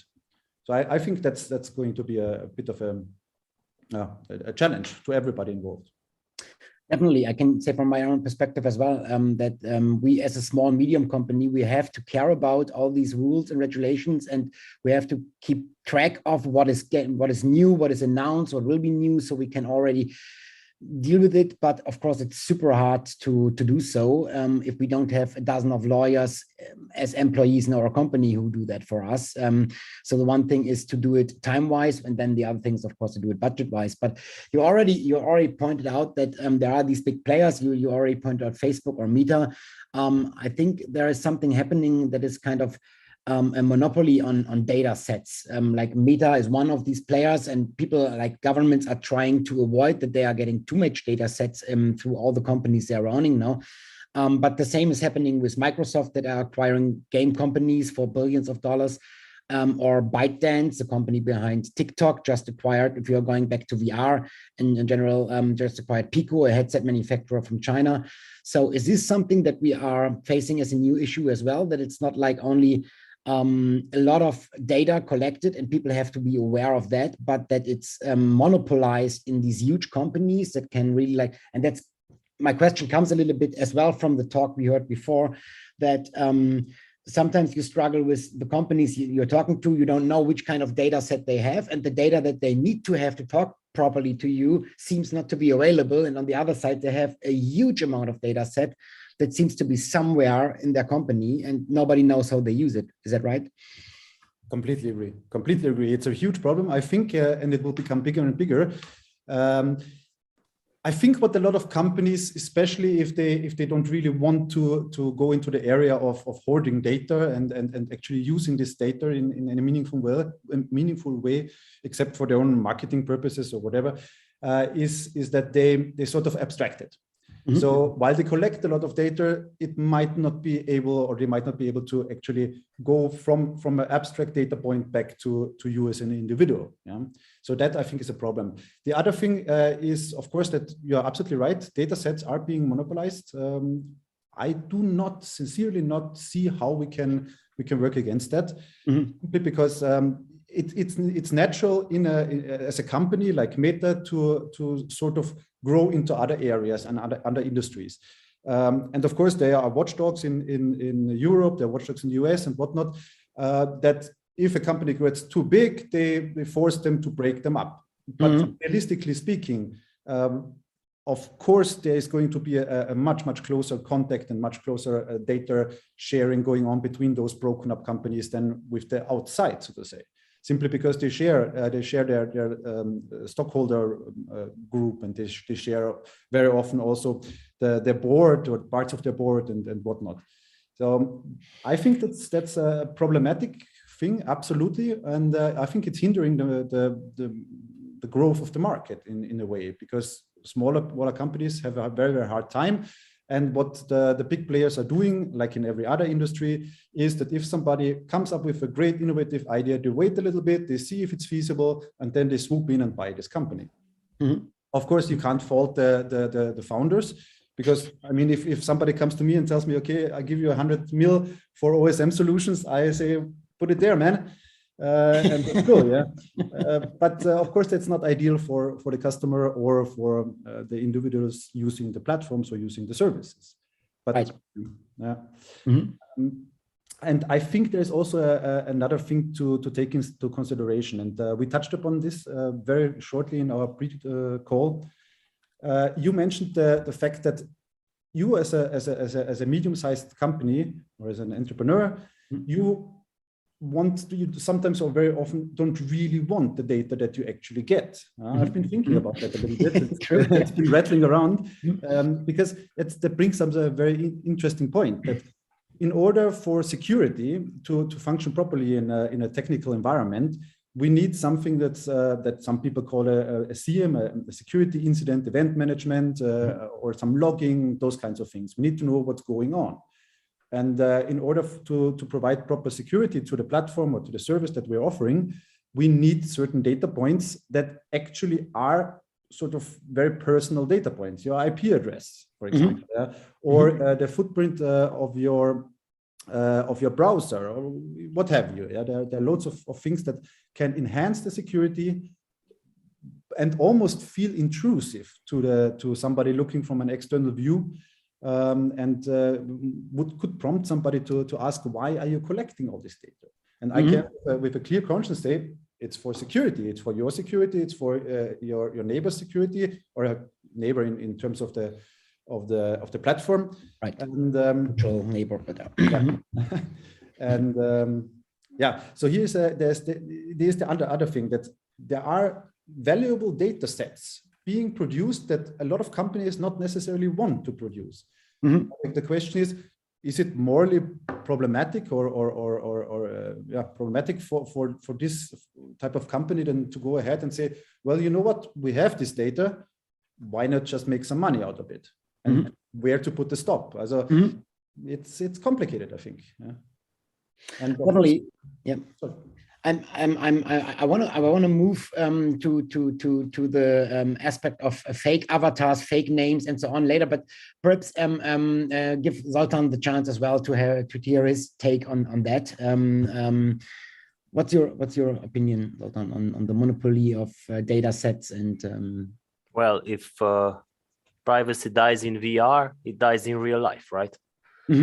So basically, either way we put it, our privacy, the data privacy, is either way jeopardized by just creating an account anywhere. So like Martin said, if a company comes to you and tells you that they want to buy your company for 100 million, you just sell it. But there is also some type of rules in the cookie compliance rules and GDPR stuff where you can opt that if the company is sold, that you do not accept that your data to be sold as well with that transaction. So yeah, with VR, it's a different thing because you have all this technology tracking eye motion, where just doing a search online. I don't know if the technology really exists. Maybe Zonke, you can tell me more about it. But there is this type of a thing called iris scan or iris analysis, where you can define the level of energy of somebody just based on their iris. This would also give the opportunity for that platform to start selling vitamins or supplements. So it's all about selling. So all the data is processed and used for marketing purposes. And like I told you in our pre-call, that I will be the devil's advocate over here. So we are just kidding ourselves when we think that big tech is really being forced to do the things they do not like to do. Sharing data and stuff like that. Like Martin says, there's that rule that you need to break up a company not to become too big. But this is already done by third-party companies, which are mostly owned by the same corporate divisions. So digital footprints are either way everywhere. We're leaving them everywhere. Digital fingerprints as well.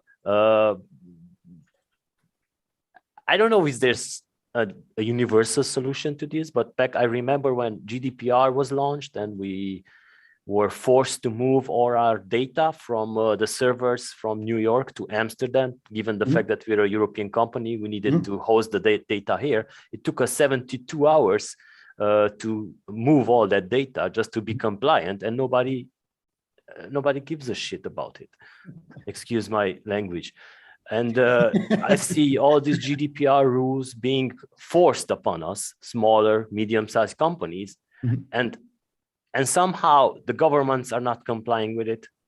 And all those who need to comply, who own the big data, who have all these chunks of big data, do not comply. And I don't think we saw, I think we saw only 1 or 2 penalties during the 4 years since GDPR is live. And that's it. The exact amount, but it was very few, yeah.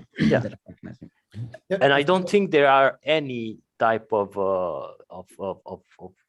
proceedings to any company to check up on what they're doing in terms of GDPR.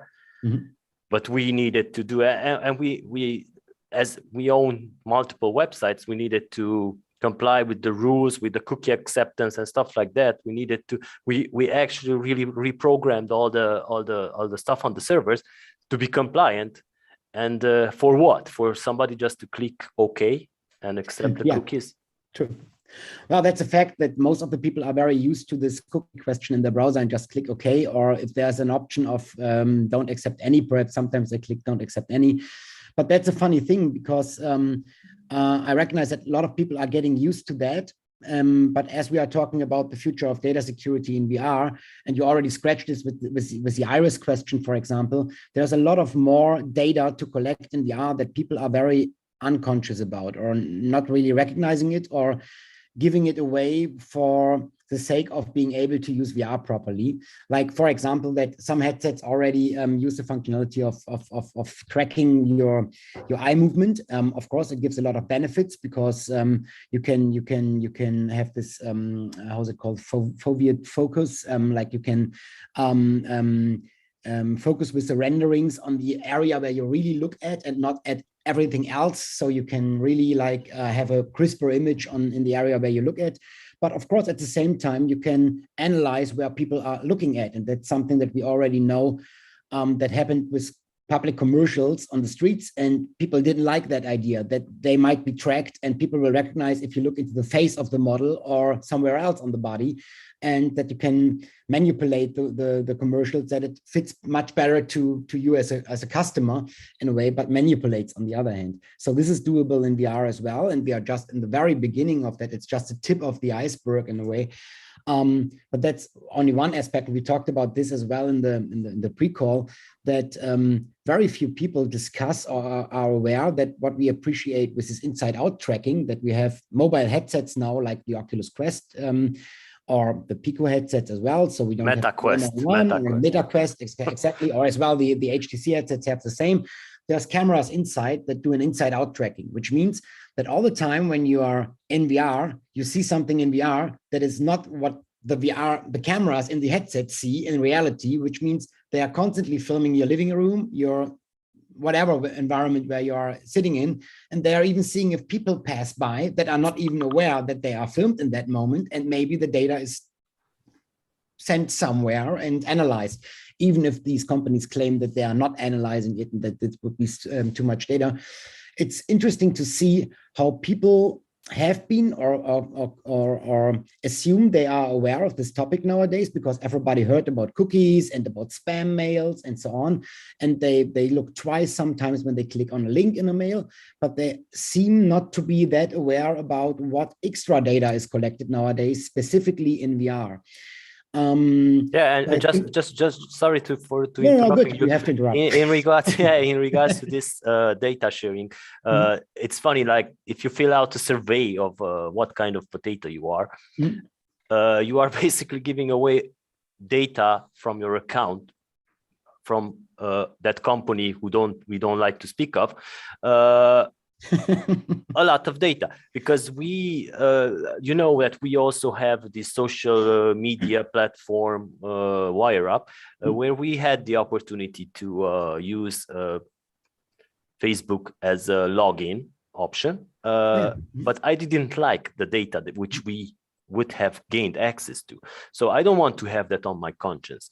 So basically all these API connections with the accounts are giving you a lot of information which you basically would not need, but some might exploit it. And as you said, in terms of the VR headset that has these cameras outside, I don't know how they sold it to the regulators, because it's most probably they sold it in terms that it's for your own protection. Because you do not bump into the furniture in the living room and stuff like that. You can draw up that safety space. But yeah, everything has been used against us for our own protection. But where are we getting it with it? That's a question. And I mean, I just have to add from a person from Germany, we cannot purchase Meta headsets in Germany since the Quest 2 is out because of exactly for that reason, because it needs to be connected to a Meta account, and the German data privacy officers said that's not going to happen, or this has to be clarified first. And so, of course, Meta said, okay, we don't need to clarify that. In that case, we don't sell them because it's a very small market anyway for us. So we get back to the thing I was telling you about big tech, because you do not have the option to opt out for some of the stuff. You either accept everything or you do not use that. Or you find the way how to purchase it in France and import on your own through Amazon that is selling them through France or Denmark to Germany, because they don't have to care about this at all, because they are not the manufacturer. So that's the interesting point, that the vendors in between don't even have to care about these rules then, because they are not on the one or on the other side. I remember when Martin was having a presentation in 2019 about the Internet of Things and everything, how everything is connected. I remember when he was telling the audience about the fact that might be in the future, the smart light bulb might be hacked. Lights on, light off while... exactly. So now you have VR, you have even more access to data. You have everything is tracked. So while you're in the headset, you will not even recognize if people hacked your light bulb. Right?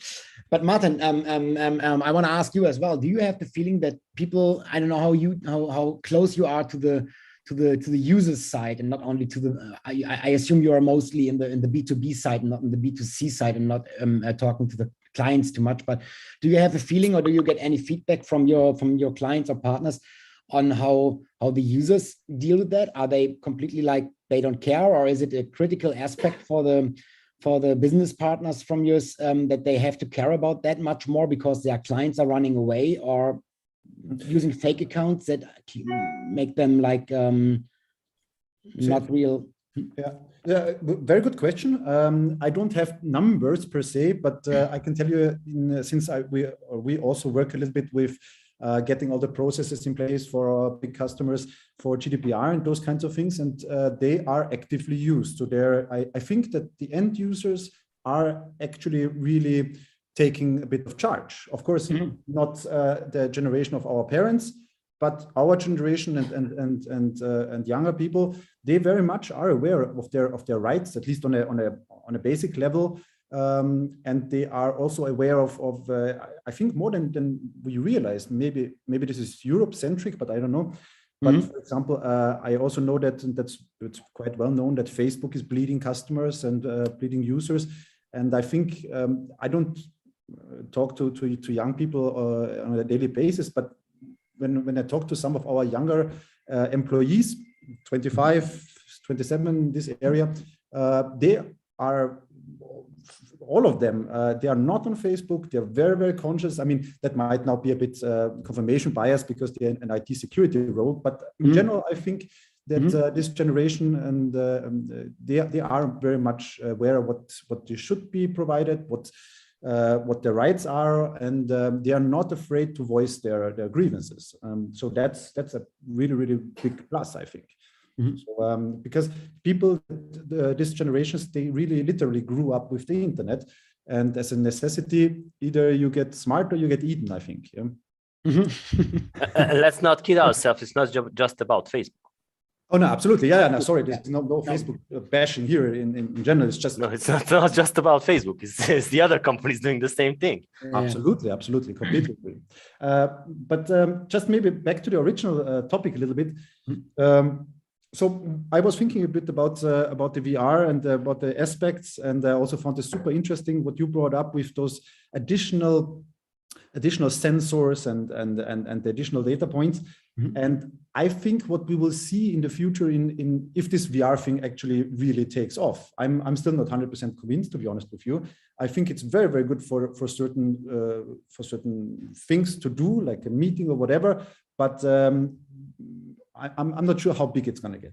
But if it's really going to take off, and of course, first I would see it in a professional setting, simply because companies pay for money for services like that, and we have this work from home culture that's emerging out of the pandemic and whatnot, and there you have a few challenges, right? So in a normal office setting, I'm expected to dress well. I'm expected to be recognizable. Just to get into the door. Otherwise, people will, in a good security company, they will ask me, who are you? What are you doing here? How will this be done in for example, business meetings? Yeah, because I can hijack a computer, a laptop, if I have the right motivation and the right financial means. I can hijack almost any laptop in the world. Yeah, I would say.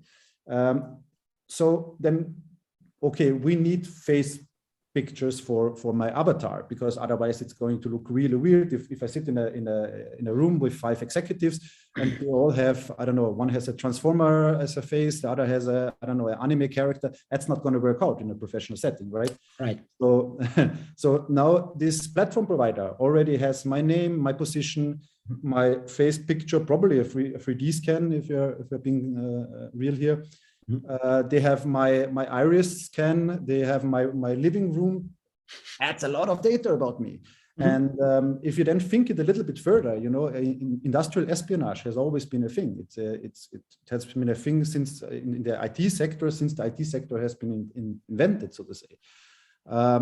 Now, what would stop somebody from I don't know, bribing somebody with the right access to get a listen into the, I don't know, to the board of directors meeting shortly before the next stock move or whatever, So there's industry espionage.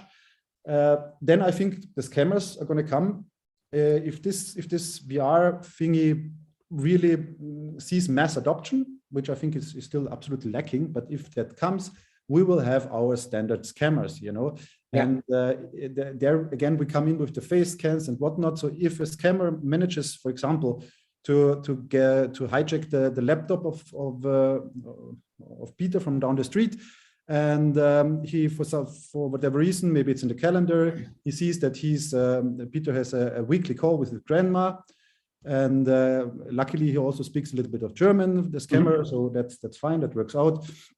Then he will just go in, lock Peter out, go in and talk with his grandma saying, oh, sorry, my voice is a bit hoarse because I don't know, I have a cold or whatever.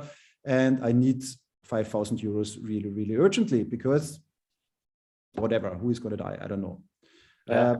So scammers definitely are going to be a thing. And then, of course, the companies. What do they do with all those data points? So data privacy in VR, I think an excellent topic, a bit too big maybe for 45 minutes. Yeah, that's true. Because I could keep going here, and I think it's going to be a really, really interesting technical problem, but also I think a more of a general populace problem. Like what do we do with it as humans? Well, I'm happy to continue this in another edition of this. It's up to Zoltan and Alex, of course, to decide on that. But more than happy, and I think the topic is ongoing anyway, so we can talk about this again and again. I have one question that I wanted to ask. It's more like the pirate perspective on that. But perhaps at the same time, if there's any questions that someone would put in the chat, I'm happy to pick up on that as well. Like in the gaming industry, people normally used fake names, for example. And I know a lot of people who used fake names in Facebook as well, until they recognized, well, it makes more sense to use a social network with my real name because I want to connect with my friends and they don't find me there, or they don't accept my invite if they don't see my real name and I don't have my real picture.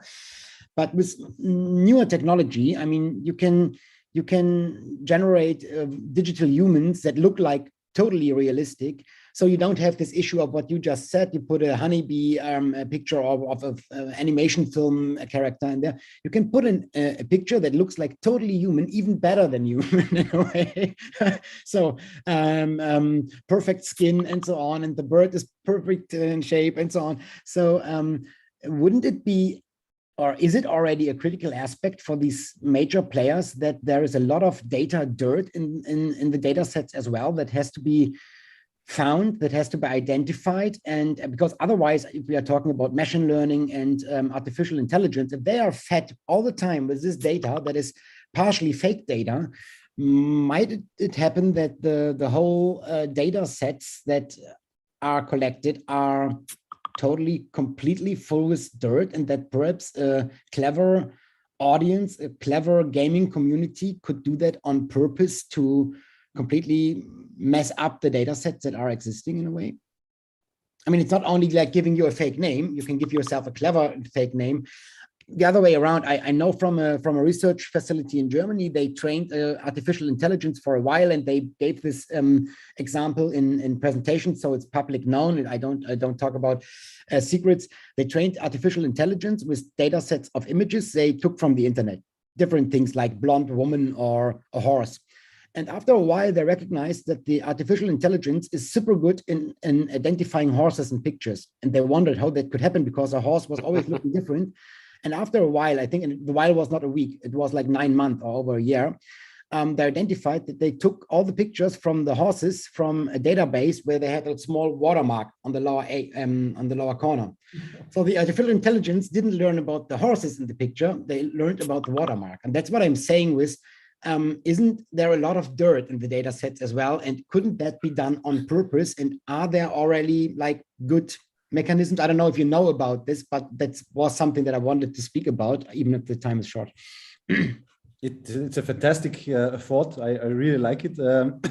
Of course, security through obscurity and obfuscation has also been around for a while. And while I don't know the realities as they are in the market right now, unfortunately, because I don't really work with big data in any meaningful capacity.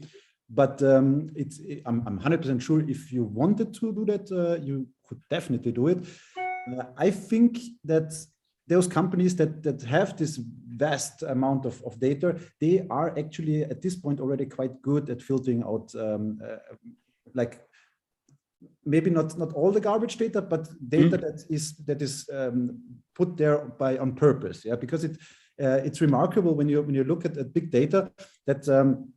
Real data actually, it's hard to fake. You know what I mean? Right. And especially if you really want to fake it, you can, of course. But then I think also this could be a small community that's doing that for whatever reason they want to. But I think knowing customers and knowing people in general, people are lazy. You know, one might install a tool that does the data obfuscation for me, but even if you gift away this tool, how many people are realistically going to install it? 5%, 2%? I don't know. And they forget about deleting the cookies, so they spread the real data on top of that. So still, yeah, right. Yeah. So plus, at some point, I think these companies and platforms will use certain data points to actually enhance authorization and authentication. So once you start faking those data points, like for example, in the gambling industry that has been around quite a bit, where they do device footprinting, fingerprinting, whatever you want to call it, in order to enhance the chance or probability that it's actually you using your account. Because otherwise, if somebody hijacks your account and they lose a lot of money, then they have to reimburse you because it was sort of their fault, right? And I think faking this on a consistent level is also going to be a technical challenge. And if nobody's going to get paid for that, nobody's going to do the work of constant updating, constant maintaining this application. Yeah. So it's a cool idea, and I'm pretty sure that it's going to be done. Not sure how much of a meaningful input it will have. We'll see. But in general, you're absolutely right. The companies have a huge problem already with the sheer amount of data, and they have a problem with knowing what data what data do I have to keep and archive and keep for regulatory purposes? What kind of data do I want to for a business purposes? What kind of data should we can look at it later, and what kind of data do I want to or have to throw away? Already that is especially in established platforms, in completely new startup, that's a different story. It's much easier. But in established platforms, that's I say a Herculean task, I can tell you. It's not easy. If you were the AI of a 2 billion user base company, you would be already smoking weed all day and being depressed by having all the data that is just garbage on your chunks of data.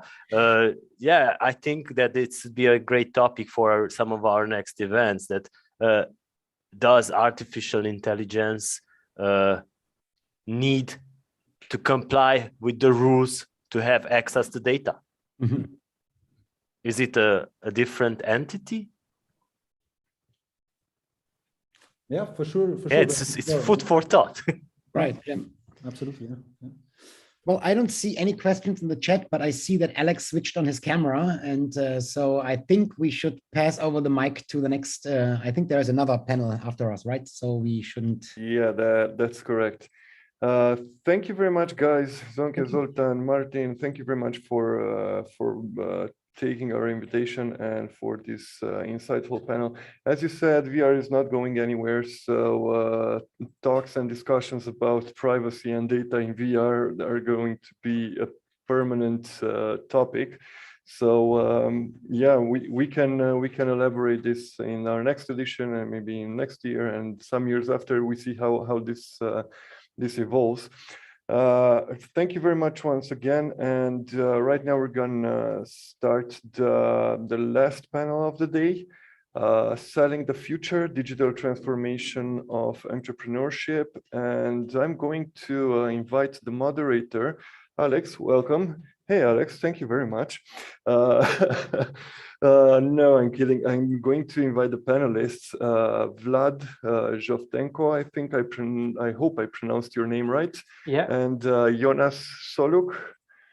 Hi, guys, welcome. Thank you for accepting our invitation. And well, let's kickstart the discussion with a little bit of intro. Vlad, tell us a little bit more about yourself, about RedTrack, the company you are coordinating. Okay, thank you very much for the opportunity to be part of the event and for joining this discussion. So as for myself, I think I'm still of myself as a digital marketer.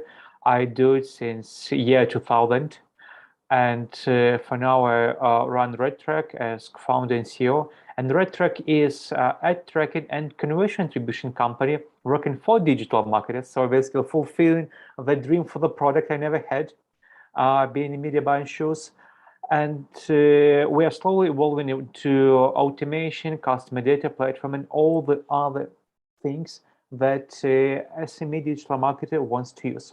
And I think I'm here because we have a relatively small team of 30 people, but that 30 people, since the start of COVID, now work across 9 countries. I did the math before the call, which I would say honestly makes some things easier, but some things way, way more complex.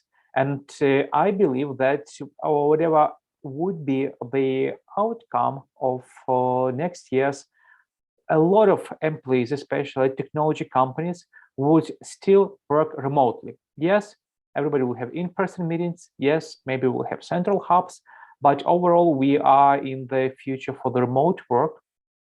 And a lot of things will change in terms of how we do business because of that. And I'm happy to share our insights, experience, feedback, good and bad parts of going that remote. Thank you for the really nice coverage of what's happening on your end. Jonas, I know you're working, I mean, you are studying or researching, correct me if I'm wrong, in the Department of Entrepreneurship, Innovation and Technology at the Stockholm School of Economics. But that's just the title. Tell us a little bit more about what you're doing. Thank you very much, Alex. So first of all, thank you for having me. I have to apologize a little bit because I'm currently in California and it's quite early in the morning actually here. So, but I will try to do my very best not to fall asleep during the panel, Alex. A little bit of an introduction regarding me. So I have 6.5 years experience in the manufacturing industry, working for a Japanese multinational enterprise, dealing also with digitalization topics. Around 5 years of experience in consulting, working for KPMG. And yeah, I'm, as you said, a fellow at the House of Innovation at Stockholm School of Economics, researching digital transformation, digital entrepreneurship, especially in established organizations, in incumbent firms. So having a closer look on how these organizations, these established companies can successfully achieve a digital transformation, what capabilities they need in order to successfully go through this process. And how they can, for instance, develop digital products and business models. Currently, I'm a visiting scholar at Stanford University, at Stanford Engineering, where for the next 3 months, are able to engage in some collaborations. I'm very much looking forward to it. And that's also the reason why I'm in California right now. So that just a little bit as an introduction. I'm very much looking forward to the panel and to discuss together with you. Okay, thank you both for shedding some light on your activity. Now, as well for the audience, but for us as well, because as human we differ from one to another. What does digital transformation mean to you? I can start if you wish. Any one of you? For me, it's a very weird question. I'll be honest, because despite allowing all things non-digital, I went online on the web in 1997. It's probably quite early. And since that time, I was constantly working for or with or running digital first companies. So, and it will be very interesting to just compare the experience of traditional business that actually have to adopt digital things and become digital in the wake of coming changes. So for me, whatever, for example, you just call digital was a natural set of things from the very beginning. Like even my very first job at Ernst & Young in the reception, before that, I had to type the addresses on the typing machine on the envelopes. So first thing I did, I actually connected Word and started to print those at scale on the same envelopes without typing manually. Because why should I type those 40 addresses if I can just print them out? I have the file already. So, and something I did all that many years ago, I think the example of digitalization, because for me, it's just applying technology as humans did throughout the whole history to make some things, let's say, better. Of course, it's not better in many cases, but the whole idea is that you apply technology to make things better. And whether this technology right now, we're talking digital because the evolution of technology moved into what we call digital space. It doesn't mean that amazing innovations don't happen in non-digital space, but everybody's focused on that. And digital is about, first and foremost, is communication and information exchange. So to sum it up, for me, digitalization is basically using the advances of technology to speed up and improve communication and information exchange. So that's how I see it. Okay, that sounds like a very good definition that I personally stand by. So yeah, Jonas or Jonas? So in Germany we would say Jonas, but it's totally fine. Alex, Okay. it's as you wish. Okay, Jonas, what's your input on this? What does digital transformation mean to you? So I agree with you, Vlad, that it's a super interesting and also important question to understand what digital transformation actually is, right? So for organizations, having all this buzz around a word like that, we definitely need to know what digital transformation is. And as a researcher, so what we do when we find questions like that interesting, of course, we set up research projects and we investigate this based on real life evidence and based on the evidence that occurs and can be derived from real life companies. And we did exactly that. We set up a research project based on German companies, established companies. We had a closer look on 15 case firms. We published the study last year in a journal, in a scholarly journal. And what we found there in this study regarding the digital transformation of companies is that, first of all, the digital transformation, that's important to highlight, it's not some kind of status or event where you snap your fingers and then you are digitally transformed. It's really a process that takes years, right? So that's very important. There's no final destination. Technologies are continuously evolving, and so is the digital transformation of these companies.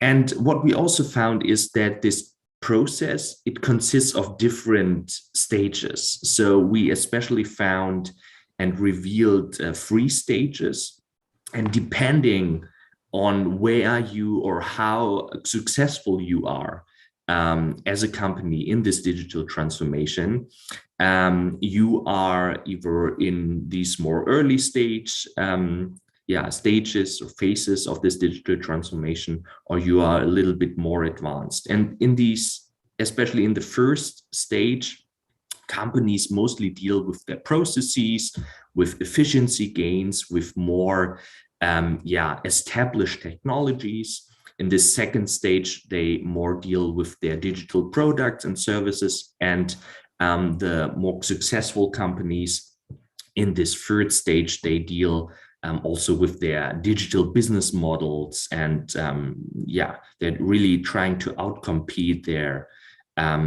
competition, their peers, with emerging technologies, with artificial intelligence, etc. But of course, this does not apply the adoption of AI, etc. To every company. It's really a spectrum that emerges here when it comes to digital transformation. And having in mind this process, having in mind that you really have different maturity levels, helps to understand that every company is different, and every company has other needs regarding specific technologies, also regarding cultural issues that arise.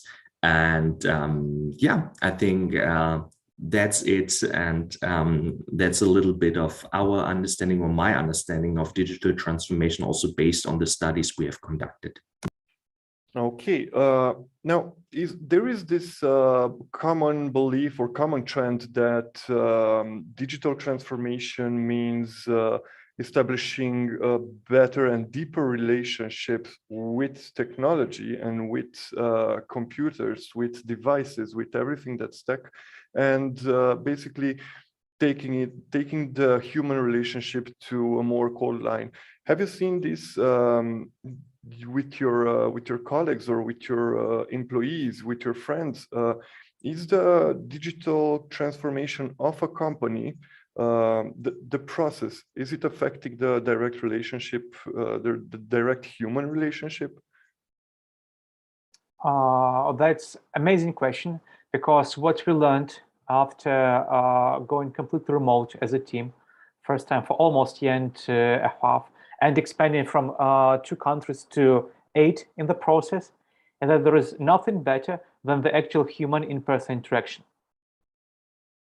And for me, and I can refer to a very maybe very controversial statement right now, but there is a statement in Karl Marx about the required development of society for communism to come, and has nothing to do with all the history of the Soviet Union, where I was born, the terrible history, and all the war against Russia right now. It's actually about the society. And that requirement is that until humans invent machines that can replace their everyday efforts of the said humans to sustain their lives, earn for a living, and do etc., the communism is not possible. And of course, he said that many, many years ago. By now, everybody forgot about that very important statement. So for me, the same is with technologies. If used right, technologies actually create more opportunities for human interactions because they free time. Now I don't have to do something for 1 hour. I can do something for 15 minutes and spend more time with the family. But what humans will do with that extra free time is the whole different question. Because all these devices are geared in such a way that they actually pretend you stay longer. Like there is no hard stop in social media. The difference between, I don't have a book at hand, it's in my backpack, but the difference between the book and the Facebook is that book actually has page end, it has chapter end, and then it has book end, so it has multiple hard stops. But the electronic devices, well, technology is built especially for consumers in such a way that there is no hard stops. Like for Netflix, their biggest competitor is sleep, not Disney. And that's a well-known fact. So yes, technology can actually bring more opportunities for in-human interactions because they will be more important. We're still humans in society. We're not like using surrogates. At least maybe it's because of my age, but I do believe in personal interactions. I still think they work better than Zoom. But Zoom saves time and saves money and creates opportunities for other human interactions if we as humans choose to go that way. And that's the beauty, that we always have a choice. Stay here or actually use this time and this efficiency for actual interactions. Same for business. Automation, all this digitalization is geared towards remove routine and repetitive work. First and foremost, meaning that people who use this technology, they have time for more creative work, and they can leverage this time for that creative work. Now, would they do it? Would they be happy of being more creative and having time for being more creative? Because for me, it's a big question. You cannot force creativity. So at that time, meaning either people will just work more hours, being more efficiency, able to handle more tasks at the same routine level. So, or they'll just procrastinate, or they'll use it to creative things. So in digital marketing, that's where I come from. Each and every marketer embraces the technology because they prefer to find new angles, work on new creatives, find new campaigns, design new products, not copy-paste data. That definitely works. As for the other industries, it's hard to tell. Yeah, indeed. I really like the book and Facebook comparison. Yeah, digital means are technically with, as you said, with no hard stops, with no actual ending. You have to manually log out, or you have to psychologically force yourself to quit something, compared to an actual physical interaction with that. So yeah, that's food for thought. I never looked at this from this point of and view. you actually not only you're competing with trained psychologists who design all those devices, so they don't quit. You stay there because that's how our companies earn money. So it's quite a challenge for many people. Yeah, indeed. Jonas, what's your take on this?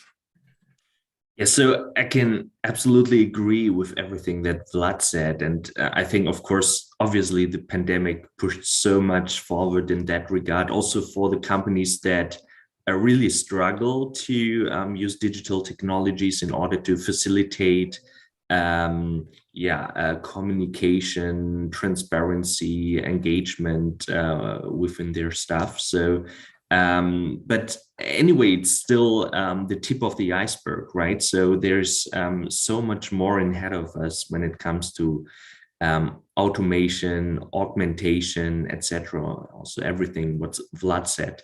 So we are standing in front of a huge development, especially with also these emerging technologies that I also briefly mentioned earlier, artificial intelligence, etc. Of course, these are sometimes just buzzwords, but they also have a real life impact on companies. They have right now, today, they already have this impact, and it's not just something for the future the companies should deal with in the next couple of years. It's really something that companies who want to stay competitive should really try to reflect on. And with that being said, I totally agree with Vlad and see still a huge development ongoing in this whole regard. Okay, now you mentioned companies. I want to change tracks a little bit to pique the interest of the B2B listeners right now. Is digital transformation a good step for both big and small companies? How are these two? Where are the major differences, except obviously the scale of the process? But are there other steps to be taken? Are there different stages to accomplish?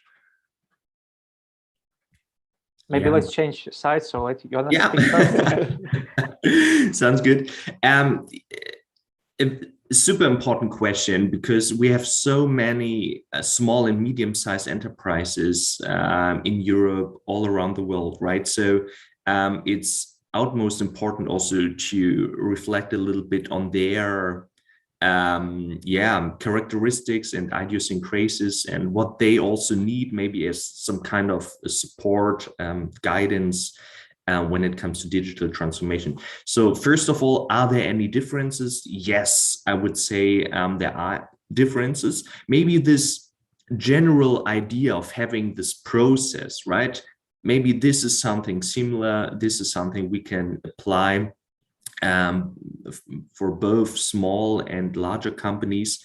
However, when it comes to the specific barriers and enablers of this digital transformation process, so the very practical hurdles, impediments the companies have to face while going through this process, I think there are a lot of differences. Let me give you one or two examples. For instance, small companies, of course, have, compared to their larger counterparts, have resource constraints, right? So, for instance, Siemens company, Siemens AG, has much more financial resources, human resources, also relationships, social capital, network ties, international ties to different institutions, partners that smaller companies obviously do not have, right? But these resources, of course, help larger companies to successfully overcome certain challenges that are associated with the digital transformation. So how can smaller companies maybe tackle this barrier and address this challenge. What we see also based on our research, but what I also see when talking to practitioners is that cooperation and collaboration plays a super important and very, very crucial role. So coming together with our other small or medium-sized enterprises, joining forces when it comes to digital transformation, joining institutions that are made to share knowledge, to share experiences, to share lessons learned when it comes to the digital transformation and smaller enterprises. That's super important, very, very interesting and helpful for the companies, because it does not necessarily cost a lot of money, but maybe it cost in the sense of a first step going in that direction, approaching these kind of institutions, hubs. For instance, in Germany, in the recent years, in recent months and recent time, we really had some great initiatives in that regard. For instance, the so-called Maschinenraum in Berlin or the Unternehmertum in Munich, who really succeed in providing a platform for small and medium-sized enterprises to facilitate collaboration and to support these kind of companies in order to succeed in their digital transformation. Okay. I really understand what you're saying, but for example, isn't it proportional? Like you said, okay, big companies have much more resources in terms of, well, human, financial, relationship, everything, but aren't they consuming more resources, or isn't the consumed resources, isn't it on the same scale with the income of resources? I mean, if you're smaller, you consume less, so you don't have to have that amount of resource. Yeah, but speaking about digital transformation, we really see that you have this need for very specific knowledge within your company, right? Let us come back to the example of artificial intelligence. A small-sized enterprise cannot have, it normally does not have, I don't know, a few AI expert in their team, right? They cannot really afford it unless they're an AI-focused business and have a business model like that. But normally, let's say a small manufacturing firm, that's not really possible, right? A larger company, of course, is in a position to have these specialists inside their organization. And of course, also tackling very specific business challenges in the context of digital transformation, they are able to use this specialist knowledge in order to overcome certain challenges.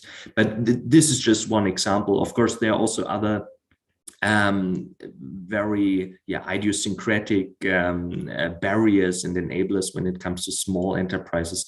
For instance, the very dominant role of the founders and also the owners, that can be a good thing, that can also be a barrier. And when it comes to culture, when it comes to mindset, when it comes to maybe also some paternalistic leadership styles in more established organizations. But it's definitely super important to consider these unique characteristics. I see. Vlad, I'm going back a little bit. I'll keep in mind all this corporate stuff, because I got some questions prepared on this. But I want to get back a little bit on the book versus Facebook thing. Do you think that social media could be used as a bridge to digital transformation, or social media usage is more a byproduct of digital transformation? How do you see this? Well, the biggest question here, let's start with discussing what is social media. So how would you define social media? I didn't want to get there. Yeah, because as soon as you ask the question, I can turn it the other way around. Like some things are definitely byproduct, but again, social media is just a tool. What is not a tool is the content that social media is delivering and the way it delivers content. Like, can TikTok be a means of digital transformation, or YouTube or Facebook? Yes, if you would get content to help you make the transformation from those medias, then it can be a tool. If you just use it to scroll past something to spend time, well, that's a byproduct. It's for me, all those things are tools that can be applied to the needs of the person who uses the tools. And that need can be go in line with the intended use or go against intended use. Doesn't really matter. As long as you use the tools, you get the result. If you can do that. So social media is a great enabler because I can talk, well, I can use multiple, but let's say still probably social media, like I can talk to people across the world. That enables my transformation. If not for like all those messengers, how can we could have people work in our company in Brazil? That's of course. Can you name Slack that we or Zoom that we built our internal company communications around social media? I can, because for our small, those 30+ people society, that's a tool of communication. That's the media we use to exchange information every day. So in that sense, it's also social media. And that's why, of course, Facebook is trying to enter the same game with their business tools. Never use them, honestly, because I don't see Facebook as such a tool. Maybe some other guys. But, and say with VR, I think that the whole their Meta initiative, maybe they do the right direction, but they present it totally wrong. I don't expect people to come as digital avatars for digital meetings in digital rooms. We already have Zoom. I mean, you can replace your image in Zoom and make it 3D, nothing will change. For me, it's about using those tools to enable communication, because if 3 engineers would come into a digital room to discuss and work together on some virtual design that they would not be able to do otherwise than in person, then it's enabling the transformation. And then it's great, then it's Metaverse. But for what they showed right now is just Zoom in 3D with Weverse connection or the same Slack. So yes, to answer your question, for me, and I think for many people, social media is either the tool or the carrier of the information. And we as humans design how we use it, as a byproduct or to enable that transformation. You know, a lot of businesses are launching off Instagram, for example, or of Facebook, or something else, where people don't have zero physical presence, zero or brick and mortar stores, they sell products. So is it a digital transformation? I think yes, because now they can sell something they produce, or in the content they produce, the non-intangible goods or services worldwide. 20 years ago, it was close to impossible.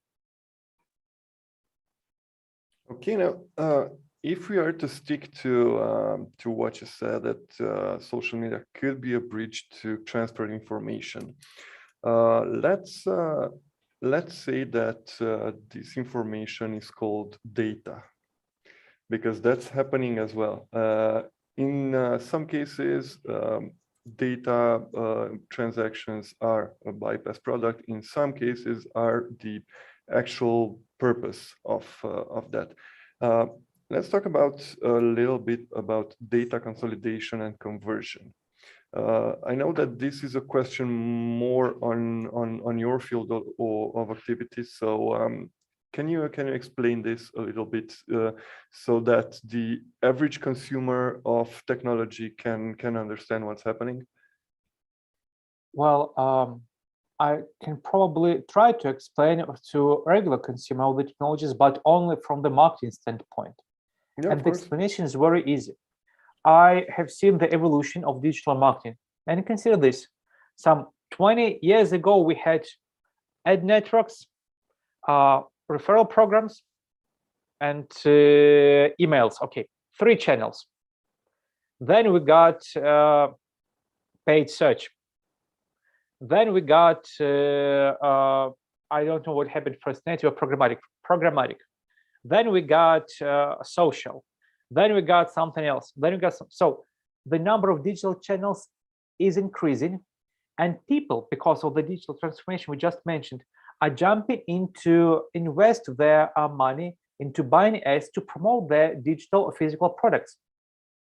What it leads to is that a lot of channels and a lot of products, a lot of people doing marketing, and now or across many organizations we deal with those cases, and even for big enterprises, like they have a team of 15 people doing digital marketing. All those 15 people actually use different tools for their day-to-day operations, and in the end, companies invest more on top just to consolidate data and start to pay money either for Tableau or then for Tableau and Funnel.io supermetrics that will ingest the data, collect the data, push the data in third party, and then show the dashboard. 15 years ago, people were doing it in Excel, and some people still do this in Excel because they don't have, like Ernest mentioned, all those engineers, all those programmers, developers to consolidate their data and pay for Tableau and something else. So what do? They cut and paste. Or they used to rely on like single tool to promote their business, which is not always working. Facebook is best example. A lot of people start to say, hey, Facebook doesn't give us as accurate data as it was because of iOS 14. And iOS 14 happens because everybody is consuming data about our daily activities to make money without our consent. And I don't care. I don't worry because I get targeted ads. Some people care about how their data is consumed, and that's their right, and that's why government protect them. So what happens is, and what our company is building for our niche, and I think something similar happens in other areas too, is that we are building a platform for digital marketers in companies that don't have the abundance of their own resources to consolidate their data and activities in one place from the very beginning, and to make sure they own the data about their activities and about their websites. Because right now, if you operate a website and you run a couple of ad networks and use some tracking tools, observation tools, etc., I can tell you that each of those companies whose code you would put on your own website owns the data about your visitors, but not you. Everybody, but not the owner of the website. The only thing he or that particular owner can do is, at least in Europe, say, hey, just don't track my visitors if they don't agree. That's the only thing he can do. He can't even own the data unless he has his own technologies.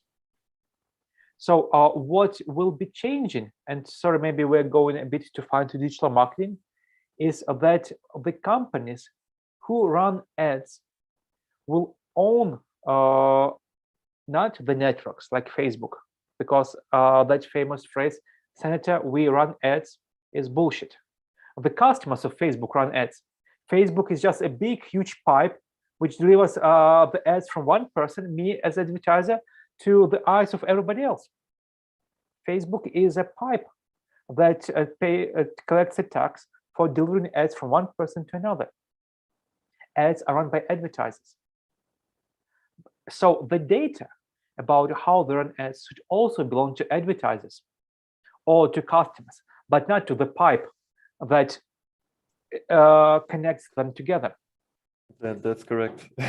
And that's how the market is changing. And that's what, for example, our company is built in to allow advertisers to own their data. So, and this is whole talks about death of third-party cookies, ICE14. This whole talks is about who actually owns the data. Because the only person who doesn't own the data is us with the internet. Everybody else collects data about us. Everybody else knows what we do. And we might get really surprised. I'm constantly surprised how Google sees my profile and those suggestions about my interests based on what sites I visit. Say, oh, I never thought he would consider I would like this content. I actually don't like it, so check it out. But some insights are surprising. So the transformation that you mentioned about and the data, everything we do right now in digital world, from web to actually all the devices we wear. Like I don't have any, I don't like them, but people have those devices. Your fitness tracker has a data. Technically, you can own this data. Technically, you can share this data with somebody else. And technically, if your fitness tracker records that you live active life, your health insurance could have less premium because you're unlikely to get ill. And we are just starting to scratch the surface of the creation of the data we generate digitally through our daily interaction with technology and who in the end owns it. And that's why all those talks about Web 3.0, when the producers of the data, like you own your data about your health state and you decide whom to share it with. For now, you don't. Maybe you just decide whom to share with it publicly, but you still don't own your data. Well, this would have been an interesting turn of events if you would have been participating in the ownership in the Metaverse panel we had earlier.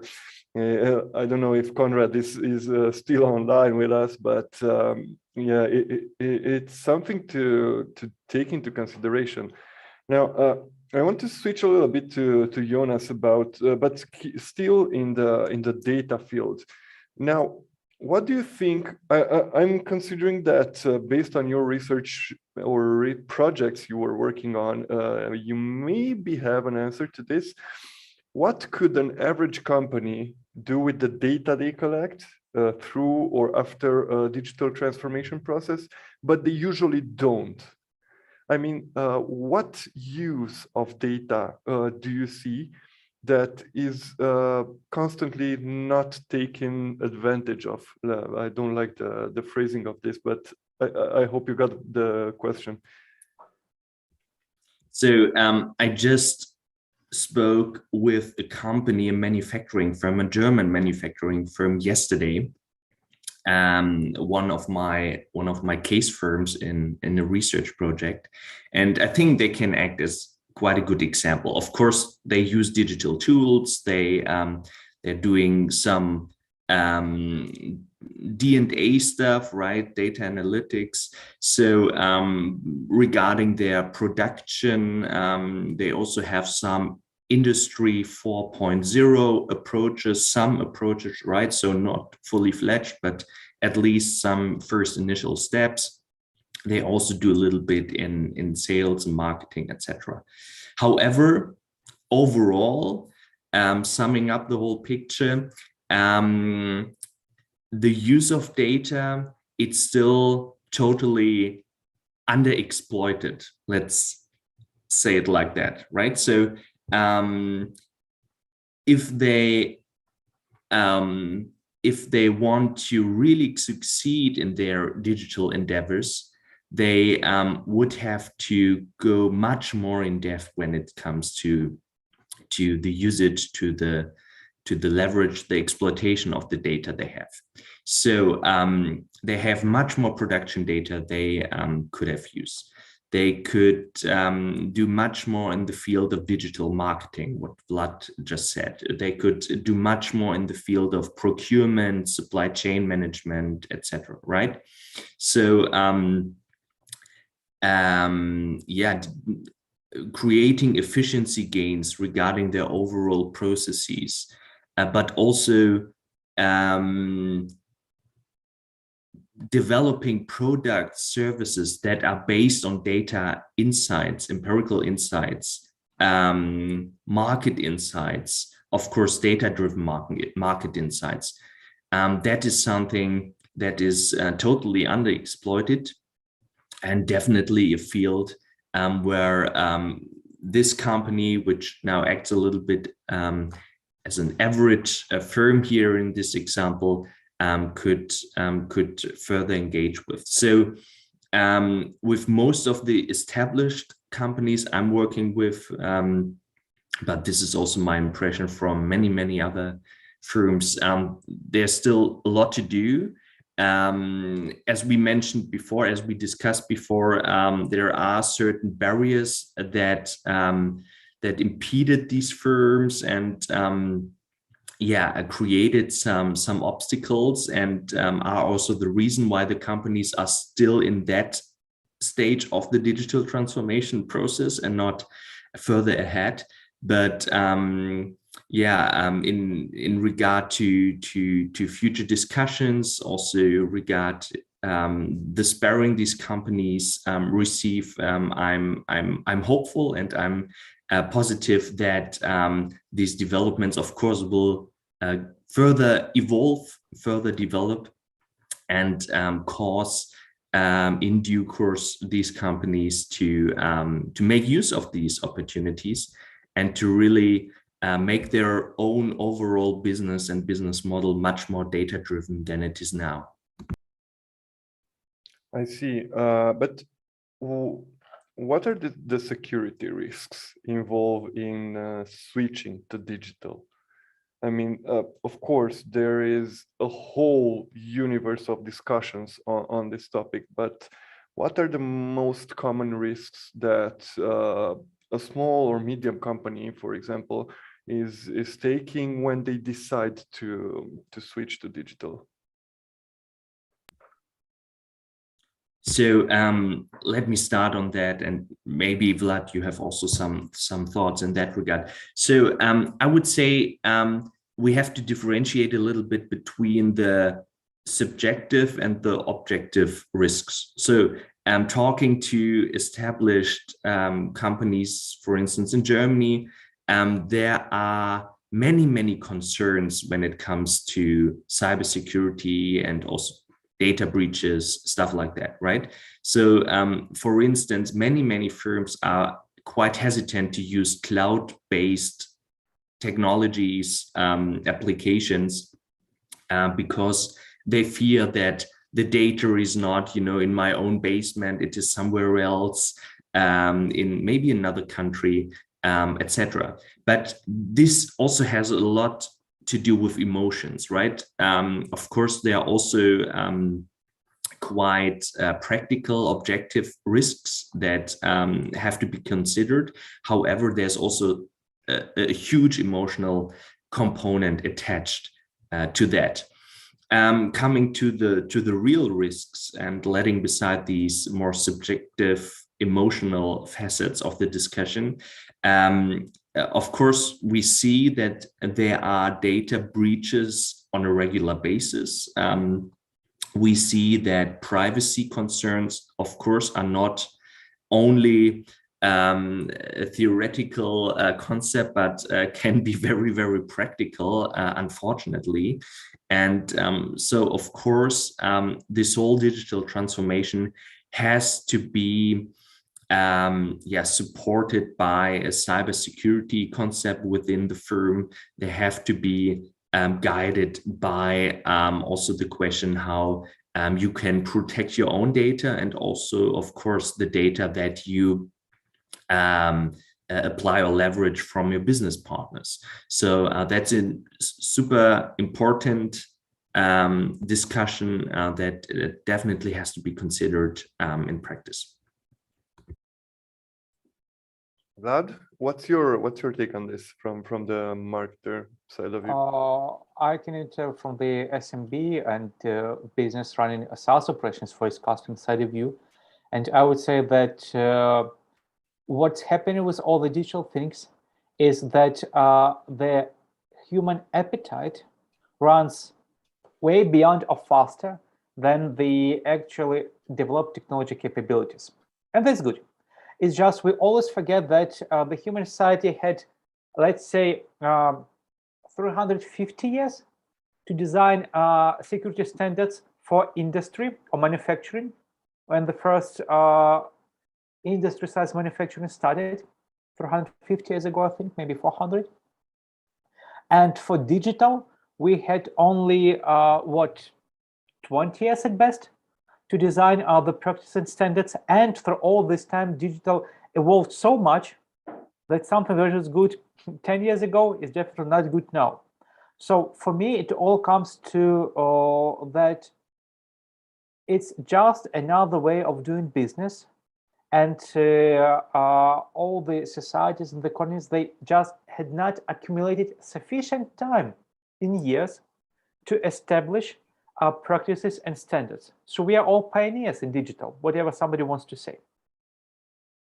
Meaning that when it's some pioneers, that the risk of a lot of uncertainties, but a lot of gains. Right now, of course, it's probably has a lot of risks. Like AWS in US went down in East Coast. All the big businesses went down together with them. They planned for contingency. They never planned for AWS going down. If you don't have a backup service, for example, and the power goes down, even in your colocation provider or some part blows up, you don't have backup, you go out of the web, you don't work, you lose money and you lose customers.